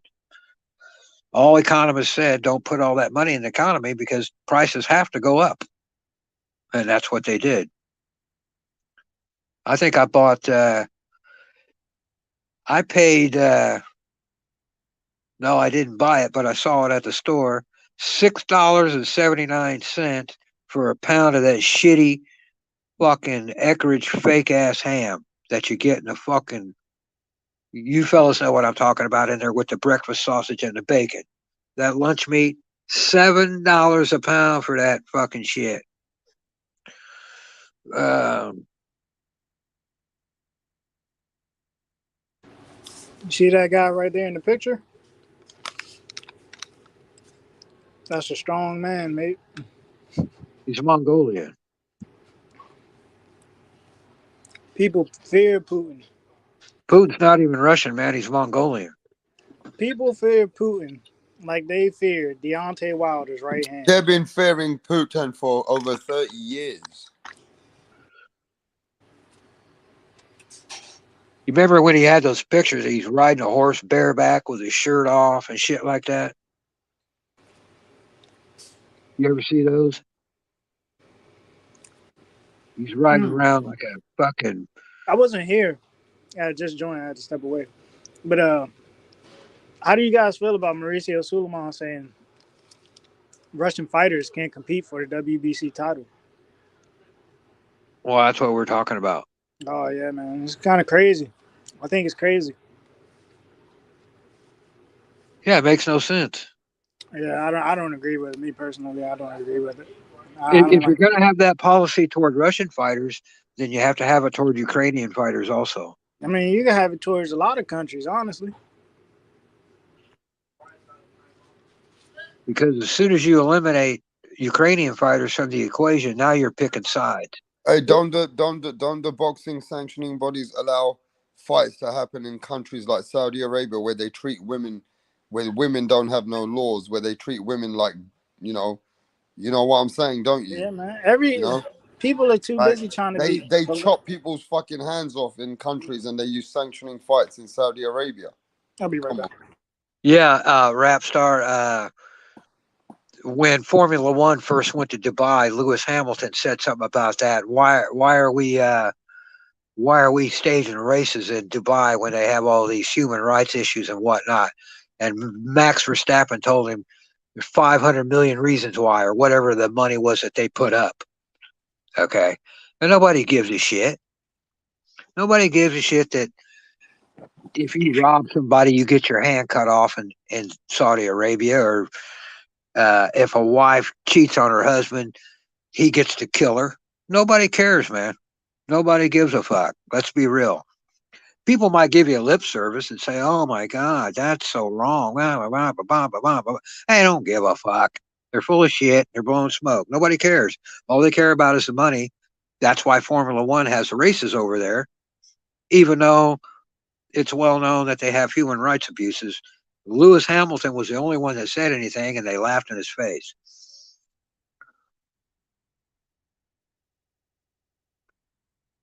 Yeah, right, General. Lou likes the money.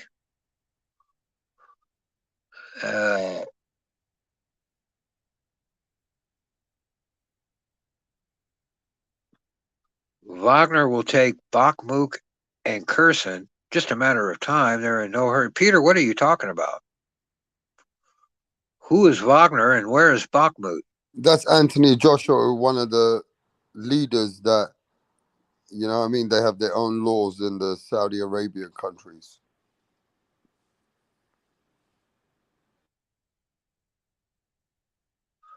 I don't know, man. It's it makes me suspicious when the WBC or any organization like that makes these kind of decisions. It makes me really, really suspicious. You know, and they did something a while back. I can't remember what it was. I had the same conclusion that they were creating a duck for somebody, and I can't remember what it was, but somebody said, "Oh, we're not going to." I don't remember the details, so it doesn't matter anyway. But man, human rights don't give a fuck about all these events. They don't care about Saudi Arabia's got the World Cup. They don't care about no human rights sometimes. Rap getting deep tonight. Nah, man, we're just keeping it real out here, bro. Well, Rap, how do you feel about that? At the end of the day, go on, John. How do you feel about it, Rap? Suleiman doing this? I assume it's his unilateral decision. I don't know the whole circumstances though. If the government's putting pressure on Suleiman, then I can't blame him, because sometimes you got to work with the government where the boxers are working. And tomorrow, I don't know what really is going on. Nah, as far as Bivol not happening versus Better BF because of the war, now that sucks. That sucks. How do you think that fight would turn out if it did happen? Well, go on, Tit. Aren't one of them listed as Canadian? Yeah. It's Bivol. I mean, it's Better Be, right? That's Canadian, or is it Bivol? Canadian. They're fighting out of Canada. Neither one of those guys are. I've seen something like that. I think Bivol was living in California, but not Beterbiev.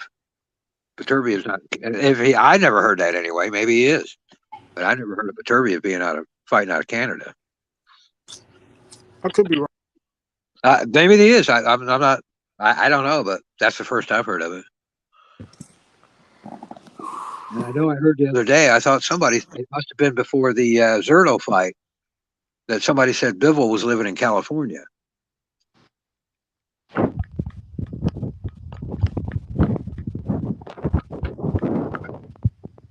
Okay, War Master says Beterbiev is in Canada. Okay, I didn't. How long's he been in Canada? I hadn't heard that.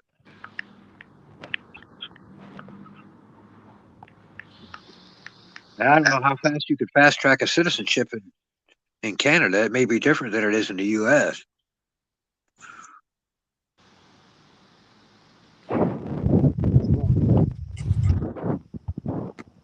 But I think he's been fighting out of Canada for a while now, if I'm not mistaken. Yeah, I did. I was unaware of that. I didn't. So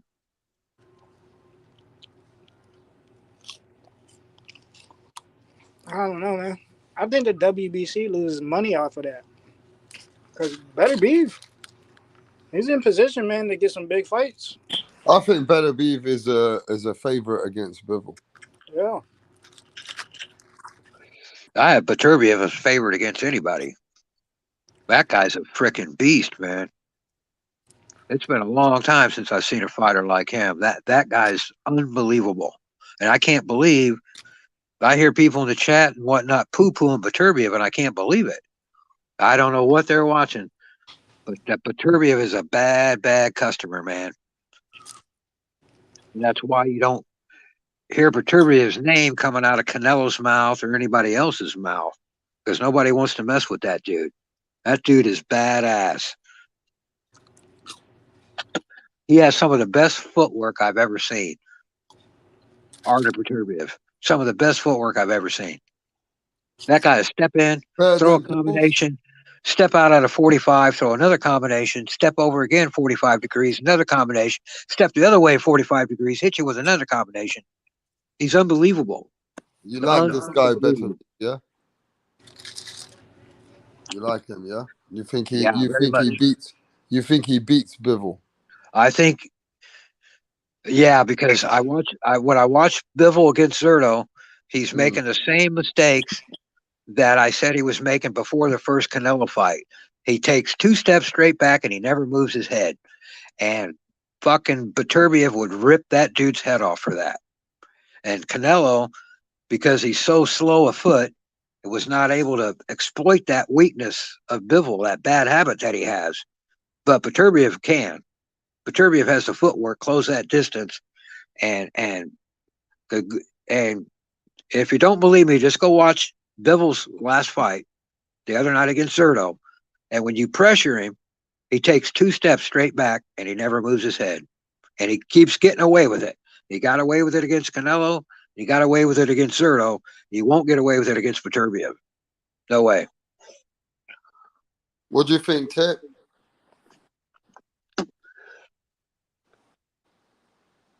Tip's gone missing again, the cunt. You can take 1 step back. When you're in your defensive footwork, you can take 1 step back, but that second step better be at an angle.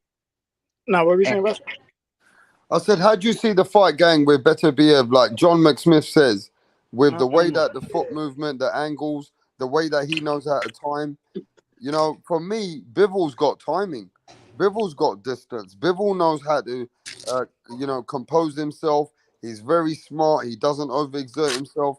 Bivol also is very good at keeping his head at a place where he knows how to time you as well. Bivol knows how to get away from punches too, though, John. But I agree. You know, John makes good points. How do you see the fight going, Tip?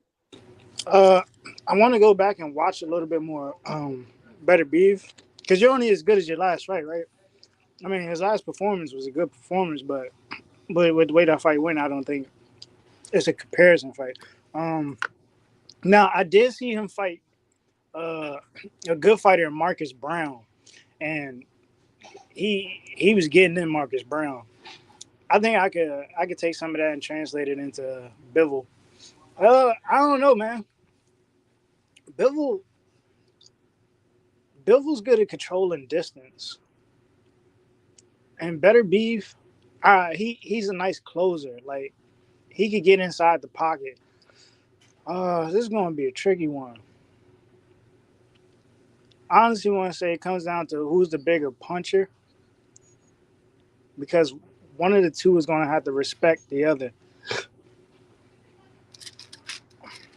I think this fight could end in a knockout. I think he's going to have to step it up more in this fight than he would against a Canelo or a Zerto. Because this dude, he punches with authority. You don't want to take punishment for so many rounds and not just have your opponent wear you out. Yeah, right. You guys are right about Bibble's very good at maintaining range and distance. But I noticed that he does that with this little two-step back thing he does. And that's bad news in boxing, man. That's Going straight back.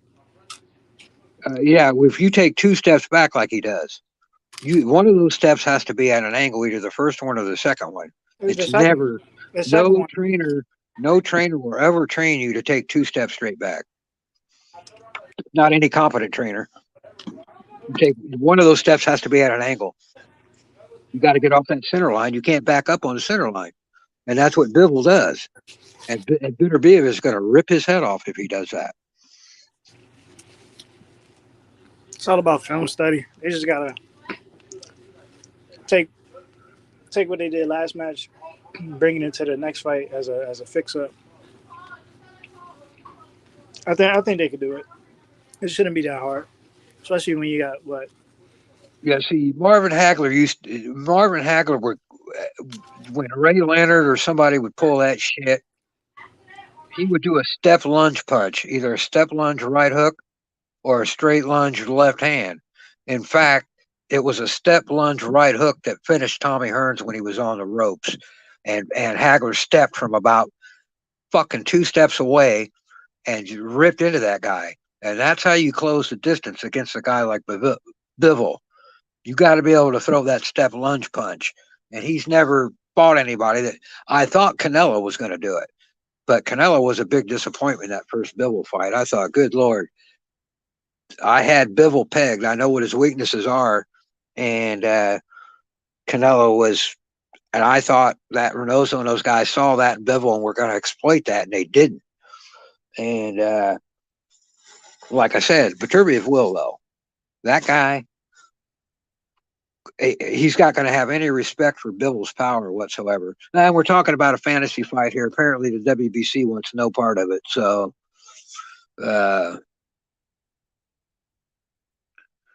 that's a big anybody fight. In the chat got any comments about boxing in the chat? Everybody's talking about Russia, Ukraine. In all reality, I think they would like that fight, the WBC. They won't sanction it because Bivol's Russian. Yeah. But I think in all reality, they really do like that fight. They just, because of politics. And you shouldn't equate politics to boxing, but. Unless the WBC, maybe, I'm trying to think of reasons why they would do this shit. And I already came up with the idea that maybe they're in cahoots with Canelo and they're blocking it. So Bivol's only other path is to Canelo. But maybe that's not it. Maybe I forgot what I was going to say because I'm really medicated on cannabis. Northern Lights, fellas, 80+% THC. I don't know. It could be like Rapstar said, man. The government having something to do with the governments. These countries having something to do with it. Why would they do that though? What is the government's motive for not letting a Russian fight a sanctioned fight? Why would they do that? Who knows, man? Who knows? Well, they'd have to have, for that to make sense, there's got to be a reason for them to do that. Otherwise, I don't buy the government putting pressure on him stuff. There's no reason for like I said, if there was propaganda purposes, okay, I get it. But there really isn't because nobody watches boxing. So you're not going to influence people by if Bivol was to get beat up and everybody could go, oh, yay, the Russian got his ass kicked. But nobody's watching boxing anyway. They got rid of Russia and brought back Cuba. Huh. There you go. Oh, Russia got blamed for Trump winning the election. against Hillary. Hillary Clinton blamed the Russian. Yeah, And I this remember shit's been that. going on ever since then.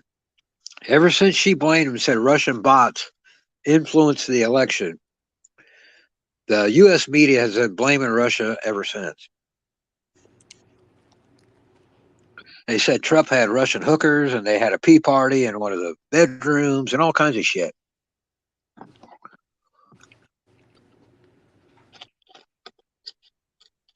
It's a crazy thing.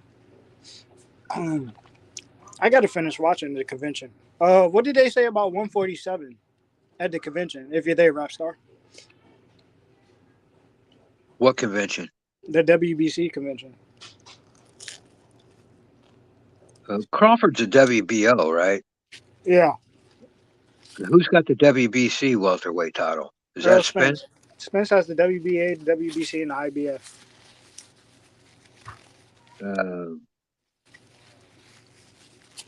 Yeah, that WBO title doesn't mean anything to me. So Bud can cling to that all he wants to. But I'm just trying to think if there's any other Russian fighters up and down the line here that are champions. None that I know of. I don't have box rec in front of me or something, but I can't even really. Can you think of any Russian fighters right now? No. I can't either. So the only one, I guess, is Bivol. Kovalev's not around anymore.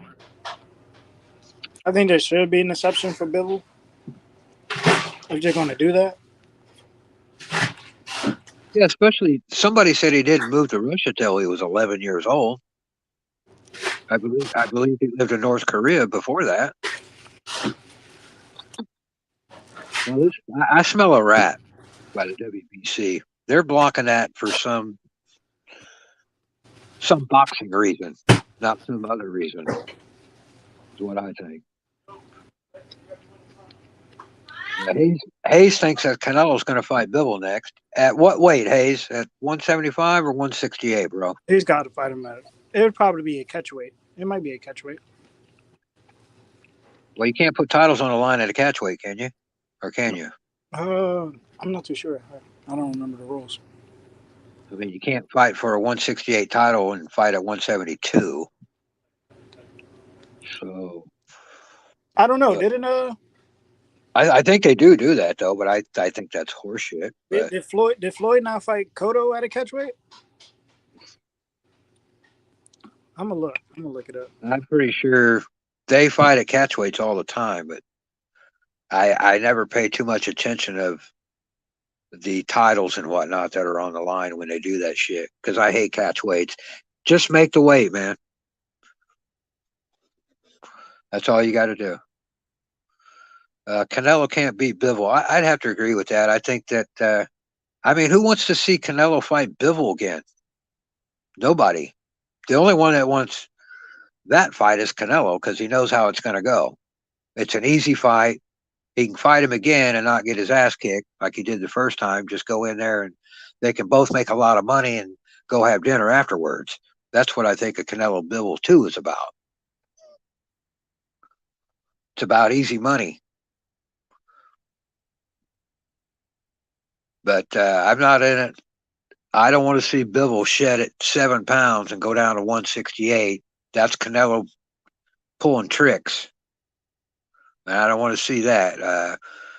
Bivol is a career 175 pounder.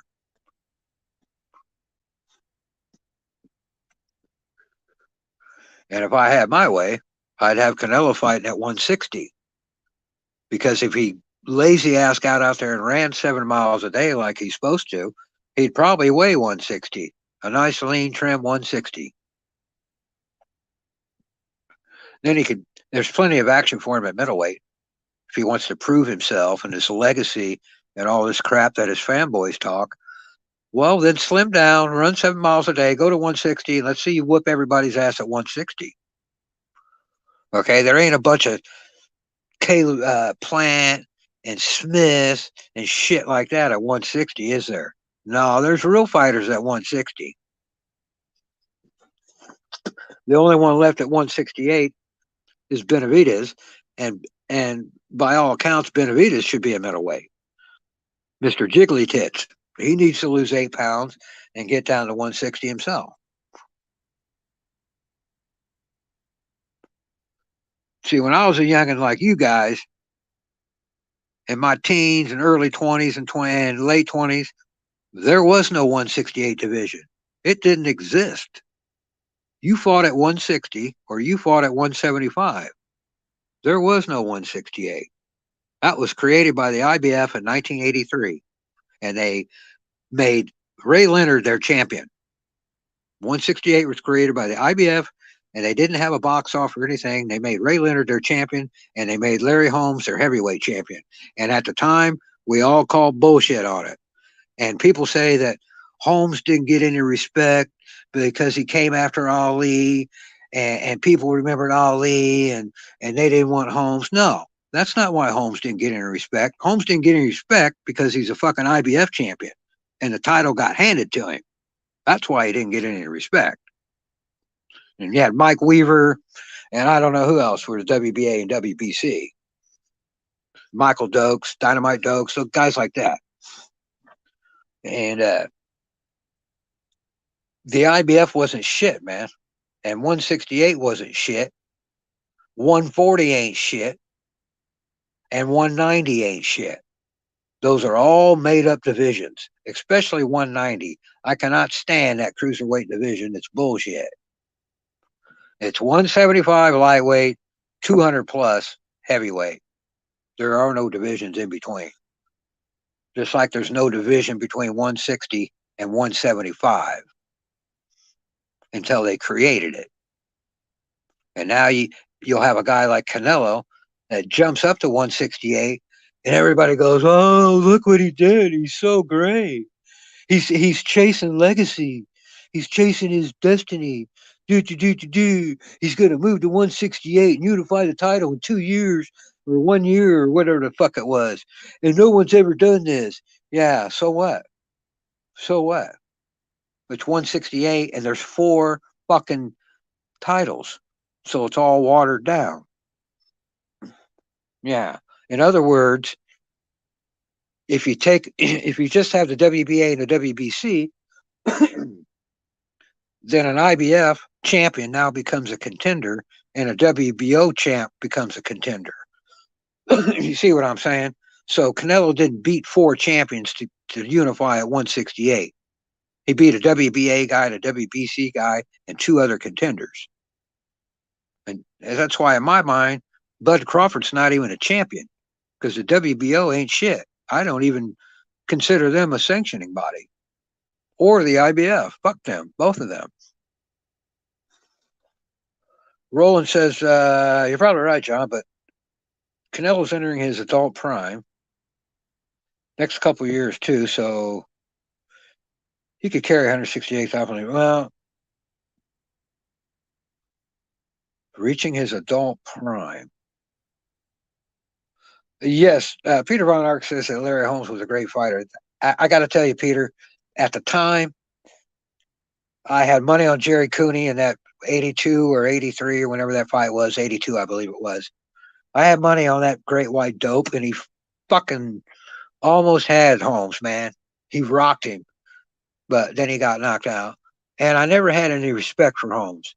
It's only been in the last maybe 15, 20 years, I guess, later on that I realized, you know what? And I watched Larry's fights. I go, Larry Holmes is a bad motherfucker, man. Great footwork, great jab, good defense, great ring IQ, just a fucking and decent power. People underestimate Larry's power. That motherfucker had a crisp right hand and left hook. So I got nothing respect for Larry Holmes these days, even though in the past I couldn't stand that motherfucker. Called him every name in the book. Called him a baboon and a silverback gorilla and everything else you could call a guy. I couldn't stand him. But now I love Larry Holmes. He's one of my all-time favorite fighters. Excellent skills, world-class skills. He'd whoop Fury. The only guy that these days that Holmes would have trouble with would be Alexander Usyk.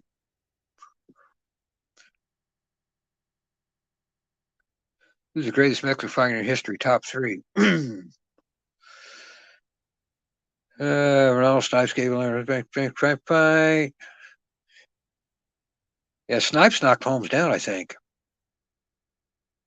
Greatest fighter, it's got to be Chavez. I mean, that's easy, right? Greatest Mexican fighter, it's always Chavez Sr.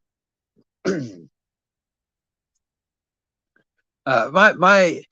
don't get into the favorite fighter thing, but a guy that I like to watch in the 80s, late 70s and the 80s, El Flaco Explosivo, the explosive thin man from Nicaragua, and Alexis Arguello. Great dude to watch, man. Excellent. Go watch Arguello versus the Hawaiian Punch, Andy Gannigan. Andy Gannigan knocked him down, I think, in the first, I think it was the second round.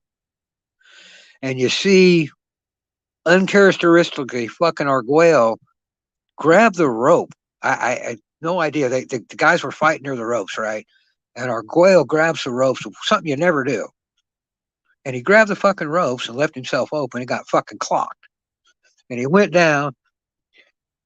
And when Alexis Arguello gets up, you see this look on his face. And he takes a deep breath through his nose. His mouth is closed. His eyes are fucking clear. But he was rocked. When you see the fight in the replay, he got fucking knocked out. It was not a flash knockdown. He almost got fucking knocked out. And he gets up and he proceeds over the next 3 or 4 rounds, completely beat the shit out of the Hawaiian Punch and finishes him off with a body shot. So if you guys want to see a good fight with a champion with a good chin and a big heart and a fucking Deontay Wilder right hand and a 135 pounder, go watch Alexis Arguello versus a Hawaiian Punch, Andy Gannigan. Great fight. Back in the day, I used to like the Bubblegum Bomber. You guys probably don't even know who the Bubblegum Bomber is. It's before your time. It's Sean O'Grady, the Bubblegum Bomber out of Oklahoma.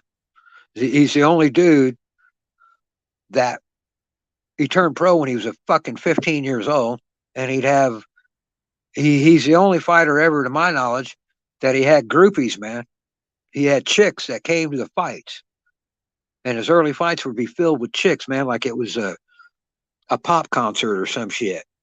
Some teeny bopper shit. Sean O'Grady, the Bubblegum Bomber, bad dude. He got his ass kicked by that same Andy Gannigan that Arguello beat up. Andy Gannigan beat the shit out of Sean O'Grady. Bloodied him up bad. Danny Medina, I really don't, man. I know my era.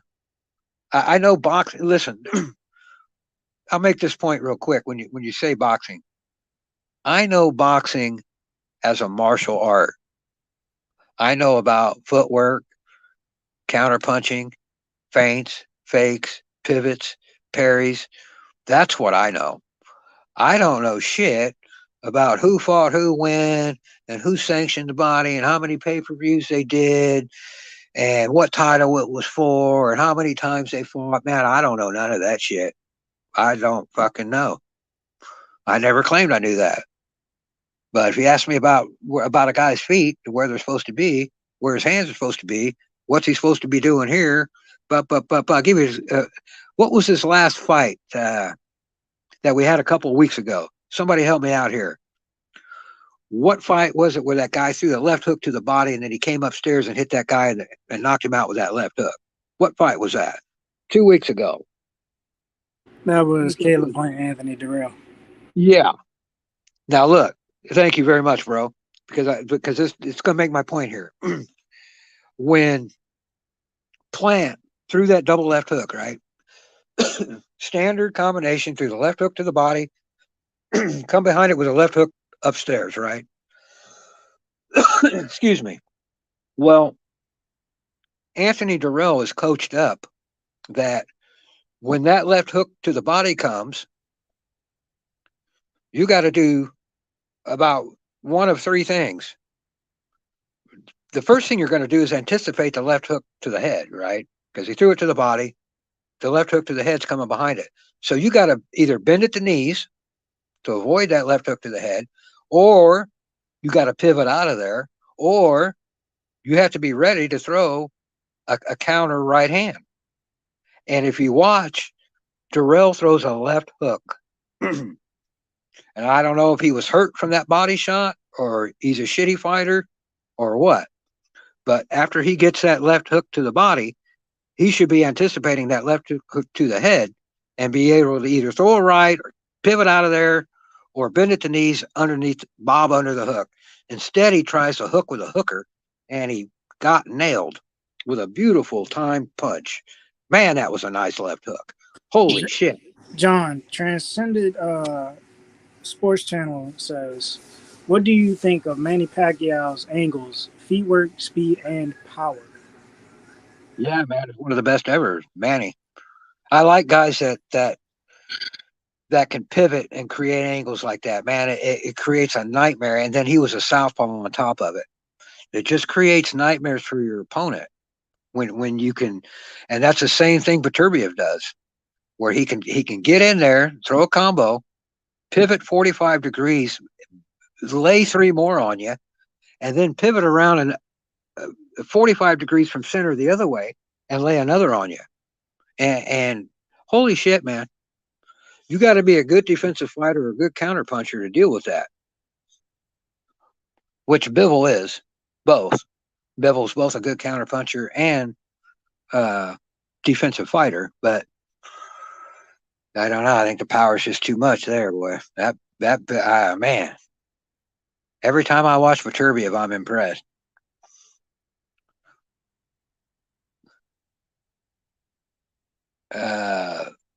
Hey, John, why don't you get to the people in the chat, because they're really talking back to you guys, and you guys are not acknowledging these guys. Okay. Yeah, that's my fault. Come on, can you get to the chat? Come on. Says, John, what do you think of Manny Pac? Okay, we got that one. Manny's angles and power and whatnot. Roland says, okay, he's not there.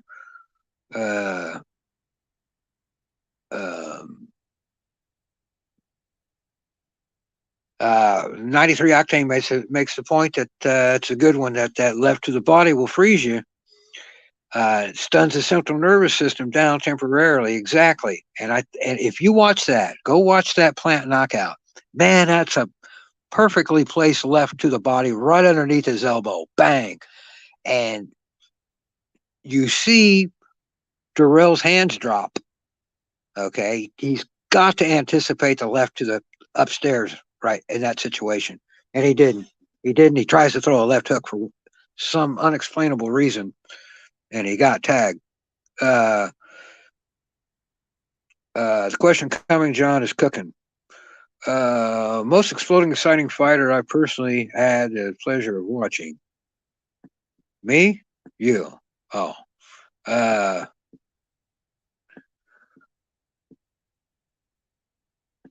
Pac-Man influenced most of his life. Pacquiao, my favorite fighter. I don't know, man. Roy Jones was an exciting fighter. You know, man, when it comes to Roy Jones Jr., I haven't watched much of that guy, and don't ask me why. He's a little too. Is he too flashy for your liking? No. I mean, I like boxers, man. I mean, a rap star would tell you that one of my favorite all-time fights is Fury versus Klitschko, a fight that everybody says sucks. But it's one of my favorite fights. It's a great boxing match. So I like boxers that can hit and not get hit. And Roy Jones was certainly that. But I don't know what it was about that guy. He's kind of like Floyd Mayweather. They're both great fighters. Got to be top 25 on everybody's list, probably all time, top 50 for sure. I mean, with world-class boxing skills, but for whatever reason, it's not that they were boring. I can't put my finger on it. But Roy Jones especially, I never liked to watch. Hayes the Alchemist says, Tip Bayless, what's your favorite boxer of all time? I don't necessarily have a favorite boxer of all time right now. But a couple of my favorites,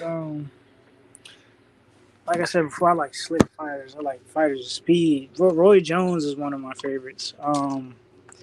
Azab Judah.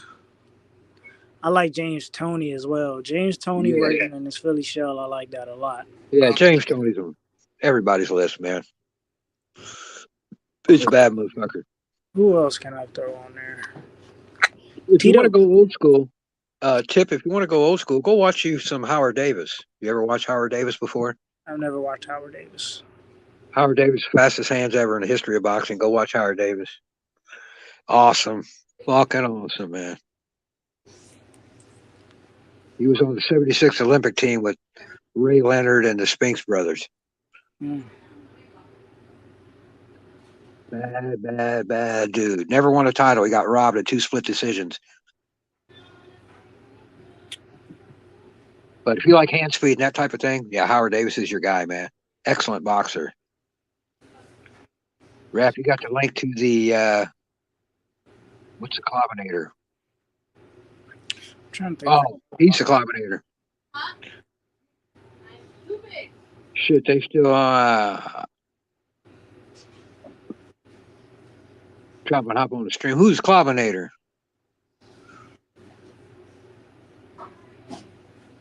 Who is the Clobbinator?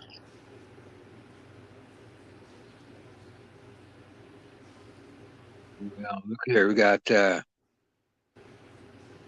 when I think of the best transcendental says when he thinks of the best body puncher, he thinks of Cotto. De La Hoya. Who's the best body puncher in the sport?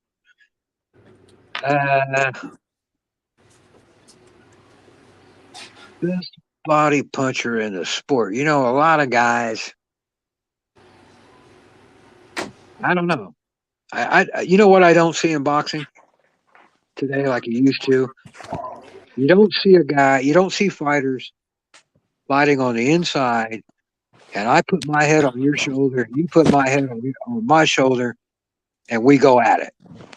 The reason a fighter does that, if I get in on you and I put my chin on your shoulder, it's so that you can't hit me from that direction. That's why they do that. And so you get in there close like that, and you put your head right up next to the other guy so he can't hit you from that side. And I don't see fighters doing that anymore. I think it was Bruce Gas and Goes. We were watching a fight the other night, and the whole fight was that way. The whole fight was fought on the inside like that. And his body punches and John, the Clobbinator's there. The Clobbinator's there, bro. Who is the Clobbinator? Yo, it's the Clobbinator, baby. You know what I'm saying? I'm here to club. I'm here to cook. I'm here to do whatever the people Is have that in Punch store Drunk? for tonight. You said what? Is that Drunk Punch? No. This isn't a Punch Drunk. This is a Clobbinator. I'm new on the scene. You know, salute to the chat. Salute to the panelists. What are you guys talking about right now, man? What are you guys cooking? We're John, cooking up some clob. Tell him, John, what's going on. We're cooking up some clob right now. Oh yeah. Yeah. Oh, We're yeah. fit to cook some Clobbinator. Oh, you guys are gonna cook me? Okay. Yeah, man. You're new on the scene and you wanted to jump up, but you didn't know what we were talking about. So you want the smoke now, huh? No, I think you want some smoke, and you No, come to the right place. No, I've got nothing but love for the people, man. I'm just here to spread nothing but love, nothing but collab, nothing but boxing knowledge. Well, tell us what's on your mind. What do you think about the WBC saying they won't sanction fights that involve Dimitri Bivol? No, I mean that's just ridiculous, man. I mean, why are they saying that in the first place? Like, what did they have something against him? Apparently, the motives as to why they made that policy decision have not been revealed to the public. But that's weird, man. And maybe it's because he beat Canelo or something. I don't know, man. That's just weird stuff. WBC is always moving weird. I don't know, man. WBC is moving weird. You got WBC, you got Showtime, you got all these players moving weird and making it so certain fights don't happen. or certain fights have like roadblocks in them, or it's really hard to make a certain fight, or we wait a million years to see the fights we want to see. So I'm done with that shit, man. It's just ridiculous. Like, I'm gonna just stick to enjoying what we have coming out, right? Kyoguchi versus Taraji, that was a great fight that just passed. Nobody was talking about it. It was a freaking legendary fight, unification fight. Nobody's talking about it. Why? Because people don't really love boxing, man. What people love is they love Devin Haney. Which fight? Slow down a minute. Which fight are you talking about? Kyoguchi, Hiroto Kyoguchi versus Kenshiro Taraji. Down at 112, they unified. Well, They nobody unified cares about. 2 belts there. Yeah, people don't care about them really, man. What is that? People, Junior bantamweight? What weight is that? yeah, that's like junior bantamweight. That's where Jesse Bam Rodriguez is going down right now. He just From vacated his 118? WBC belt. He and was at Estrada 118 or something. and Wasn't he? Chocolatito 115? fighting for it. What happened? Yeah, I mean, yeah, it's a shame that those smaller fighters don't get the attention like they should. Anybody in the chat that watch boxing, they know that the little guys are action packed. There's always great fights. They're almost always the best fights on the card. Yeah. They nearly always outshine the, unless something really happens on the main event. Anybody that was there will tell you, oh, wow, man, these fights here before with the little guys were great. Yeah. And we got another big fight coming up, Chocolatito versus Estrada, which people aren't really talking about either. This is what we should be talking about. Like, Spence and Crawford, they're being divas. Who cares at this point, man? They're going to be divas. Who cares? We got to give our attention and support for the real fighters, real men who are stepping in the ring. You see, the thing is, people aren't only interested because Spence and Crawford are American. But let's face it. You could make an argument that 115 is the best division in boxing right now, just in terms of the competition they got, from Bam Bam Rodriguez to Rung Visai to Chocolatito, Estrada, Cuadras, all these guys, even the guys coming up, Ioka, all these the dude that Ioka just fought. It's a completely stacked division, and nobody talks about it. And well, you can't argue with that. You got some Hall of Famers out there for sure. Yeah. So, well, like I said, they just don't. It's always been that way. Yeah. That's nothing to do there. That's always been the. No one's ever paid attention to that. Maybe featherweight, like they used to have featherweights on TV, but you never. I don't remember ever seeing anything less than a featherweight back in the day on television when it was on TV all the time. But they'd show Arguello at 120 and stuff like that. But yeah, very rarely did you. And that's because Arguello was getting ready to move up too, I think. So yeah, they just never have televised. And I don't know why, man, because you're right. You're absolutely right. There's more talent there than the top 50 in the heavyweight division. Yeah. Let's put it that way. I'd even say it like welterweight and stuff too. Like when Lipinets fights like somebody like these other top 10 guys that aren't like Spence and Crawford, when they fight, nobody's watching these fights. Nobody's watching Keith Thurman versus Barrios. Why? Because those fights suck, man. The rest of the top 10 guys suck. And meanwhile, 115, when Cuadras fights Jesse Bam Bam, I mean, you have a banger of a fight. When Estrada just fought his last fight against some relatively unknown dude, I think he wasn't even ranked top 10. It was a banger of a fight. Chocolatito as well. Banger of a fight, his last fight. Love Chocolatito. Every fight is massive. Yeah, and I'm not sure why we're seeing this Chocolatito whatever 3, Estrada 3. Yeah. I'm not sure why that fight's happening. I get burnt out on these trilogies, man. Rematches and trilogies and shit. There's so many other fights you could make. And so you don't make them because, Yeah. Canelo could have fought, I don't know, man. Anybody but Triple G. Exactly. Well, I mean, why fight Triple G again? It just, it didn't make any sense to me. It's for money, I guess. I don't know. But I don't like it. And by the way, for the record, Triple G threw more punches in that fight. People said he looked old and all this stuff. Well, he threw more punches than Saul Alvarez. Yeah. He threw like 520 something punches, and Saul only threw like 480. Yeah. So Saul Alvarez got outworked by a 40-year-old man. Oh. Yeah, that's a I mean, Triple G said after the fight, he was like, "Guys, this is boxing. This is high level boxing. Like, look at our faces. Our faces aren't even scratched." And it's true. Like, they both came out of that fight pretty much unscathed. It was just more like a high level like boxing type of match where they were both trying to really just like box each other. So I guess a lot of people were disappointed because of that in that Yeah, fight. it was like a high-level sparring match is what I thought you were going to say. Yeah, It was like high-level spar. It wasn't like it either wasn't one a of them was war. trying to rip the other guy's head off. Yeah, it wasn't a war like the first two fights. Like it felt like Floyd Mayweather versus Manny Pacquiao, man. Like it literally felt just like that. Like where they're just posturing and they're just Yeah, fainting and they're just like yeah, uh, you're right. yeah, That's exactly what that was like. Yeah, it's just like a sparring, like an exhibition fight almost. yeah, yeah. You That's know, one. it's not. They didn't have bad intentions on their punches. Yeah, Or it doesn't seem like that. That was the perception. It just didn't seem like, I'm going to go rip this guy's head off and you just start ripping punches. No, they didn't do that. But yeah,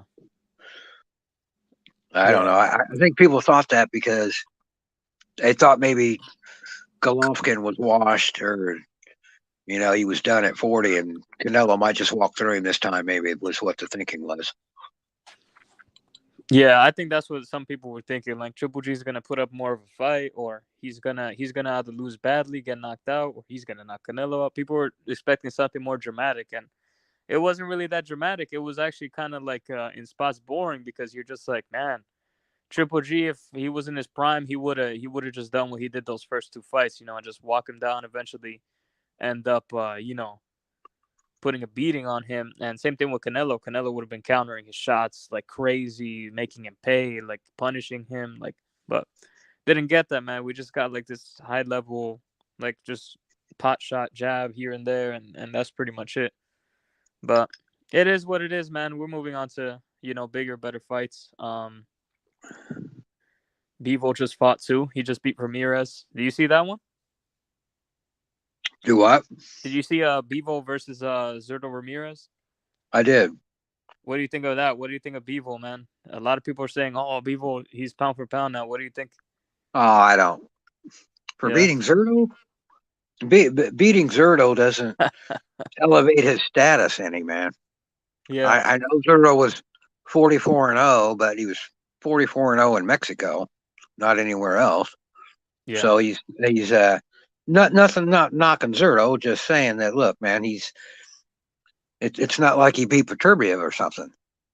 Yeah. He beat Zurdo. Nobody who knew Zurdo was last week. Now everybody knows who he is. He's 44-0. Now he's 44-1. I thought Bivol looked great in that fight. He was controlled the whole thing from beginning to end. Yeah. Was never in any trouble at all. Did anything he wanted. Yeah. What's impressive about that fight is that at the very least, Ramirez had the height over him, right? So like it was just impressive to see Bivol outboxing Bivol, who's basically the smaller guy in there. He's outboxing the bigger guy, it's just always impressive to see somebody do that, because usually what you see people who have the obvious physical advantages. Like look at Floyd. Like no matter, even if the dude was taller than him, he always had like the reach. He always had the wingspan. He always had that long jab over them. And yeah, like Bivol doesn't have that advantage. He's shorter. He has shorter arms. He doesn't have the same reach, and he's still outboxing them. He's not just going in and like slugging it out with them. He's just purely outboxing them. So that's what's impressive about it, man. Yeah, he's what I noticed that I didn't notice before about Bivol when he fought Zurdo. I don't know if he's gotten better at it or I just didn't notice it. But man, Dmitry Bivol is very good at turning that left jab over into a hook. He'll hit you with that jab with the left hook behind it, and that is a sweet move. He has got a beautiful left hook. Yeah. And when he throws that jab and then a left hook, that's not easy to do. That's not an easy combo, that jab left hook. And he'll throw a jab with a left hook behind it, and he turns it over just beautifully. It's you can't draw it up any better than the way Bivol throws that left hook that way. Beautiful. Yeah. Ooh. Who do you think wins? Him versus Beterbiev? Do what? Bivol versus Beterbiev. Who you got? How you see that going down? Well, I got Beterbiev, but they say it's not going to happen because Bivol's Russian. So that's not. If Bivol were to fight him, it wouldn't be for a WBC belt. They could still fight. It's just that the WBC wouldn't sanction it. That's is what the crazy. deal is. That's freaking crazy. I don't know why the hell.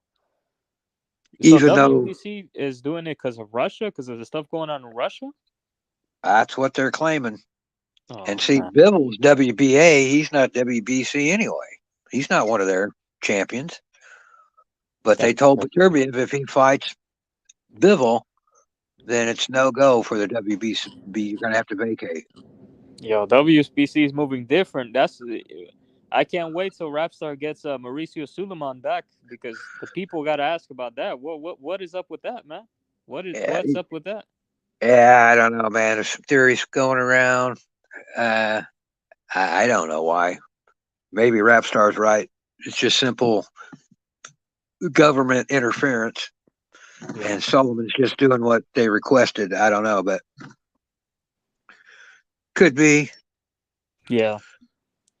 Yeah, I want these fights to happen. I would love to see next year Bivol versus Beterbiev, if it's possible. Like, in my dream world, I would see Bivol versus Beterbiev, Crawford versus Spence next year, and Lomachenko versus Haney. I want to see Lomachenko versus Haney. I want to see the destruction of Devin the Dream Haney, or the destruction of Lomachenko. I think it's an interesting fight. Yeah, I want to see those fights, man. Yeah, I don't, man, I hear that a lot with the Loma thing. And Loma in his last fight, I don't want to be an echo chamber, but he did look like he's lost something. You think he lost it? I don't think he's lost it completely, but he's not what he was, let's face it. And I would rather see Haney fight some of these other young guys. Fuck Loma and his 36-year-old ass. I'd rather see Haney fight, there's Shakur Stevenson out there. There's Ryan Garcia out there. There's Gervonta Davis out there. They're all, Davis is older, 27, 28, but Garcia and Stevenson, these guys, and Haney, they're all about the same age, I think, 23, 24. They ought to be fighting each other. Yeah. There's no reason to fight that old Lomachenko. People act like he's this gold standard, and to find out how good somebody is, they got to go fight Loma. I don't buy that. I don't buy that anymore. I maybe used to, but not anymore. He's not the man. Haney's the man. Like it or lump it, folks. Haney's the man at 135. Yeah, he's the guy to beat. I mean, it looks like they're making that fight next, because I mean, it's an asterisk. It's an asterisk on if Devin Haney doesn't fight Loma, it's an asterisk on his career, because they just never fought. And well, here's the thing. I don't normally get into the business and promotion and all that shit, because I don't know anything about it, and I don't care anything about it. But apparently, I'm at the Loma and Haney are both with Top Rank, maybe. Yeah, now they are. Yeah. And so that's why that fight will probably happen. Like I said, I don't know. I'm ignorant of shit like that. But somebody said that, they're both with Top Rank, so that fight's going to happen, I guess. Yeah. Yeah. Because it's not one of these cross-promotional deals where all that shit gets in the way. So they got it. Bob Arum or whatever apparently's got it all set up where, okay, it's going to be a Haney versus Loma. Yeah. I'm not going to lie. I think, like, if Lomachenko comes back 100%, like, if he actually, if this last performance, if it was just ring rust, because of the year off or whatever, and he's able to come back and actually, give it 100%, like, even from the early rounds, like, I see him just destroying Devin Haney, because he's obviously he has more skill than all of these guys at 135 when he actually puts it on these guys because we saw what happened with Lopez, right? When like he was just getting left outside the jab and being outboxed for the first 6 rounds, but then when he finally decided to wake up and throw like a punch or two, we saw how it was just a sweep, like all those rounds that he actually decided to turn it. I mean, it's kind of like a Triple G effect, right? Like in Triple G versus Canelo too. Canelo's you know, countering Triple G, punishing him, outboxing him, and Triple G, you're starting to see that age, that wear and tear. But then as soon as Triple G turns it up, as soon as he decides to wake up and start throwing his punches, I mean, Canelo he's just not really like it's just obvious that Triple G's the superior fighter in the positions. He just reaches the positions quicker. He just understands it more, and he just has the better technique on that night. He's just a more seasoned fighter, but boxing, that's the thing that because I boxed, and I train boxers here in New York City, and the thing is, yes, you could be the most skilled fighter in the world, right? Which Lomachenko and Usyk are. You like nobody can deny when you see them hit the pads, when you see them in the ring, nobody really does it like them, right? Like these Mayweathers, like you just see them and you just see the way they train and their bodies just move differently, right? You can be the most skilled person in the ring though, but there's intangibles in the ring. There's things that skill it takes a bit more than just skill to get you out of certain situations. So you're gonna need some of that dog in you, whether it's the dog, whether it's the fire to win the fight, whether it's the will. You know what I'm saying? Just look at Kenshiro Taraji versus Kyoguchi this past 2 weeks ago or a week ago. Taraji's not more skilled than Kyoguchi. Kyoguchi has more positions. Taraji's just head on the line fighter, just jab, jab, right hand. But he had the will to win and he didn't stop throwing punches. He just kept punching every single second. Boom, boom, boom, boom. And it wore down the more skilled and more experienced Kyoguchi and ended up, stopping him. So that's just the way it is, man. Devin Haney could easily dismantle Lomachenko with that as well.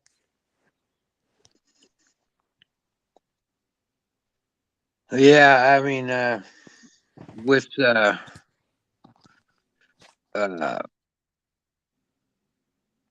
Villagente Williamson asked, should Loma get another tune-up? I don't see why. Yeah. Once his motor got running after round 4 or 5, man, he took that fight over. And I'm not sure he was rusty or maybe he was just trying to get the timing on this guy or what it was. But once he got going, he shut that guy out once he got going. Yeah. But in my opinion, anyway, that's the way I had it. But David Haney, I give David Haney a lot more respect than apparently most people do. I think the guy's got good skills. He's got good footwork. He's got a jab. His defense, I think his defense is a little bit overrated. But I've seen him get hit plenty. Seen Devin Haney get hit plenty. So I'm not so sure as people mistake his footwork for defense, I think sometimes. But I don't know. If he can stay at 135 and not move up, I think he can beat most of these guys. And Loma's not going to be around much longer. Yeah, he's not going to be around much longer. But a fight like Haney and Stevenson, that's not a fight I want to see. Their styles are too similar. And it'd be a boring fight, especially for casuals, because they don't understand boxing. They want to see a slugfest. And that would be a technical. I would enjoy it. It'd be a technical fight, but most people would. Yeah. Who you got in that? Who would you pick between Shakur? I'd have to pick Haney at this point. Oh. Over Stevenson. Yeah. I'd pick Haney. The fight I'd really want to see is Haney versus Davis. That's the fight I want to see. Oh, I just want. Oh man, I see Tank Davis just knocking Haney the hell out, man. I see him just destroying him. I think that would just end. Like, I mean, Davis. That's the thing. He will get outboxed by Haney every single round. But as soon as Tank hits him, it's over. It's lights out. He's out like a light. He's getting Rolly Romero by Tank, man. Devin Haney is getting fucking Rolly Romero. It's not even a question for me, at least. I don't know how you see that fight.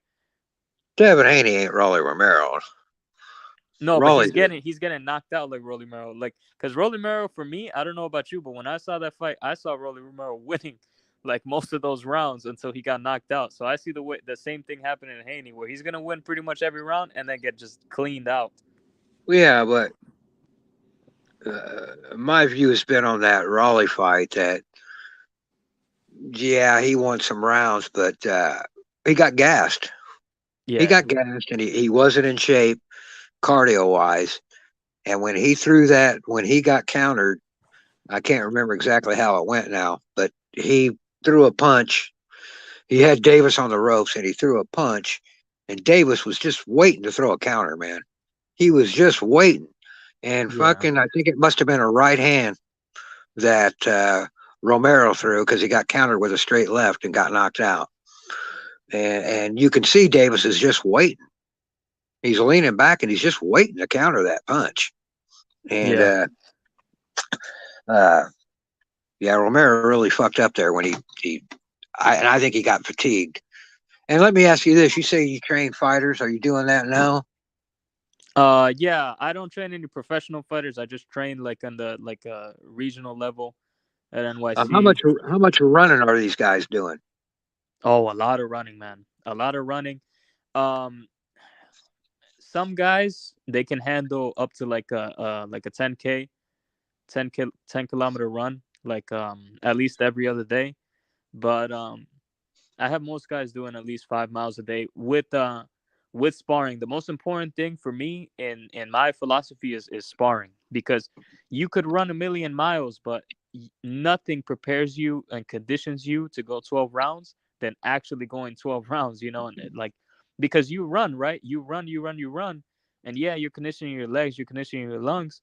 But in boxing, you also had to, a part of stamina is also the amount of hits you can take, right? Because you can run 1,000,000 miles, but if you never taken a hit while going those 12 rounds, you're gonna get gassed out by like the third round, man, because you're taking these shots, they're hitting you to the body, and it's gassing you out quicker than running would. So I put a huge emphasis on just like, sparring and stuff like that. Well, I asked that because I see very few fighters.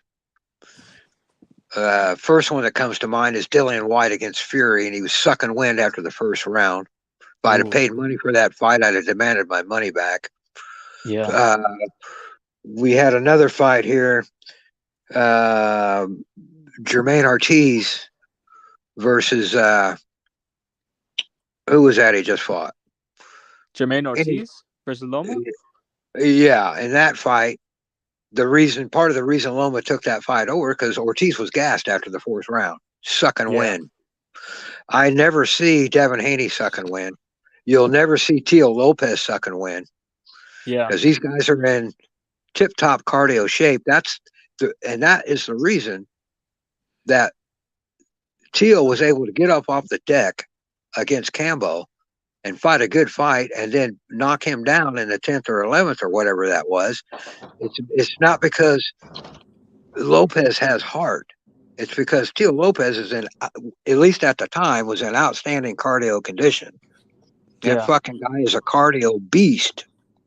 And that's what you have to have. That's why Fury got up against Wilder. Yeah. Because people say Fury's fat and all that shit. He weighed in the same, fellas, all three of those fights. 272, 268, 272, I believe are the numbers. He never ballooned in weight in any of those fights. And Fury does road work. Got plenty of videos of Fury running. And I think some of these other guys, they may be relying on sparring alone as their cardio, or they get on the frickin' treadmill in the gym for 20 minutes listening to their headphones. And maybe they go over here and get on the stair climber for 10 minutes and they hate cardio and they go, okay, that's enough. Yeah, but can I say something about that? Yeah, sure. Yeah, cook, man. Cook. As far as in the ring, because I heard Cloudberry say he's a trainer, and You know, I don't ever like to say that, but you know, I work with people. It's about wasted movement in the ring. Mm-hmm. A lot of people don't like when you watch an amateur. There was a guy named Mir Khan. Like they bounce a lot. Some guys they want to be on their toes because you know they have all that wasted movement. Now, when you were talking about a b-ball, somebody mentioned you notice he doesn't have a lot of wasted movement. He's not back footing the entire fight. That's a Yeah. huge thing when it comes to working with fighters. Is teach them how to have be patient in the ring. You know, control their breathing, minimal movement. Yeah. That's actually something I wanted to say too. Is it's not just the cardio; it's also the technique. Because if you notice, Yeah, Canelo has a that part. problem. Canelo has a problem when he fights, right? And he's always had this problem, and nobody can deny it. He gasses out towards the end of the fight, right? Right. He has a problem where he starts breathing heavy, his punch output goes down, and that's why you know, Triple G in the second fight was able to stun him in the 10th round. He hit him with a huge right hand. And you know, Canelo recovered very well. He recovered immediately, you know, but it was a huge shot.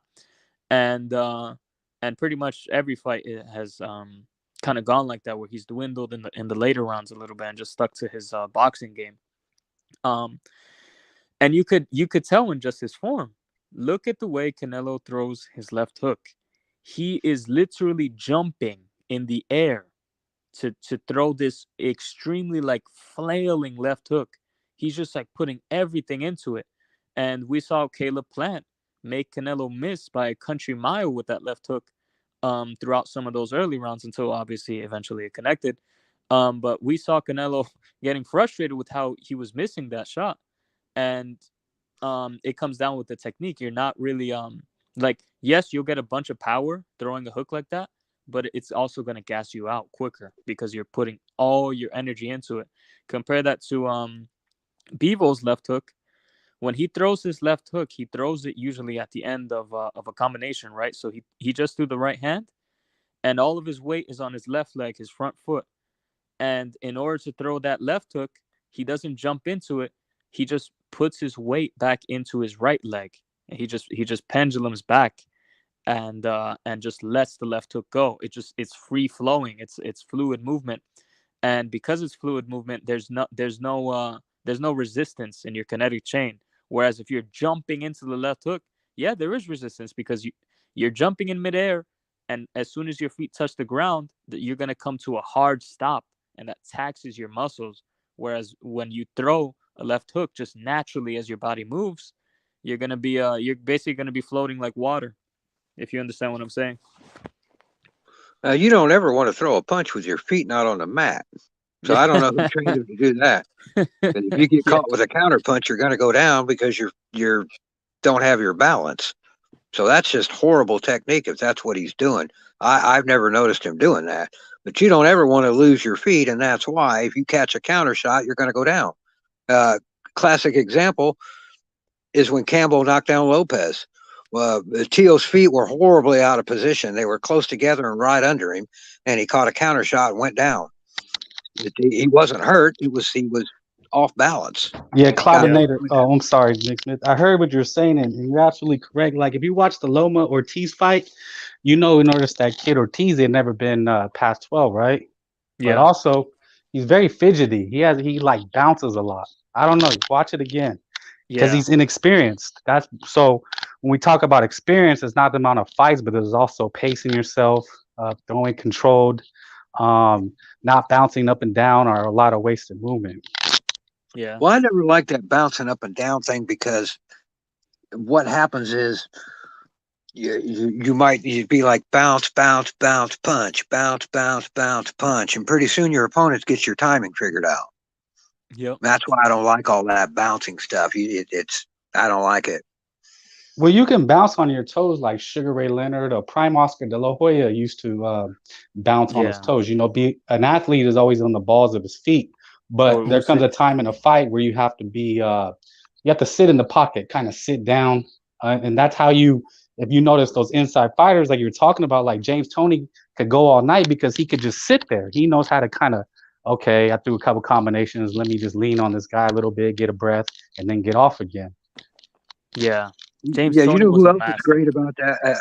not to interrupt you, but Duran Oh was a yeah. guy when he was on top of his game, very efficient, no wasted movement, none of that stuff. Yeah, that's And what I was always, talking about. Efficient with your movement as well. Like Yeah. that's the part of cardio that so when you run, if you it's not even just jogging, it's kind of like pacing yourself, like you're breathing. You breathe the way you throw, you huh, when you work the bag, all that is part of building your cardio, because you can run all day, it's not going to prepare you for a boxing match. You have to literally hit the bag to get your breathing under control, because when you throw a punch, that's a wasted movement. So everything like that goes into a boxing match. Yeah. and And here's something about that heavy bag thing, man. When I yeah. watch guys and I watch them hitting the heavy bag, and I go down to the local boxing gym down here sometimes and hang out, and the guy's hitting the bag, and I say the same thing down there. And you'll see a guy, and he'll just wail on this heavy bag, right? And I asked the dude, I said, "What's he doing, man? Why is he just?" And he told me, "Well, it's for cardio, just like what you were explaining. That it's for cardio and to get his breathing down." And I'm like, "Yeah, but the problem is he's throwing these punches not like he would in a fight. Okay, he's standing right on the center line and he's throwing these punches at a heavy bag. And to me, that develops bad habits. And if you Yeah, go that's and like watch, the fancy Mayweather mitt work. Like, that you're never gonna throw 20 punches in a fight. Don't get me wrong. Somebody mentioned about don't get me wrong. You got to do your road work, but I think you can't just Mirage run was 20 miles and think that that's a boxing workout. no, if you watch Yeah. Derek Chisora, whenever he gets tagged and somebody pops him really good, it's the damnedest thing. It's like a little light goes off in his head or something.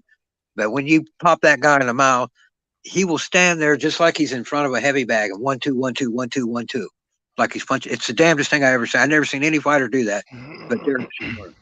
Yeah. And I thought, man, if I ever hit that guy and he does that shit, I'm going to hit him with a right uppercut so hard it would send him home, man. Yeah. That's why. That's why I say that, because when I watch Chisora, and I know damn well that he developed that habit by standing in front of the heavy bag and just hitting it instead of throwing that right, like you explained earlier. When you throw that right hand, your weight should shift to your left foot, and you don't come back up on the center line to throw that hook. You stay down on that axis over your left foot and throw the hook from there. Yeah. And then you're gonna bob and weave back up to your position. You don't throw that hook. You'll see guys get knocked out all the time where they'll throw that right hand, and when they come back to throw the hook, they don't stay right there off the center line and throw the hook. They'll throw the hook, and as they're throwing it, they'll come up to the center line.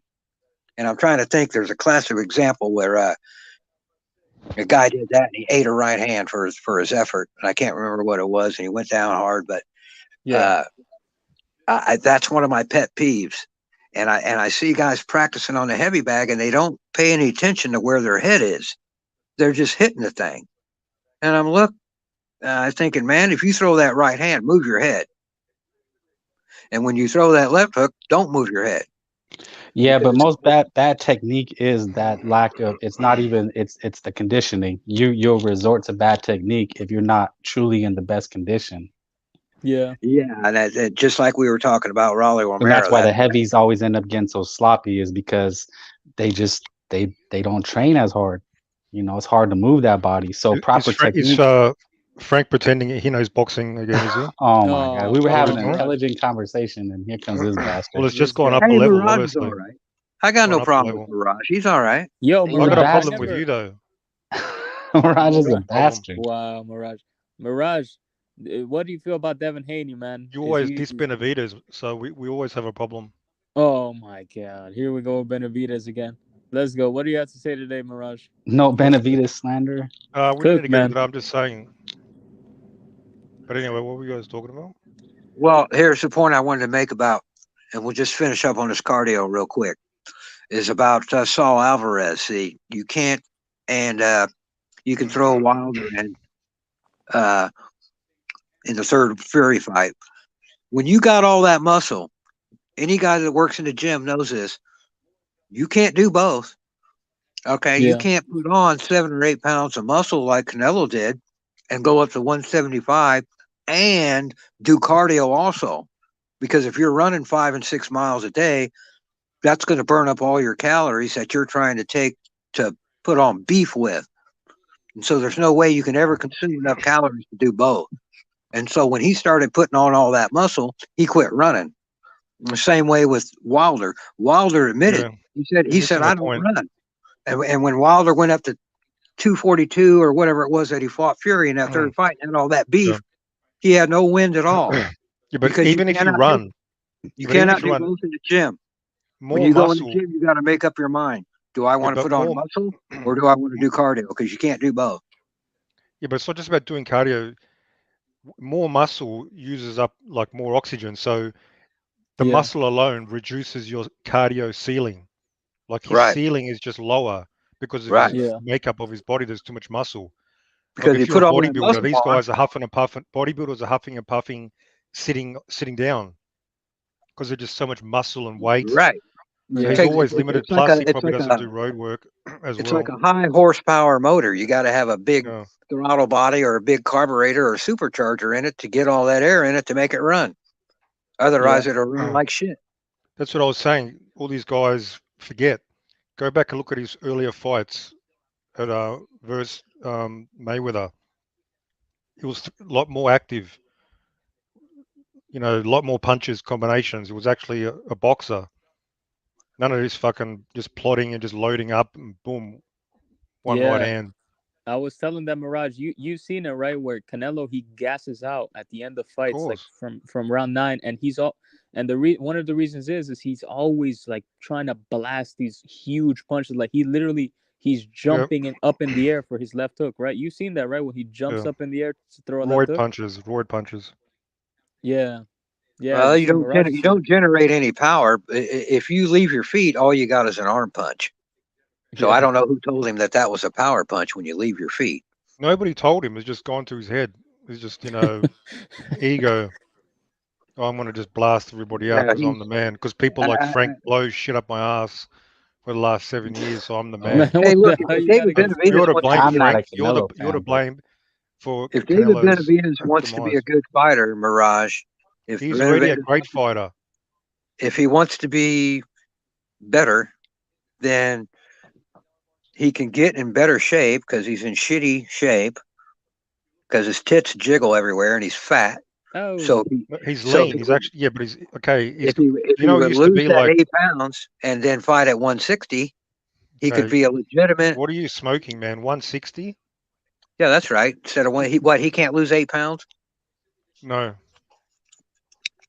Haven't you seen him at the weigh-in? Go look at the photos of the Lemieux weigh-in. He doesn't have as much fat as you think. I mean, that's just a natural composition. He's never going to be shredded. If he has to be shredded, he's going to have to starve himself completely. It's not his natural body makeup. He used to be like 300 pounds, right? When he was 14. He used to be a fat boy. You know that? Yeah. Yeah, man. I mean, Benavidez, hopefully that's the way he's going to be. Man, fuck Benavidez. Why the fuck we always got to talk about Benavidez? Nobody was even talking about fucking David Benavidez. Yeah, what do you want to talk about, big boy? We were talking about different giving fighters. You boxing theory about throwing punches. We're talking about. When did you ever throw a punch, Frank? Sucks. We're talking about. I bet you can't throw a punch to save your life. When I slapped your mom, told her to get off my dick. That's when. There you go. There's some attitude from Frank. There you go. Jeez. I like that. Yeah. We're talking about Devin Haney sucks. Chocolatito versus Estrada 3. Yeah, I'm not interested in those guys at all. What else? Are there any more big fights before the end of the year? Hey, are there any more big fights? I'm not talking to. I'm talking to Klobinator. Is that Klobinator, right? Yeah. Yeah, you say you work with fighters, so I heard you talk about Devin Haney. Are you the anti when you teach people the anti Devin Haney? Do you teach them a particular style or just whatever fits their makeup? I have a theory about boxing where I believe that there's 3 positions when you fight, and everybody should know those 3 positions. So As you learn the positions you should be in when you throw punches and when you move about the ring, and learning these 3 positions, I believe that you'll be able to fight any style that you want, any style. Like it's a bit hard to explain just like over a call. I'm thinking of doing some videos, like doing some shorts, some YouTube shorts, showing stuff on the heavy bag, showing the way that things work. It seems like Okay. a lot of people agree with me in the chat, like General and Vigilante and all these people that 93 Octane, they agree with me that Devin Haney sucks. So I might be coming out with a So video very soon what called is Devin it Haney sucks. about him that sucks? Like you agree that, so let me say, what is it about him that sucks? Kind of short answer for him. Short answer for him, his technique. His technique when he throws punches. He actually has the Canelo syndrome. Can I just play devil's advocate? Because I agree with you. I just want to play devil's advocate so people don't think we're blowing each other like some of these weirdos. Go ahead. Okay, but he is a champion, Cloudinator. So what is it that you disagree with? I mean, it's helping him win. That's what a hater. I mean, that's what a Devin Haney fanboy would say. I'm the Devin Haney fanboy. Yeah. Well, I mean, he's a champion. I mean, that's the thing. There's a lot of people who suck who are champions. Like look at Paulie Malignaggi. I mean, the dude went to bare knuckle boxing. He got destroyed by a dude who basically just has a 1-2. That's it. So that's the thing. Like being a champion doesn't automatically equate that you're like this great ultimate fighter. What like, is? Yeah, but so I'm not a fan. But Cambosos? saying that he sucks, isn't that too extreme? He doesn't suck. Just because his be more technique specific, Mirage. I said, what is it about his technique? So go ahead, keep explaining. I just wanted to play devil's advocate. Yeah. So the thing about his technique is that he leaves his head on the line for basically almost every punch except for the right hand. That's a telltale sign that a boxer doesn't have good positioning. When he throws the left hook, he doesn't know where his head's supposed to be. He doesn't know where his weight's supposed to be. When he throws the right hand, he doesn't know where his weight's supposed to be. He doesn't know where his head's supposed to be.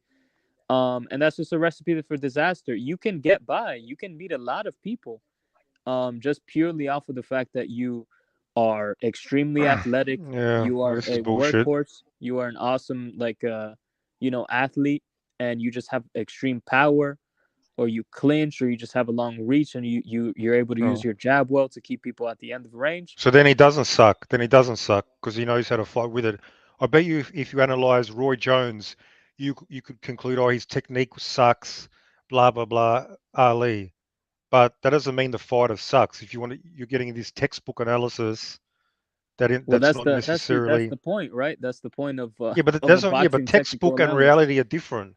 Just because in a textbook, oh, his head's not aligned, that doesn't necessarily mean when he fights in the ring that's going to be that doesn't mean he sucks as a fighter. You're going way too far.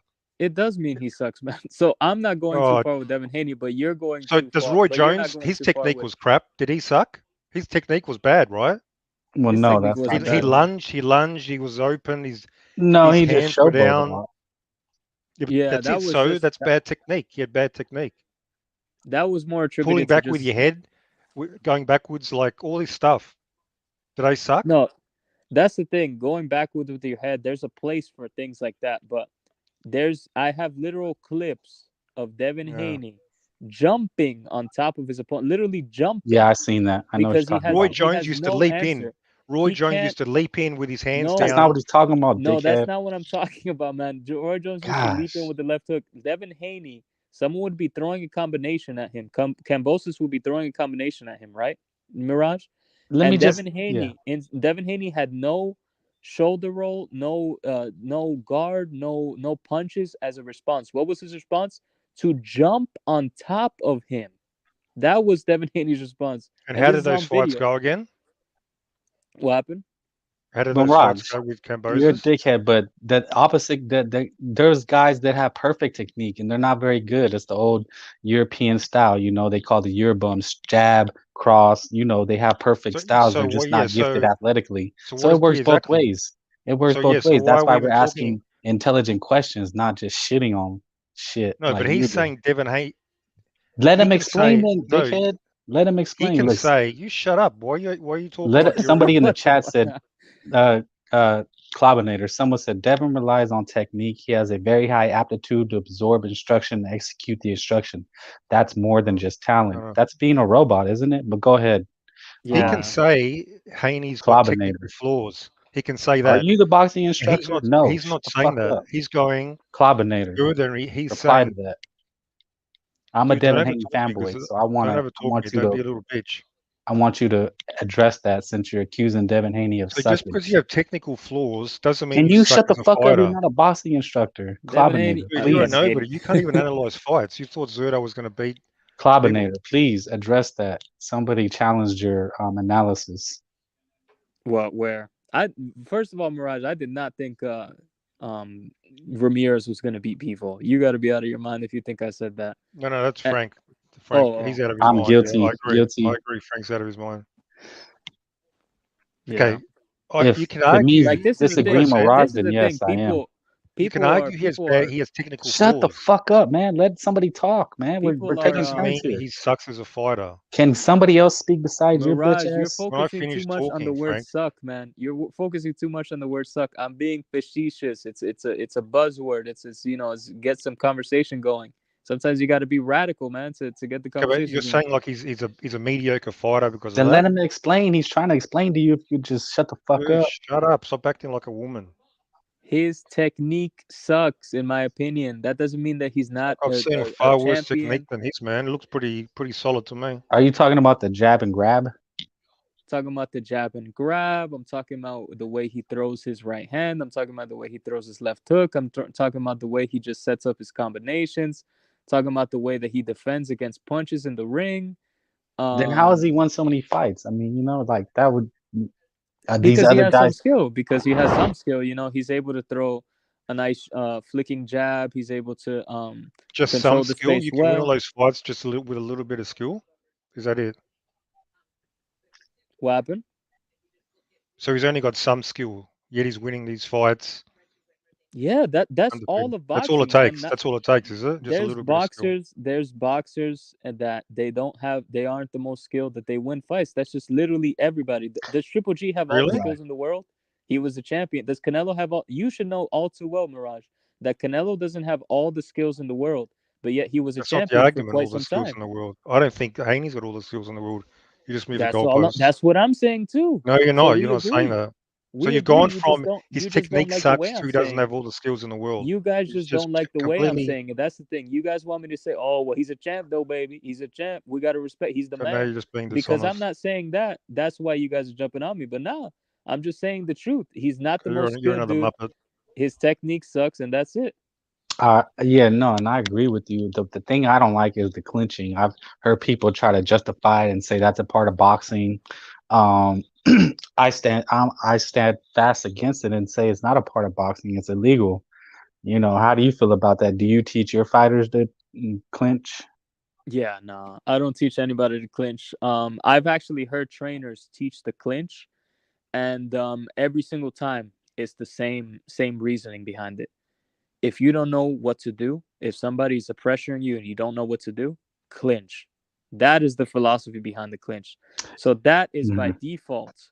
You don't have the skill to get out of that situation, to get out of that Yeah, exchange. So and you that's have to crazy you hold. said that because that's exactly what you'll see most. That's what I did when I first started boxing. Your first instinct is just to grab the guy. I Yeah. don't. Most boxers, young boxers, they either run or clinch. I mean, it's just your first instincts. When a more experienced guy is wailing on you, you're gonna reach out and try to grab him. But that's where I've seen the most knockouts happen. Is you reach, you grab, or like you kind of what's the in between punch, but you're really grabbing, because you're getting rocked. Yeah. That's where I see people go down. So I don't know, man. I think Haney just mastered the clinch. I mean, I seen a video where he talked about it, that his whole game plan was when Kambosos threw the right, he was going up underneath it to spin him around. I couldn't Oh believe my when I God. heard that. He's crazy, man. Like there's people who have actually mastered clinches in the past, people like a Mayweather. Because this is the thing. Mayweather, he clinched a lot, right? But Mayweather wouldn't just jump on top of you and grab your body what he would do is he would tie up the arms, Yeah, and he I would was just actually about to throw say that. punches in the inside. Like Mayweather was very underrated on the inside. Obviously, one of the best of all time to do it, Roberto Duran. We saw the way he would be able to tie up your arms and work his positions inside. That's masterful clinch work. What Devin Haney does is he just wails in there, just jumps in there as soon as you throw even one punch, and just spoils the fight. And I get it. It's effective. It does work. Like, that's the thing that people don't understand. I'm not hating. I understand that it works. I understand that it's gotten him to where he's at. And he Hmm. has other skills too, like the jab, that have taken him there. It's not like he's just a complete bum, a scrub, like Mirage wants to think that I'm saying. It's not what I'm saying. But Are you on Twitter, Clabinator? nah, man, Oh, I'm not you're on not on Twitter. Twitter. Okay, Yeah. well, some of the things I seen on Twitter was they said that we respected Bivol for his master class in boxing, but why didn't we give Devin Haney his credit for master class boxing? So they were trying to equate, because they're saying that because Bivol's a boxer, why are we praising him, but we don't praise a great boxer like Haney? So what would you say to that? Because I know Oh, I my mean, answer. yeah. I mean, just right off the bat, just look at the competition. I mean, look at Cambosis and Canelo. Can they really even be compared? I mean, it's just not even the same. It's not even in the same stratosphere, man. It's just unbelievable. And just to go, just since we're talking about technique, just look at the way that Bevo beat him versus the way that Haney beat Cambosis. It was just, first of all, there's people that watched that fight that they said, you know what, I'm never gonna watch a Devin Haney fight again, because that's how horrible and boring that fight was. And that's just the thing. People always say, "Oh, when you say boring, oh no, it's just they don't understand the sweet science, baby." What, the sweet science of grabbing somebody and hugging them, and rubbing your ball sacks on their ass cheeks? Like, come on, bro. Like, the sweet science is what Bevo did to Canelo, punching Okay. somebody and beating them in every position, and completely outclassing them. And yeah, that's exactly my response to them, was that, Bevo did minimal clinching, no low blows, but at the same time, and that's what I said. I said you can't even compare the Cambosos to Canelo or Zurdo. Cambosos was not on any type of level, and I don't understand why you felt the need to jab and grab against such a limited fighter. But they felt it was being biased. They felt that there's a lot of people that feel that way, that we just don't like Haney. Like, it's just strictly we don't like Haney. Is that Oh, why of we're course. praising Bivol masterclass, but we're not giving Haney the same credit, even though he put on a masterclass? People are crazy. I mean, why do you think I'm saying Haney sucks? Because I'm exposing how people are. You say Haney sucks, and look at how the chat goes wild. Oh no, yeah, Haney, the Haney nut huggers come out. Oh, well, Haney, Yeah, Sim Bayless is a huge Haney. yeah, like yo, just let it rock, man. Every fighter gets their shit, man. There's people out there saying Loma sucks. We could make a Loma sucks video. We could make a video about every boxer. Every boxer sucks, man. You know what I'm saying? We're I just hear having this. some fun. It's conversation. Yeah, I hear this a lot. I hear, don't blame Haney, blame his opponents.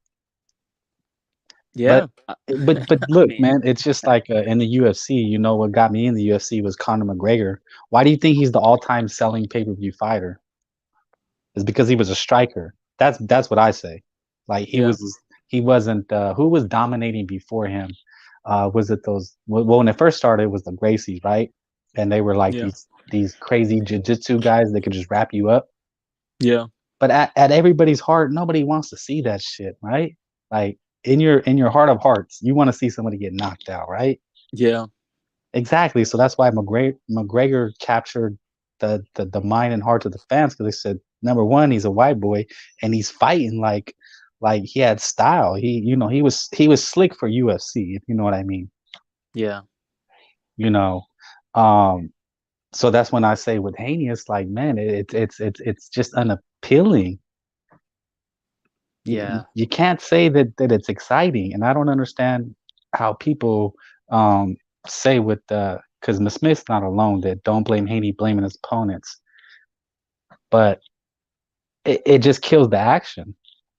Yeah, it kills the action. And what's worse is when it's against like lesser opposition. Like you're fighting old Gamboa, washed Linares, and Cambosis and Jojo Diaz, who, let's face it, nobody ever believed in Jojo Diaz to ever be anything. I mean, the dude is an absolute loser, and he was basically built to lose.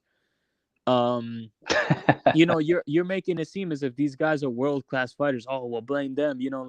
Yeah, I mean, blame them. Blame them for what? Blame them for sucking even worse than Haney. Like, you know what I'm saying? These guys are horrible. Of course that they're not going to be able to do anything because they suck. They like, what does kombucha have to counteract Devin Haney's skills? That's nothing. He doesn't have anything. Same thing with old Gamboa and old Linares, who even Linares, he had nothing.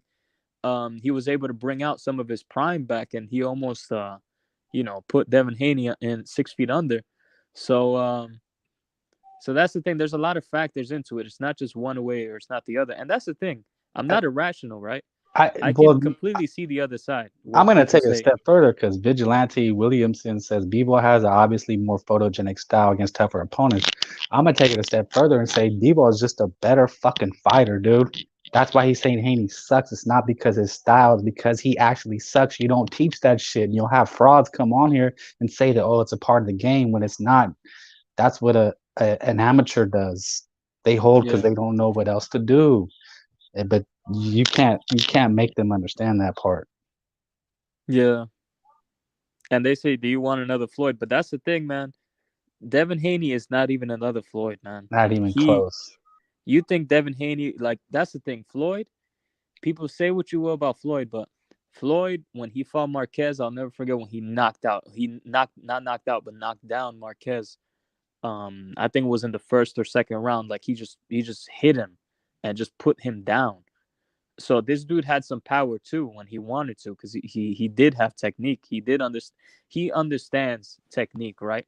Sometimes he left his hand on the line with his combinations, but it's because he wanted to do that, right? He just wanted to be more snappy and not put all his weight into each punch. And like I said before, there's a time and place for all of these things, right? Even throwing quote unquote with bad technique, there's a time and place for stuff like that.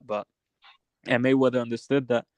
So that's the thing. Devin Haney just hasn't shown that stuff. He hasn't shown those Mayweather qualities, man. Well, because he's not as good as those guys. I mean, okay, yeah. People are saying, are throwing out the usual suspects, Ward, Hopkins, Klitschko. Yeah, they did clinch, but I mean, they also knew how to fight off the clinch. I mean, and Ward was dirty, and Hopkins could maul you, but it's still the same thing. It's unappealing. Why Haney gets away with it is, because of his speed and athleticism. Yeah. And I don't even think he's that great of an athlete. I don't want to make this a Haney bash show, because that's not what I'm trying to do. I'm just trying to show the difference between Bivol and Haney, and why Bivol is such a better fighter, and why he is pound for pound, and why he is fighter of the year, and why all the Haney arguments fall flat on their face. Yeah. And why I prefer Lomachenko. Why I prefer his style. It's, when the fuck have you ever seen that? Yeah, I don't know. And that's the thing. People like to brush it off. They like to say, oh, well, it's working. But that's the thing. You're ignoring that it's illegal. It's against the rules of boxing to excessively clinch and hold at the body, hold at the waist. Also, another thing that people ignore, Devin Haney ducks below the waistline, and that is illegal. You can duck your head, but you can't duck below the waistline, because if you duck below the waistline, there's no target for your opponent to hit, and it becomes an unfair fight, right? It's an unfair advantage if there's no target there for the opponent to hit. And Devin Haney does that a lot. That's actually one of his number one defense, apart from the clinches, is ducking below the waist. So, so there's without that too. making it a Haney bash show, how do you feel about him and Loma fight? Number one, do you think he takes the fight? Number two, do you think he wins? And number two, and number three, if he doesn't fight him, how do you feel about that? And who do you think he should fight on moving up? See if we think someone alike. I don't know. Like what I think he at this point he probably has to take the fight just because I think Bob Arum's gonna pester him and I don't know, man. Bob Arum is a sneaky. Well, just go on what you think and feel based on, like when they got in the ring. Do you when they think got in the Loma? ring? Well, when Loma said, "Oh, you look like heavyweight," some people say that was Loma saying something scary, and then you have other people like me that said, "No, he was clowning Haney." So just go based on how you feel, man, and what you heard, what you've seen so far. Yeah, I mean Loma. That's the thing. I saw a lot of people saying Loma was scared when he said that. He wasn't scared. Neither of them were scared, man. They were just there in the ring. They were doing their thing. Loma's a bit awkward, obviously to us. He's gonna come off as awkward because he speaks a different language. So he sounds weird. He sounds goofy when he speaks English, right? Like right. And Haney, he was there, so it obviously seems as if he wants to fight. So I think the fight is there to be made. Now who wins? That's the thing. But Loma, do you think Haney takes the fight? I think he'll take it. I think he'll take it because I think he has something to prove, man. Okay. I think he has something to prove with Loma. Okay, I'm harshing on him than that, but okay, you at least give him some credit. Okay, so he takes the fight. Then how do you see it going? I see if that's the thing. I think I said this last on the last stream. Like if Loma comes 100%, I see it just a destruction. I see just Loma just destroying Haney. With Haney, taking the first Dude, what rounds. are you talking about? Loma couldn't destroy that nobody Ortiz, and he's going to destroy Haney. How good do you think Ortiz is? No. Oh Let's use some man. rational logic here. How good do you think Ortiz is? Is he a great fighter? Is he much better than Haney? Mirage, we've been through this before, man. We've been through this before. Like, come on, Have we? man. We Have we? have. We literally have. We literally have. You were there on stream when I gave this whole analysis. It went through the same rigmarole. We went through the same exact thing. Mirage can't remember. Ortiz versus Haney. Let alone a couple of days ago. Ortiz versus Haney. No, but comparing Loma versus Mirage, ask one fucking question. Don't give him a whole spiel. Ask him talked about. Ask him. We were talking. I was Lomachenko Haney versus Lomachenko Ortiz. We talked specifically about that. No, I'm asking him if he's telling me it can Haney beat Dude, Loma. I'm not talking to you. Shut the fuck up. No, you just interrupted us though. Yeah, but you're rude as fuck. This is a panel. Do you reckon it's just you talking and you just run the show? You weren't saying shit. Then you just want to hop in like a shut up. So we talked about this specifically. Raza has no etiquette. This is the rude fuck, man. So he struggled against Ortiz. Most rational people think he lost, and you think he possibly destroys Haney. How does that work? We didn't talk about this. Yeah, we did, man. We did, man. It was a few streams ago, but basically, I'll sum it, man. I'll sum it up. It's the age-old styles make fights. Jermaine Ortiz is not Devin Haney. He's not gonna fight like Jermaine Ortiz. And Lomachenko just is more skilled.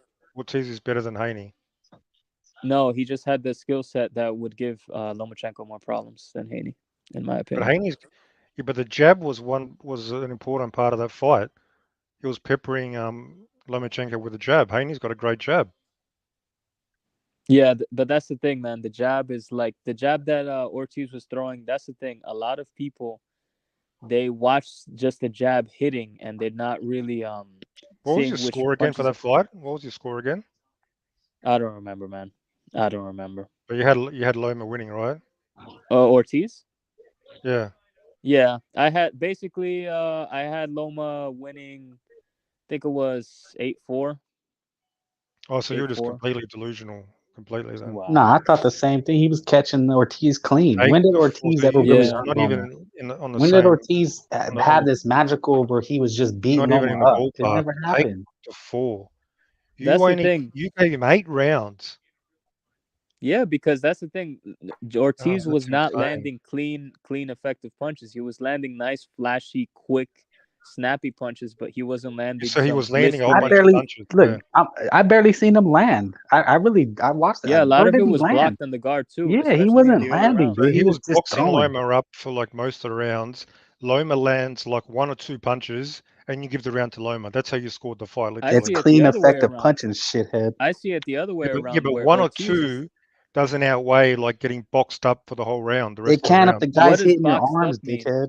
They That's the were, but thing they were with scoring Loma. With punches. Loma, you use a specific thing. You use So a you guys are specific just metric. biased. You've been drinking the You Loma say, Kool-Aid. well, no, we're not biased. So I'm trying to Ring actually break generalship it and down. clean, effective punching is clearly Lomachenko. Yeah, we're trying to break it down with This you, is like Mirage. a You this is just like don't a want us. psychosis, a mass psychosis that you guys are suffering from. Nah, man. Oh, Ortiz Yeah. wasn't following him around, looking like the UK lost mate puppy. round, dude. He got boxed up, combinations, body, You think he was jab. cutting the ring off against Loma? He was just Forget walking about Loma cutting off down. the ring, dude. He was boxing him up. How? He wasn't Loma landing. wasn't You doing did not anything. see He that. Loma wasn't couldn't get in. landing. He Loma, was no, not Loma wasn't landing. landing. Loma was missing a lot. Loma was missing a lot. But you guys are just biased because it's Loma. But this is the thing. No, it's Why not do you think biased, they man. call That's it just the way clean, that we saw the effective fight. punching? No, I'm not, Frank. I don't even take you It's seriously called at all. clean, effective punching. So dickhead. Mirage. So when Canelo fought Bivol, you're telling me that Canelo was landing those punches against Bivol? He was landing most of those punches he was throwing? No, Exactly. Ortiz It's the was same landing. way. Ortiz was The landing. same way we see Ortiz not Ortiz was landing landing. against Ortiz Lomachenko, was man. the active fighter. Canelo barely threw anything. Ortiz was boxing him up, jabs, body punches. He He was wasn't boxing him up. That's the thing. He was throwing punches, yes, Oh. and he was landing some punches, but he wasn't landing this barrage like Yeah, he hundreds was and whatever he was thousands of landing. It punches. was more than Loma was landing. Loma was struggling to get in at all. For like maybe a round or two, and No, you then guys the are rest of the fanboys, fight dude. happens, man. Dude, The like rest I of the Carbonate. scored it. I fight watched it happens. again. I scored at 7-5, being generous. 7-5 To Ortiz. who? To Ortiz? Ortiz, yeah. Fucking Ortiz Damn. was stumbling all over the ring. He has no balance. He was just like he was so off So hey, balance. At least that's half the fight. irrelevant. That's irrelevant. But Loma's balance is actually quite poor. He jumps So in with you his so 1-2s. Jermaine Ortiz punches Lomachenko. He doesn't even stagger Lomachenko once. He lands no clean That's effective irrelevant. He punches. didn't get Meanwhile, staggered either. That's irrelevant. he did get staggered. Actually, he got staggered multiple times. He literally got punched I Yeah, think like while what, his the feet I were sixth thought it round? crossed. was He got He hit got punched clean. while his feet were. He got punched Wow. while his feet were crossed, and he almost went down. okay. That's one He got round. flown into Or the did you give ropes. it a 10-8 or That is something a for that? clean, effective punch. Boxing is That's scored one first round. on Okay, clean, one effective round. punches. Yes, Or and do you that's score one round like and give him I'm 3 saying that rounds? I'm saying Do you that like to give him prove a 3 point. rounds for that? Do I'm you? Is saying that how that to you prove a operate? point because you're basically trying to make it seem like Lomachenko didn't win anything. Dude, that I'm wasn't even a starting close off. fight. To be honest, it was 8-4 Ortiz. If you're really being objective, I was looking for reasons to give Loma some rounds, and even then, Mm-hmm. yeah. Well, we watched a different fight because I didn't see him do Was because nothing but well, follow again, Loma around, look off balance, you look thought tired. Zerto Bivol will be close. That's how you view boxing. You just don't get it. That's what I'm telling Okay, you. Mirage. You need to listen to me because I was correct with that. I was correct with Bivol, Canelo, with all the big fights. You just don't get it. Your boxing IQ is like What was the 80. Joker's Maybe name it's in the below 100. Joker? Very low That's boxing Mirage. IQ. Mirage is a Joker, man. That guy. We should listen to you. So you bought in for the If I Loma want to hype. jump off a bridge, I'll listen to This Mirage. guy's some Yeah, all-time Mirage great. doesn't know anything, man. Like Usyk He's struggled 16 and against 3. He's 16 and 3, and he's an all-time great. Usyk What a didn't look joke. great against Chad Witherspoon, and look at what he did with He got his ears boxed off by 22-year-old Teofimo Lopez, and he's still top pound. He's still in the That top was a pound it for was a pound. 115, 113 fight at best. It was a close fight, and that's what Loma he did lost. in He the lost. A top 6 pound for rounds. pound loses to a 22-year-old fighter like that. That's a No, top you're pound saying for he pound. got beat up. He didn't get beat up. It was a close fight, and Age Yeah, it was a doesn't matter, clear loss. Mirage. Age doesn't matter. You're ignoring Oh, the now fact we that got he the beat age Richard excuses. Comey. Here we go. He beat I don't- Richard Comey. What was He his was a excuse champion. when he lost to a guy with 12 losses? What's his excuse? Oh His my excuse is that he was fighting a top 10. He was fighting a top 10 fighter at the time. Oh, so that's He's too fighting tough an for him. actual live dog in there. He's fighting an elite Oh, opponent. so an all-time But I great, know for a you, top 10 he's fighter's not too elite. tough. I know Yeah, he's but when not elite for Benavidez you. fights a top 10 fighter and destroys him, you go, Benavidez is fighting Fuck bums. Benavidez, dude. Nah, What are you I talking give about him his credit, man. Benavidez? If he fights a top 10 fighter, if he fights Okay, whatever, so who is are it? all-time greats Uzkataglu. supposed to struggle versus and lose versus a top 10 fighter with 12 losses? What did you say? Are all-time great fighters supposed to struggle and lose to a guy with 12 losses? Yeah, I guess that Muhammad Ali, Roberto Who did he Duran, all lose these to who had guys 12 aren't great losses? fighters then. Did he lose? Who did he lose to who had 12 losses? 12 losses is irrelevant. Losses. 12 Oh, is losses just are your lucky irrelevant. Oh, here we your go. lucky magical number. Losses don't matter. 12, who cares?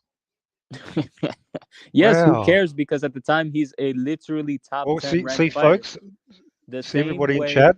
the This is same this is way, how fanboys operate. the same way They that try to bend the Rungvisai had rules. lost fights and then he got back up. The same way They distort Chocolatito lost. reality, Okay, and they're Mirage, fucking dishonest. Mirage, hold on for a second and listen to some logic for a second, man.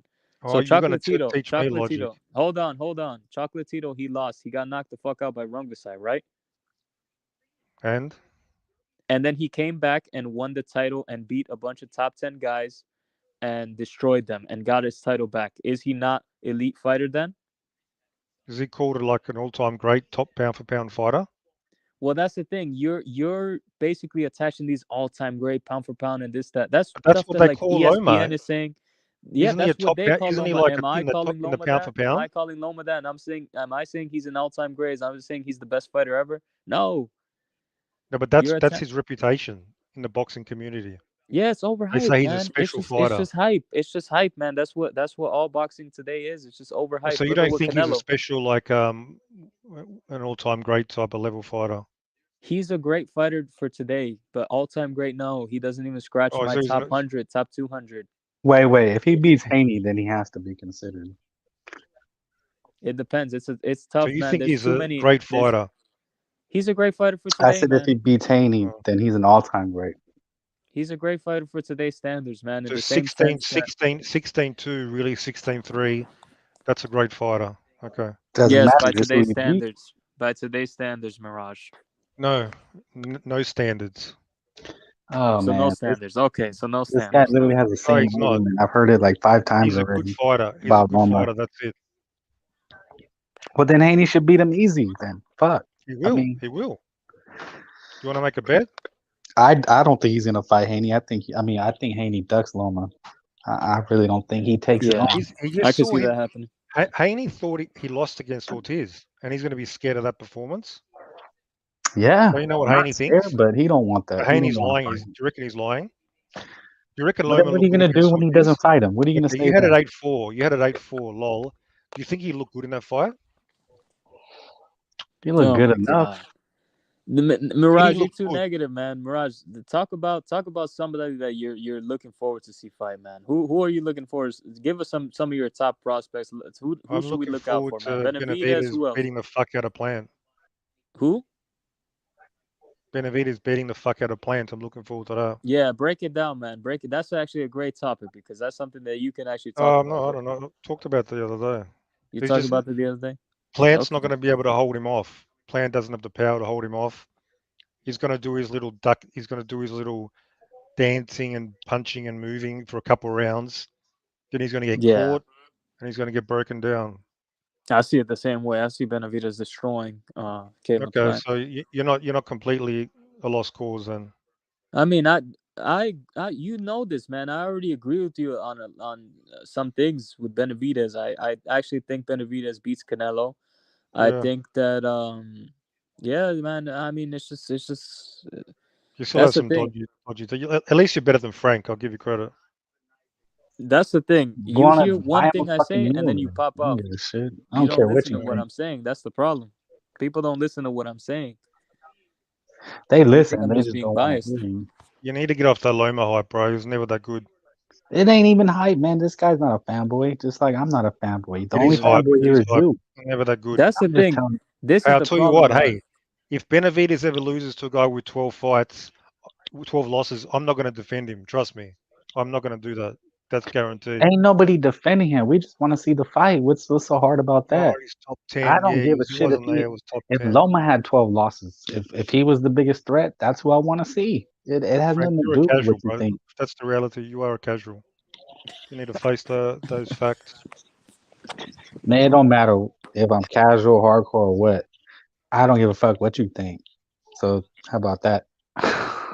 I just want to see the fights, and that's what we're here to talk about is the fights. You want to argue about somebody's opinion? That's my motherfucking opinion. Yeah, I don't man. give a fuck about your opinion, and that's why I asked Clabinator because he has a strong opinion. You know, he's not a bitch like you. Just talk about one person. You know, you can actually talk to somebody. I talked about a number of fighters. Then stop. Why does it Who? always go Who? back to David? What Stop. other fighters, man? What other fighters do you like, Mirage? Like, give He us some don't watch fighters, man. anybody. He said it I'm himself. impressed. I'm impressed. Shut up. I'm really impressed with David Morrell. He's Okay. like top. I reckon he's got amazing potential. Yeah, he beats David. No, don't get carried away. See He what beats it's like to Canelo. He trust beats somebody. Canelo. And Canelo, you watch, he's gonna be Shit. a fucking mandatory soon, I think, for Canelo. He already has a regular belt. I don't know if that makes him mandatory, Yeah, I but don't know how he even got that fucking. That's a fucking joke. But Yeah. Canelo's not going to fight him straight away. I already know. So Canelo's not going to fight him. He's not going to fight Benavidez. now see Um, Morrell has a style. He's like a pure boxer, but he's like a boxer puncher. You know, he sits down, uh, but I still think he kind of I don't know what it is. There's just his chin. I haven't seen his chin tested. Yeah. yeah, I that's the only mean, thing. That's the only thing. I mean, you can whatever you can look amazing. Yeah, obviously, if you got no chin, that all goes down the toilet. yeah. I That's remember actually what I was watching. talking about before. Well, He, is it Danny Jacobs? Like they thought he was like a Morrell, and then he got flattened. You know, so these guys at any yo, point No, Barack destroyed Danny get Jacobs. no, I've flattened. seen Danny Jacobs fight, bro, against Canelo. He's not even in the same No, I'm ballpark. saying he was the Morrell at the Morrell when Uh, he was coming up. he's He nowhere was, near as dynamic and yeah, but aggressive even. Yeah, I but he think was people getting hyped that him up. hype. You get it, Mirage, right? People, what was that? people hyped him. But people hyped him up to be that. You get it, right, Mirage? Like, Yeah, but I don't know. Yeah, but to me, Morel, like, I don't buy into hype very easily. yeah, Obviously, as you know, I'm usually negative, yeah, yeah, but yeah. to me, I'm very impressed. Like, fuck, from what I've seen, he can do it all. Like, offense, just a natural talent. You know, somebody who's a natural talent, pure talent. Yeah, he's He's got got it. size as well. He's big, fast, I think he's the powerful. fastest. He's the fastest dude at 168, and by fastest I mean like fastest with pop, not just slick and fast. Uh, But if he no, hits you, it's just a problem. I still think Benavidez is snappier punches. Who do you think He gives Benavidez his toughest fight, Mirage? could be Morrell. Fucking probably be Morel in the division. Yeah. Yeah. You think he destroy like if you theoretically were to move up, you think he would beat Bevo and better be able with like Fuck ease? no. Yeah, I think he'd beat both of them. Hell I Yeah. no. don't know Now about you're a fanboy. This I don't know with ease. I mean, Bivol a good fighter, Yeah. but I think he'll beat Bivol. And Better Biev's overrated. I think Bivol outboxes Better Biev pretty easily. Yeah, I could see that. I could see Bivol's hittable as well, and Bivol's got pop, right? yeah. man, you cannot say that Bevo beats him easily. You just can't say that. I'm sorry. That dude's not easy. He's just not. Well, again, yeah, but again, you're judging that versus the people that he's fought. He fought No, Gvozdyk, whatever his name is. no. I'm saying a fanboy says easy, like oh he gets washed. Yeah, Even because you can yeah, because Bevo when he's in yeah. that ring, it's not going to be easy. Like he was working against Zurdo. But Zurdo made him work. I'm not saying it's easy, but he was working. I mean, he was. Well, he's obviously have to work, but I'm saying the scorecard, he's going to outbox him Now comfortably. Like Morrell had comfortably. an easy time. Like with Morrell, that was easy. Like that was easy. Zurdo was not easy, and Better Beer is And not I'm going to be sure easy. if we were talking before Bivol fought Canelo, and I said Bivol's going to outbox him easily, I bet you would have said the same thing. Oh, there's no way. Beat Canelo easily? You're fucking crazy, It was, bro. I bet and you would have said again, it that. wasn't easy. You make it sound No, like it was. It was easy. It was it was easy. a Morrell performance. Like it was the Yeah, no, caliber. that was like a beatdown, but an easy, It was not a comfortable. beatdown. He just boxed him. He just outboxed him. He didn't put it on him. Who? If Bivol would have done to Canelo what he did to Zurdo, No, he'd have stopped no, Canelo. no. I'm That's why talking I about questioned it. No, it I wasn't a had questions beatdown. about that I said performance. Morel was a beatdown. It's going to look fucking easy, in my opinion. Yeah, what Morel did that do was a beatdown. What Bivol did to Yeah. Canelo was just a boxing performance. You know, yeah, boxed him. Yeah, He but didn't I'm put a saying beatdown on Bivol's him. going to do that to Beterbiev, in my opinion. Similar like that. Outbox, yeah. Why is that? Why is it hard to Easy believe? to say. I mean, that's pretty. Everybody's gonna say, "Oh, he'll outbox him." They don't take a genius to figure that out. It's pretty easy to say that now, especially after watching it. But shit, man, all these guys have a chance. I'm just trying to say it's not easy. That was what you said. It's easy. No, it's not Why easy. isn't it easy? It's the same reason that Dude, it's a fucking boxing fight with like two high-level dudes. It's never gonna really be easy, man. Was It's gonna Mayweather be versus tough. Canelo easy? Oh, Mayweather versus Canelo wasn't easy, man. But I'm talking about in the context of these Hang on, it guys. wasn't or was? It wasn't. I mean, it was. It was. He Oh, destroyed. yeah, but I'm asking Frank. Was that an easy? Okay. Was that as an easy win? no, I wouldn't say it's easy by any So stretch of the imagination. your understanding of the way you classify easy is literally just like a complete beatdown, like Morel No, beat. what Morel did, he was in no danger at any point. And in those fights, Mayweather was cautious. He wasn't just going in there and obliterating him. Like that's what easy is. He The guy, boxed Canelo's you just ears off, walk a man. guy He down probably lost 2 rounds. That's easy. You oh don't my even. gosh, you're dense as fuck, dude. I'm dense. Okay, chat. Who's the dense one here? Was Mayweather versus Canelo easy? Was it easy Dude, work or you make it sound was it like it's hard easy where work? he could just get up out of bed, walk in the Yeah, ring and that's it. fight. Did you Like that's see? why they have Did you training see camps. That's why Mayweather they after the prepare you, fight? dickhead. Mayweather after the No, you fight just went to disrespect the McDonald's. sport, man. You He have no went drive-through understanding. McDonald's after Nah, the come on. Canelo He went fight. to McDonald's. It was literally there's a video in No, drive-through. Morel could have literally just woke up, drank a couple beers and walked in and beat that dude up. Like that's easy. Yeah. Like you're just disrespectful for saying it's easy. Oh, see, this is your issue. Oh, you're being disrespectful. See, No, the truth is because being disrespectful. when Tyson lost to Buster Douglas, he said I was out partying all night because he said this is easy. You know what I'm saying? And they know when they have to train. But, What are you talking about? How's that relevant? oh my gosh, can you explain it to him? Somebody? I don't know Yeah. what easy is and what easy is not. You're educating me, are you? No, because you just say you throw out dumbass shit. Oh, it's I give you easy. credit. You're confident. You're confident for somebody who's completely clueless. Well, when I'm talking to you, I don't really have to be on my P's and Q's. I could say anything. It's not like it's gonna matter. How old are you, Frank, by the way? Probably old enough to be your daddy. Probably was. No, I might be younger than you though. Are you lucky in your That's 20s or embarrassing. 30s? How old are you, Mirage? You notice I asked you first. You should answer them. Are you in your 20s or 30s? That's it. How old are you, Mirage? Is that a hard of a question? No, I'm asking you. I'll tell you after you tell me. No, man, I don't give a fuck what you Too think, scared Mirage. to say. No, I'm Even not like scared. I just in don't the really. I ballpark. don't You talk won't to even you like say. that.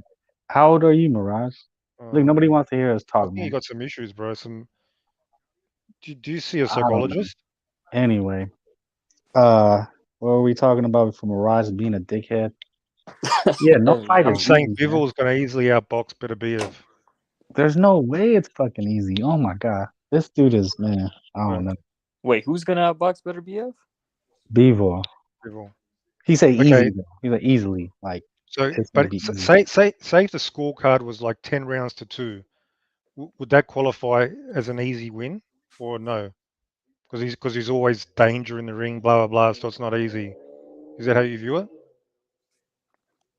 Say if the scorecard ends up being 10-2 to Bivol, would that have been an easy win? I don't even have to watch the fight. There's easier fights than others. There's harder fights than others. It's just Well, a case by anyway, case Zerto basis. versus Bivol, that was an easy win. Maybe you don't think so. Most people think so. I mean, he outboxed him, but it didn't look easy. He I was mean, I never watched under him in threat. box. Zerto wasn't even I loading never up thought punches. Bivol was having a great easy time. And you were wrong. Right? Can you Okay, accept that you were I don't wrong? give a fuck if that's what you think. I don't really care what you think. Hang on. Can you accept you were badly misjudged that fight, or you can't? Your ego's too big. I thought he would fight a different fight, but I was Yeah. wrong. So you're wrong. So you don't have. You can admit you're wrong. You're man enough to admit I got it wrong, right? I thought he would fight a yeah, I thought he'd fight a different fight, but I So knew you're blaming. So Bebo it's would his be a fault. better It's not your boxer, fault. but I wanted Zero to win. Like I wanted him to win. As And being you a were fan wrong. of boxing, You misjudged him, and you were wrong. Correct? no, I just wanted him to win. I didn't misjudge him. I've seen his fights before, and that's why I said he has moments where it looks like he takes rounds off. That's why it took him so long. He just kind of has flat performances, and he looks listless, like he's somewhere else. That's just the scouting report on him. I said that before, And yet you still thought it would be a close fight.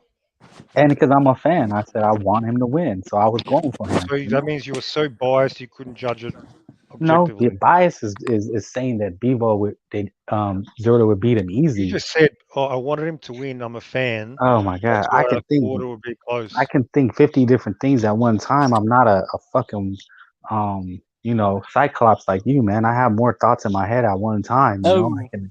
I can go through things. I can process things really fast and then make a decision. Super fast. Yeah. I wish I had your. I could have 3 ideas in my head at one time, but I don't say everything that I'm thinking. It just, because it was so easy. It's too easy to say, oh yeah, Bebo out of boxing. It's like, let me go against the grain on this one. I don't want to go with the crowd, and I want Zero to win. And so I was wrong, right? They say bet with your mind, not your heart. So you make predictions just to go against the crowd. That's how you operate. No, not all the time, because most people are picking Haney, and I'm gonna go for Loma because I want Loma to win. It's just that's boxing. If you say that's not how Do you pick, understand the difference between what you want and like what's going to happen? Like you can want somebody to win, but if it's unrealistic, you shouldn't predict. Being realistic is knowing that you're probably going against the grain. Being delusional is the fanboy that says, no, I know without a doubt he's going to win. Now, I don't convince myself that it's going to happen one way or the other. I when you remain make predictions, you should predict what you think is going to happen, not what you want you're to not happen. going to trap me. You know why? Because I have an open mind. You're a closed-minded person. You have a one-track mind, and you have an open mind. So that means you're going to lose make at all the times. That's your justification for making awful predictions. I have an open mind. No, I just speak the truth. You ask me something, I'll tell you the truth. I don't really have no reason to lie.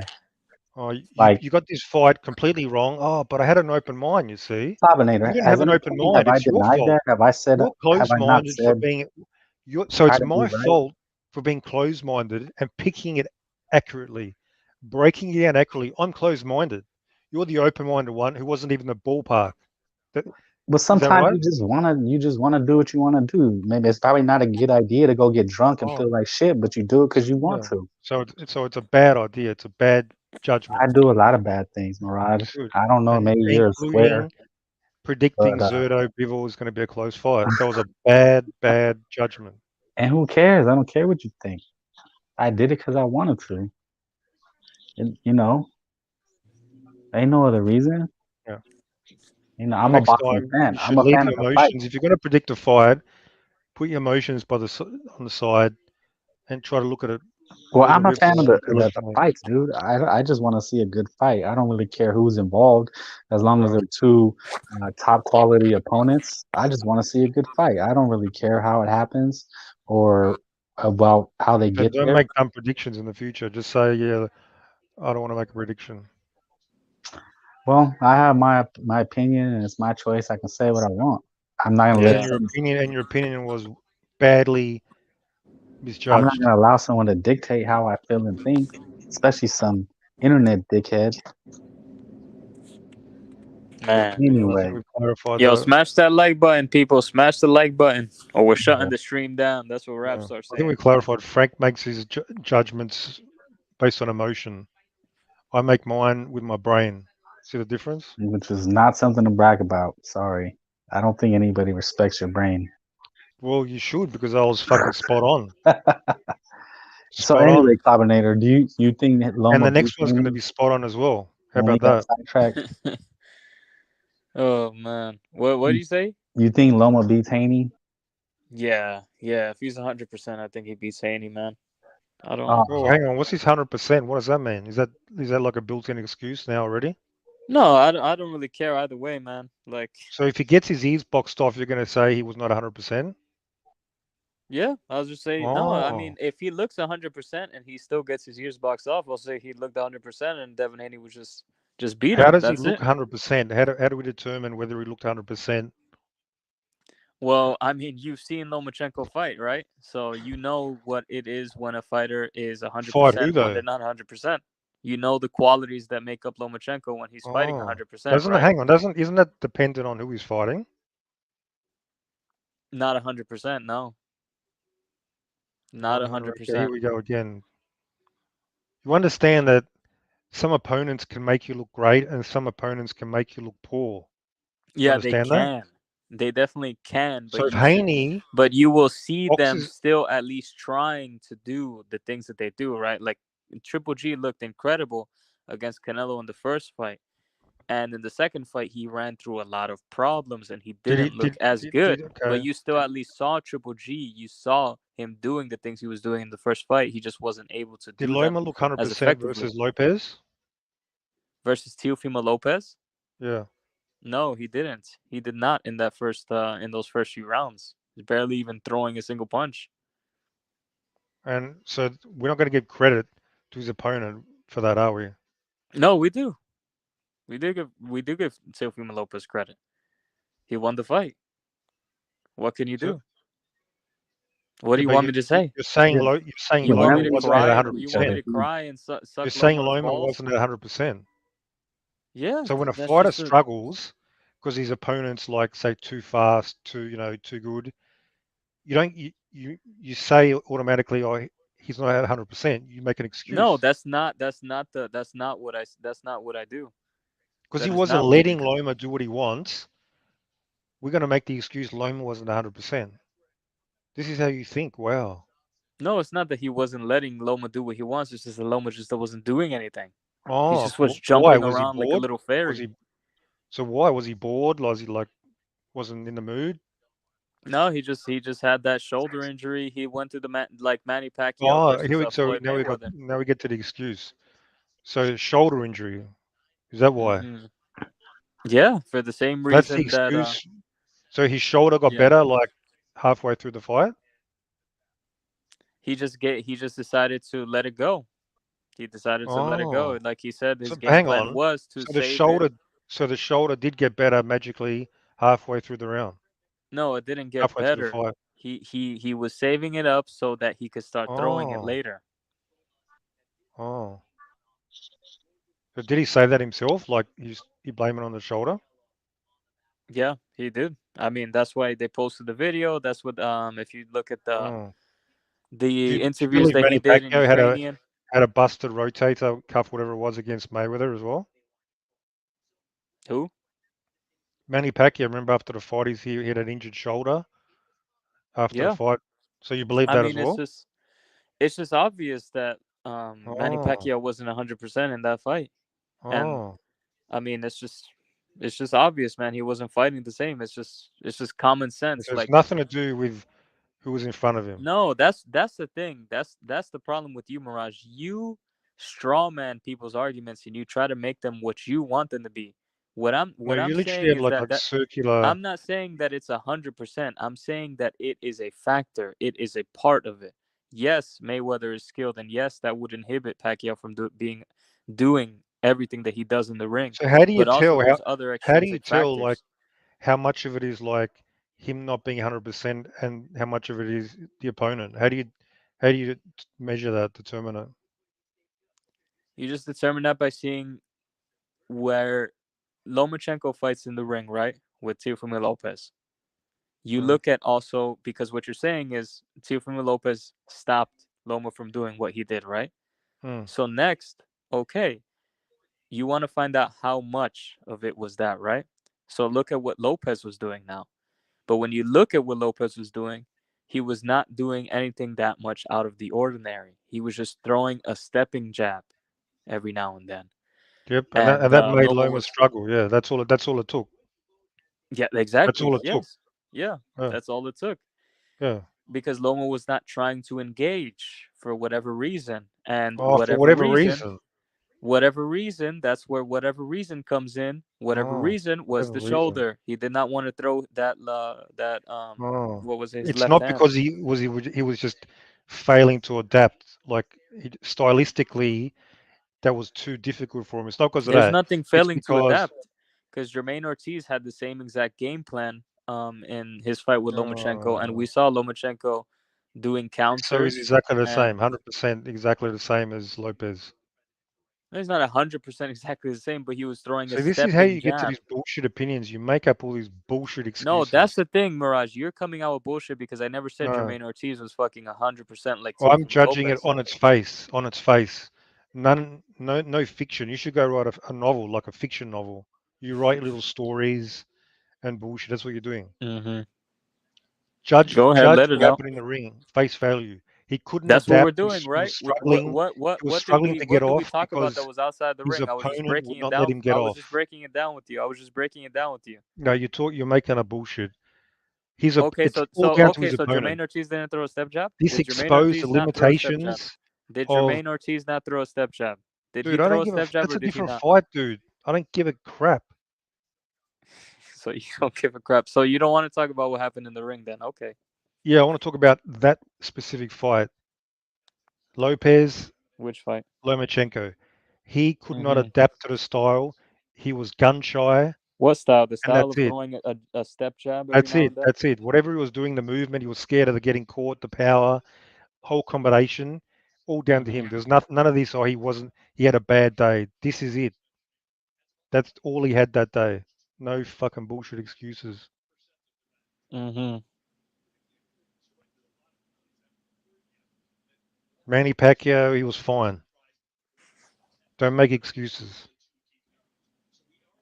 Mm-hmm. What else? That's it. All right, then. There you go, ladies and gentlemen. Yeah. There you go, When you Mirage. make excuses, you just get to bad conclusions. That's how you overrate Lomachenko. Me, when I No, I watched mean that, that's the I've thing. seen his That's the thing, limitations. Mirage. You're So that's straw manning, why. man. You That's why want when he me lost to. against Ortiz, no Mm-hmm. surprise, he lost. He didn't lose, man. He won that fight. Oh, But there's no convincing you, obviously. I mean, the wasn't even thing is, close. your problem, Mirage, is that you assume arguments. I say one thing and you automatically assume it means something else. Okay, That's the man. problem, man. So That's Frank's why tapped out. He's gone to bed. Frank stepped out. He's gone to bed. Yeah, there's just you, me, and Rapstar in here now. Rapstar, I Raps think he's just still passed eating. out or something. I haven't even heard him since I've been on. Yeah, I think he's gone, man. So I don't know what he's just let us run the show. He's just let us run the show. I don't know. I'm gonna start charging Rapstar soon, I think, for this. Hey, smash that like button, people. Let us know. Let us know what you guys are thinking. What do you guys want to ask Does Mirage? anybody else want to come on and talk any shit or what?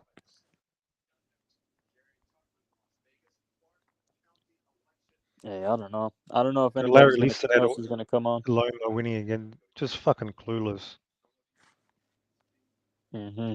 Because this is what happens because he's the chosen one. People get blinded by the chosen one, by the pound for pound. All he does is one little thing, and they look for an excuse to give him around. That's how the people think. Yeah. It's called motivated reasoning, basically. So Look it you up. think Lomachenko doesn't have you when you see Lomachenko fight, you don't think he has like much skill? You don't really rate his skill? I mean, he's got decent skill, but I don't see nothing special. Like he lunges in and throws his little 1-2 combinations and all that. Yeah. Doesn't really have a jab. I mean, I don't sit there and watch and think anything too special, to be honest. Yeah, he's got good skill. Nothing special. Yeah. Well, how do you feel about Usyk? I thought he's decently skilled. I don't like that style, that sort of jumping around, and he doesn't do much for me. But he's got decent skill. I think Yeah. he's overrated though. But is he better than Lomachenko for you? Yeah, Well, he hasn't fucking Okay. lost. That's a good start. I haven't seen limitations like that. You know, Yeah. What do Lomachenko you is what? small anyway. Lomachenko is too small. I Yeah. see he's like a little midget. Yeah. He's too tiny. That's He's a too tiny I for that agree, but division. it's his fault. Look, I'm not gonna. He chose to fight, so that's a limitation that I see. He's too small, then he struggles to get in. Generational talent. Yeah, Yeah. 16 and 3 generational talent, right, Adam? You muppet. Well, how would you rate Usyk if he were to Do you know he's beat Tyson generational, Fury? Adam? Benavidez is Theoretically, generational. That's a the, generational talent. who? What was that, sorry? If theoretically, if Usyk were to beat Tyson Fury, would you rate Usyk? Oh, Would you like it'll rate him go up. higher? Yeah, I'll rate him high. Yeah, Oh, I okay. think he can beat Okay. Fury. Fury's overrated as well, but it'll Oh be. shit. I'll elevate him. Yeah, because he's so much Okay. bigger. I I put mean, I do Usyk agree as with you like on a that, man. Usyk's like a 7.5 out of 10 fighter, sort of to me. Yeah, I do agree with you on that, man. Like the Mm. overrated thing. That's the reason why. Like I do agree with you, but I do get frustrated when you talk because we agree on some points, man. But you just don't understand sometimes that we agree with you, what you're saying, but it's just that sometimes you don't like how we're saying it. Mm. I agree with you, man. All these fighters are overrated. Lomachenko's not an all-time great. He's not the Yeah, next Muhammad Ali. He's not one of the greatest fighters of all time. Same thing but with that's all the these thing other these fighters. days. Everybody wants to make the fighter a special, like a great fighter. They want to push them. They want to pump them up, but th- you, you need to earn that. It's really hard to get to. It should be really hard to get to that level. They just want to Yeah, hand it out like fucking like peanuts these days, you know. Oh, this guy's yeah, great. Oh, this guy's great. He's got 18 fights. Usys's got 19 fights. What the hell's that? Every yeah, single fight is a risk. Look at Mike Tyson against Buster Douglas. Every time you get in the ring, all these fights count. So when you have 18 fights, 19, to me, you don't have the track record.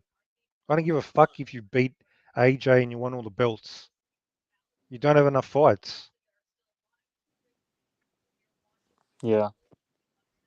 Even if most of those fights are like champions or top 10 guys, like it still I just needs mean, more, they're like a bigger not body even of work. okay. Yeah, but how many has he? Okay, he's fought some good, decent ones. Yeah, like um, even still, like fighting even against like average fighters, that's a test itself. Yeah, I mean, what if you you only got to fought go 10 through it. times and you fought say 10 champions versus somebody who fought 50 fights? Like that guy had to go out 50 times, 50 different opponents. That's hard itself, Yeah, even if they weren't champions. It's a 50 different, different styles. Everybody's got a bogeyman. So longevity is a big factor to me. Same as Beterbiev, 18 fights. He's only got two decent fight victories, yeah, yeah, yeah. That's true. With better be if I two or agree with that. three, and everybody's on the bandwagon. Yeah. Well, I mean, people are on the bandwagon for Better BF literally just because the way he performs, like the way he knocks these people out is I guess. Yeah, but he's knocked out 18 people. I mean, a lot of look at Zerto, 44 and 0.